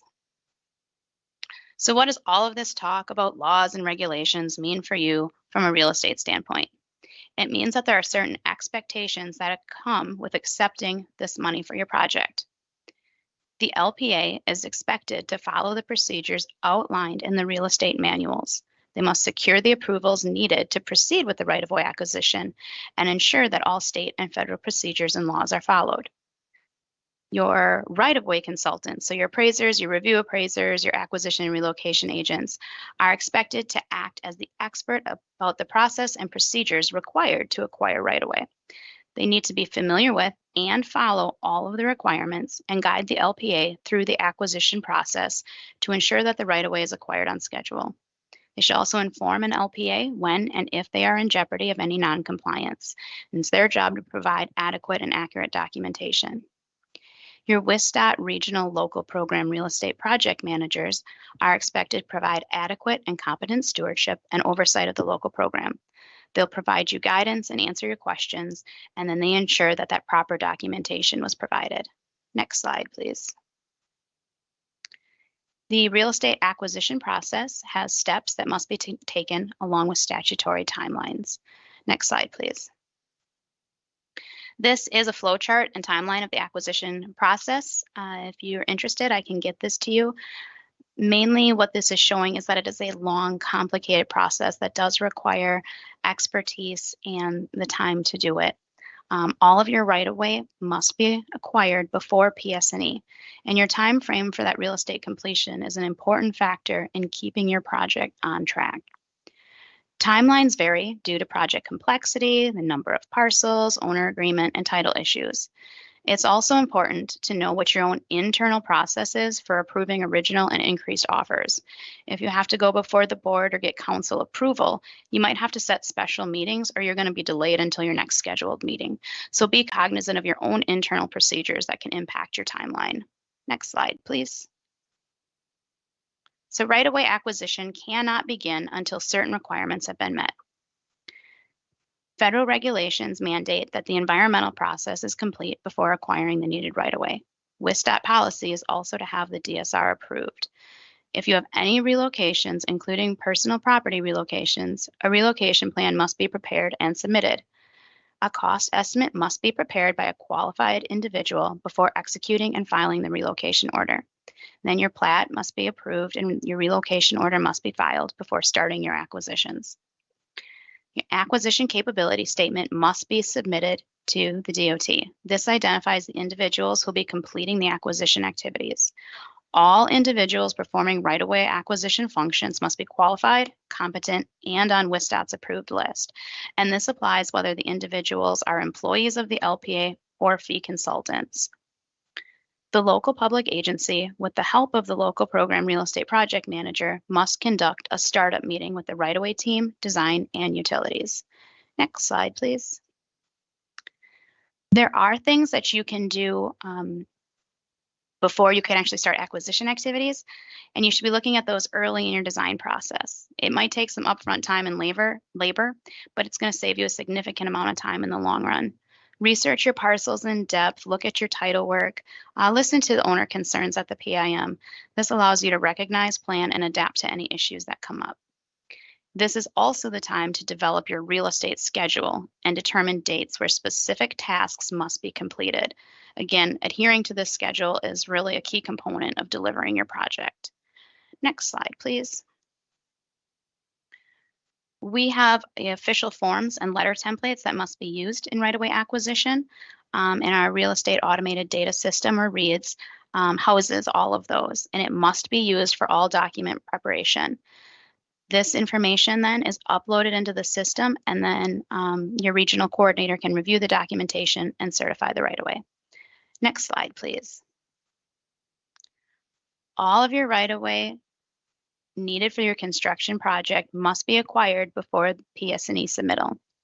The certificate of right-of-way document says that all of the following have been properly acquired. So your deeds, easements, construction permits, and utilities. It also identifies that encroachments have either been removed or accounted for, and that all relocations are complete. Next slide, please. This is an outline of the timing for a single parcel on an average project. So you're going to want to have 30 to 120 days from the relocation order through the last approved appraisal. Your acquisition action starts with that relocation order. And then your appraisals can be started and approved. Your negotiator will proceed to develop the offer packages. Keep in mind that even if your acquisitions are minor and you plan on using the waiver of appraisal process, you should really allow time for appraisals. Because if an owner requests an appraisal, then you must prepare one, and then your timeline starts over. No condemnation action can be taken without an appraisal, and a single appraisal can take up to a month to be completed and reviewed. The next part of our acquisition process is the owner's appraisal, and that time doesn't start until the approved appraisal offer is sent to the parcel owner. There's a 60-day requirement in Wisconsin state statute that allows the parcel owner the opportunity to get their own appraisal done at the agency's expense. And during this time, you should be actively negotiating with the property owner. The next section we'll call negotiation through condemnation. You need to schedule at least 30 to 60 days. It depends on your parcel complexity, the owner's time to consider the offer, the number of owners. There's a lot of factors that go into that based on complexity. Once that offer has been accepted, you'll have to get a mortgage release if there's a mortgage, and that can be really time consuming, especially when you're dealing with large national banks. Then you have to make sure that the property owner is paid before recording the deed and taking possession of the property. Finally, upon recording, the owner should receive a copy of that final executed deed and a letter stating that their appeal rights have started. And we know that it's not always as easy as just going out and having somebody sign, right? So if the original offer isn't accepted, an administrative settlement should be considered. That increase does need to be based on market evidence or things like missing landscaping. If negotiations still fail and condemnation is required, the jurisdictional offer needs to reflect that last written offer. The owner then has 20 days to accept or reject the offer. After that, you would issue your check, you would record your award, and then a copy of that final executed award and the letter stating that the 2-year appeal rights to the owner has started. The next section is the region review for certification. The local program real estate project manager receives the parcel documentation for review. The FDM says that those documents need to be submitted 28 days before PS&E. If your right-of-way isn't at a certification 1 by PS&E, you'll have to ask for an exception. And as we've heard before, that's not always a possibility. So you could be putting your project in jeopardy. If you know that those parcels aren't going to be acquired by PS&E, you're going to want to contact your regional real estate coordinator and let them know. They're going to need to know how many parcels still have to be acquired, the reason for the delay, and when, if necessary, condemnation of the parcels will begin. So plan for 150 to 270 days into your project schedule for real estate acquisition. And again, this is based on one parcel. So this is not a hard and fast time frame. It's just a guideline. The more time you can give real estate, the smoother it's going to go. So plan for the unexpected. Next slide, please. Here's the contact information for our group. Each region has a real estate project manager. That's your main point of contact for your real estate questions, concerns, processes, project-related things. And then I oversee the program. So if you have general questions, you can always get in touch with me. Thank you. All right, wonderful. Thanks, Abby. So to close the presentation portion of the symposium today, we have another pre-recorded segment from WisDOT Environmental Process and Documentation Section Chief Jay Waldschmidt on the local program environmental process. Jay has worked for the Wisconsin Department of Transportation since 1989. He is a professional engineer with a BS degree from the University of Wisconsin-Platteville in mining engineering and a BS degree from the University of Wisconsin-Platteville in civil engineering. His section includes 5 region liaisons and the cultural resources team.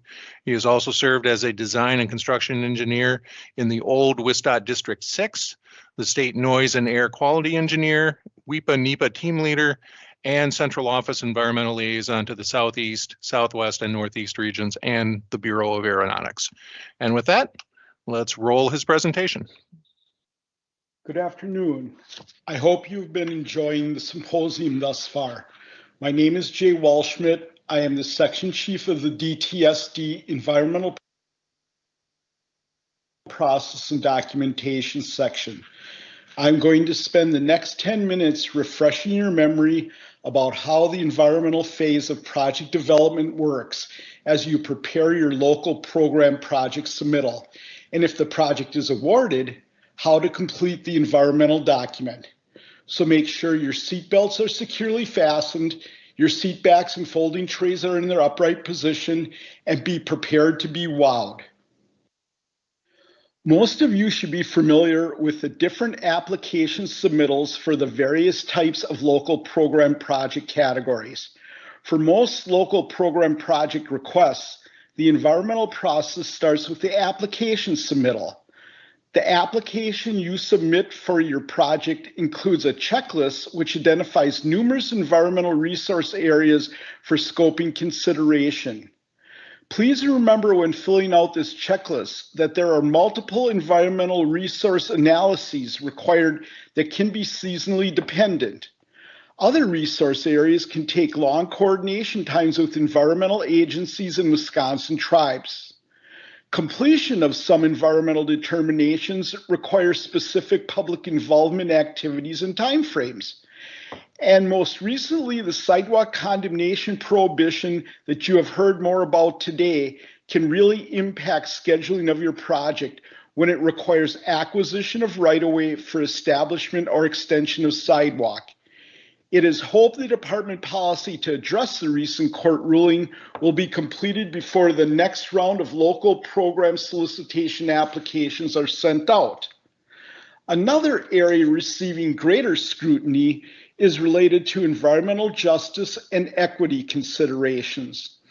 There is an increased expectation that detailed analysis and documentation of potential impacts to EJ and other underserved populations will be part of an environmental document.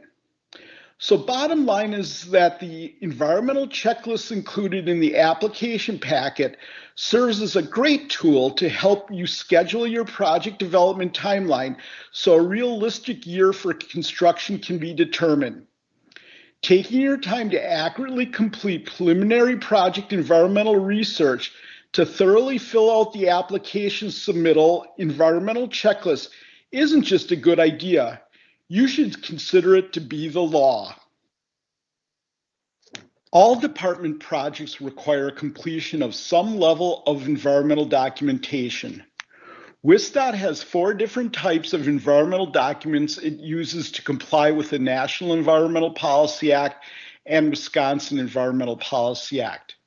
It is very unlikely one of your proposed projects would be the type which requires preparation of an EIS or an EA, so I won't discuss these further. Most of your projects will require one of 2 types of categorical exclusions, and for almost all of your projects, a categorical exclusion checklist will be the appropriate environmental document.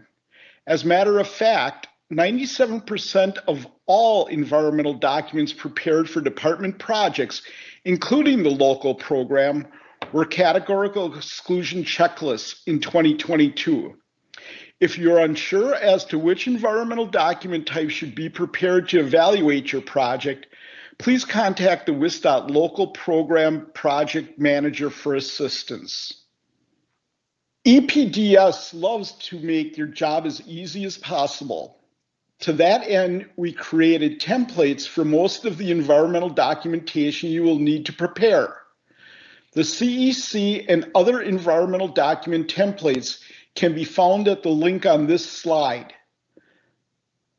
But wait, if you order now, we will throw in guidance versions of the templates that aid you in completing the template questions. On the website, you will also find factor sheets for each environmental resource area. Factor sheets should be used when you can't explain everything about a particular environmental resource on the CEC template itself. Jay, my environmental document is filled out now. Can you tell me if it is complete? Well, my friend, don't forget there are some critical elements that must be included as part of the environmental document before it can be approved. Being able to demonstrate fiscal constraint by having construction funding or funding for substantial right-of-way acquisition included in the STIP and TIP, if applicable, is the law. If the WisDOT document reviewer does not see a real estate or construction STIP number, the document will be returned unsigned.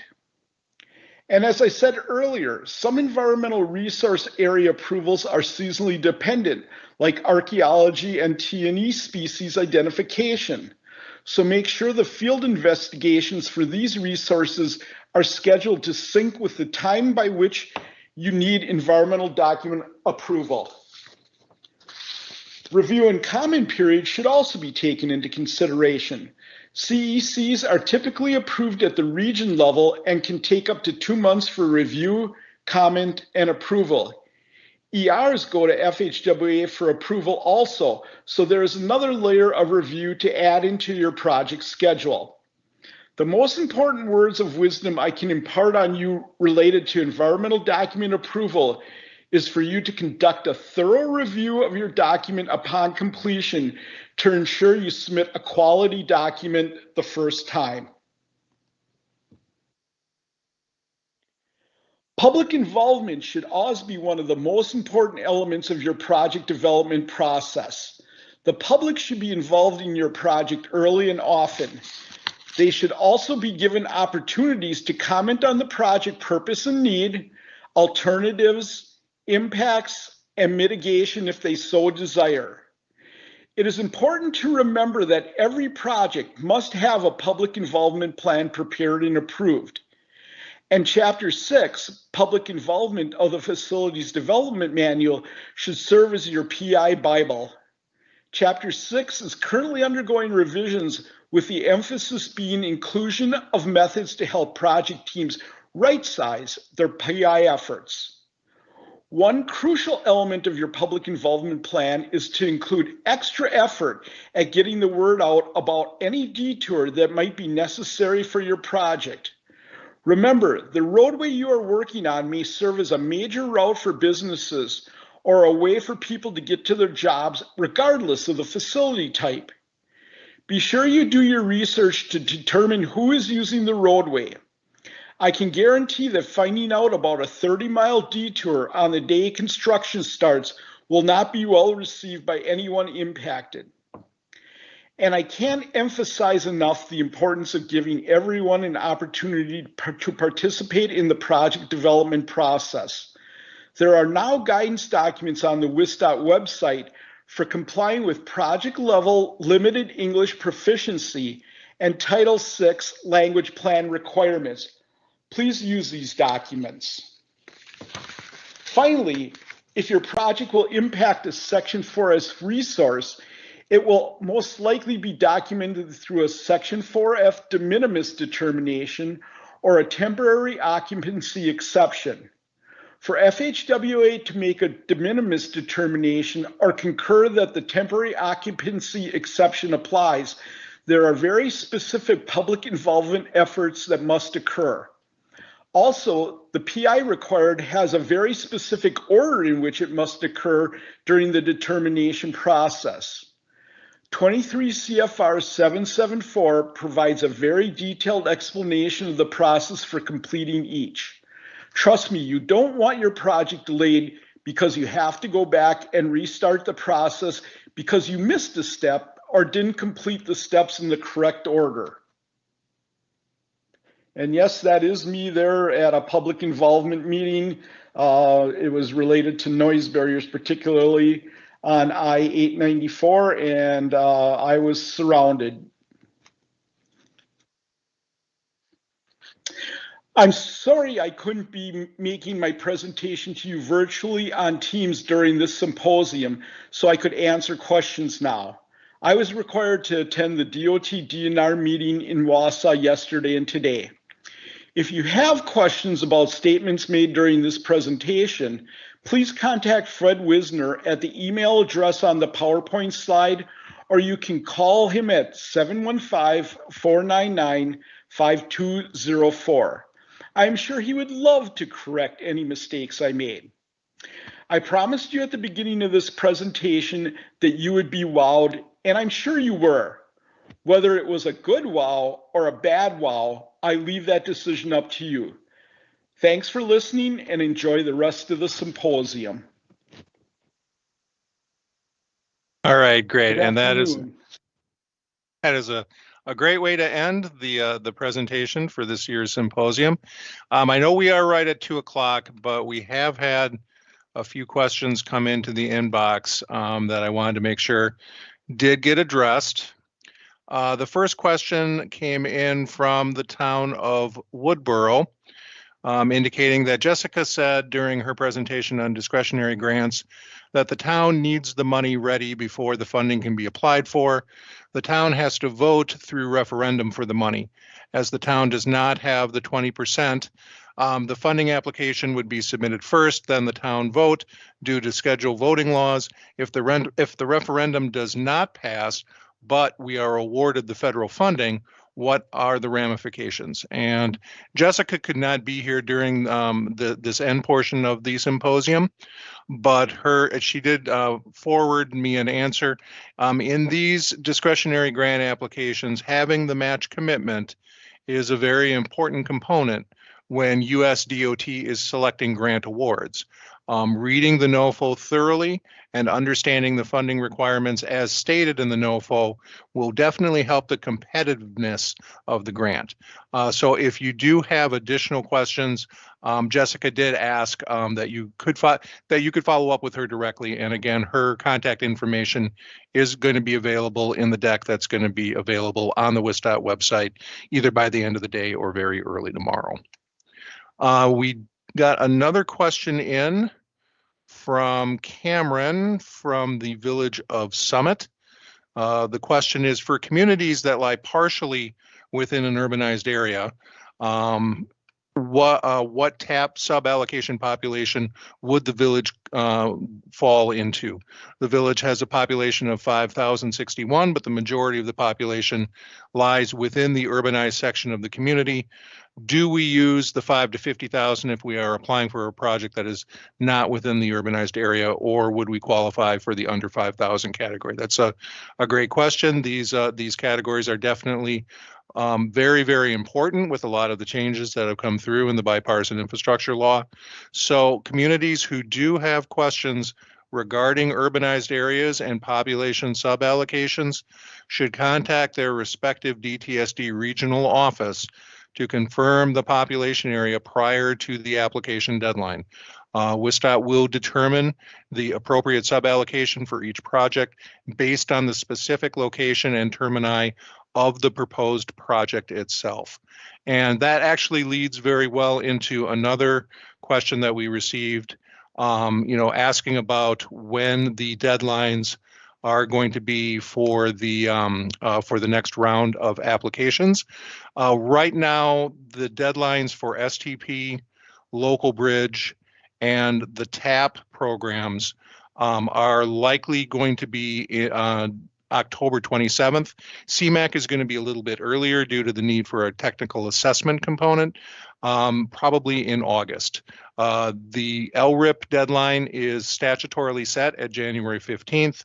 And the carbon reduction program deadline, again, is going to be partially dependent on when the program is authorized through the biennial budget process. Next, we received a couple of questions, one of them on QBS. What is QBS? And Zach Pearson, I think, Zach, if you're available, if you have an answer to that question? I'm here.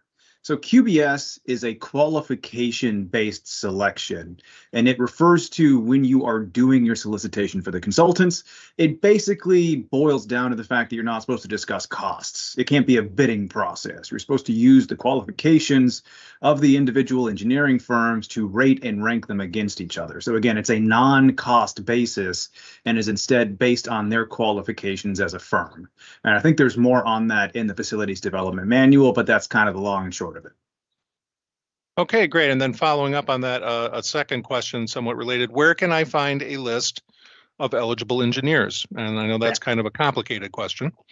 Well, it's a really good question. So the short answer is the ones that are deemed eligible for a WisDOT project, that'd be an on-system project, those are found on the WisDOT roster of eligible consultants. And if you Google that, it's the first result. And it's got the whole list of the engineers that we consider for our on-system projects. The complicated question is, can you choose an engineer who is not on the WisDOT eligible roster? And I don't know if we have a firm answer on that. So that's something I would punt on. But if you're just looking to get a list of the folks, say, that we would use, and again, that's the WisDOT roster of eligible consultants. Okay, great. Thank you so much, Zach. We have another question in. Craig from Iowa County is asking, when will the March SDP local applications be reviewed and determinations / awards made public? Craig, it looks like tentatively, we would anticipate that those awards are going to be reviewed and determinations made by late June, so about a month out. If you have additional questions or want clarifications on that, definitely feel free to give me a call directly. And then we also have a question from Scott from the city of De Pere. The first question, Abby Ringel, if you could be available for this one. How is the DOT addressing the issues with planning and installing bicycle and pedestrian facilities when a municipality cannot condemn property to acquire street right-of-way to install these facilities? So from a real estate perspective, we have an assessment form, and we're asking that you work with your legal counsel. You would work with your regional coordinator. We would all have a meeting and kind of discuss what your options are. From a design and planning perspective, there is a WisDOT work group that is working through some of those issues right now. And when we have guidance, we can share that. Okay, great. And Scott had a second part of his question. Chris Squires, if perhaps you have a great answer for this. When addressing ADA sidewalk concerns, does this include the cross slopes for sidewalk?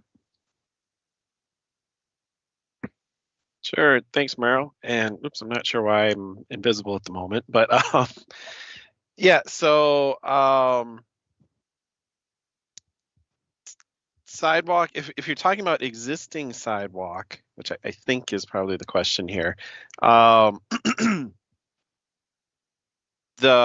U.S. Department of Justice and U.S. DOT a number of years ago came out with some very clear guidance that said any project that's considered an alteration must address curb ramps.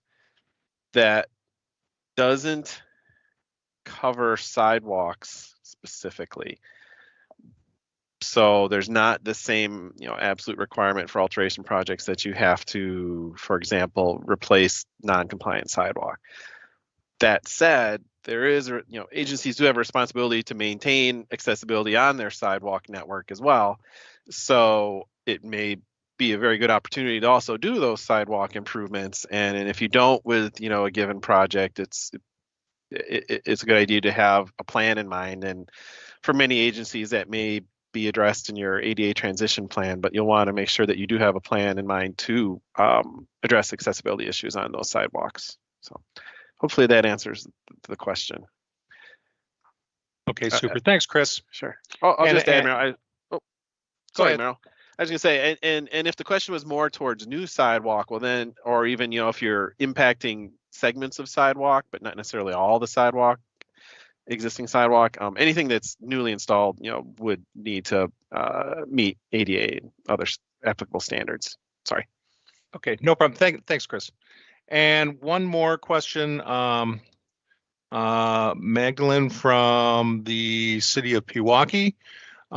If right-of-way is acquired prior to a project using state federal funds, do we need to follow the state federal regulations? For instance, local pays for design and real estate acquisitions. They then receive state federal funds for the construction of the project. Will the acquisition only be required to follow the local regulations? And Abby Ringel, if you're available to answer that one. Yep. So what you're doing is acquiring in anticipation, which means that all of the rules and regs, so the federal rules, the state rules, all apply retroactively. So you would have to provide documentation and prove that you followed those rules. Okay, great. Thanks, Abby. And one more question, Doug emailed in, did applications for local roads assistance need to be in by 3/28/23? That was the deadline for the supplemental bill solicitations that were out there for TAP, STP, and local bridge. Those have now closed. However, as I detailed in my earlier presentation, we are going to be releasing our regular local program cycle application materials. We are anticipating those are going to be available on June 9th with application deadlines in August and October respectively for the CMAQ program is going to be due earlier. The others are going to be due in late October. Those are all of the questions that we got in. I know we've run a little bit over anyway.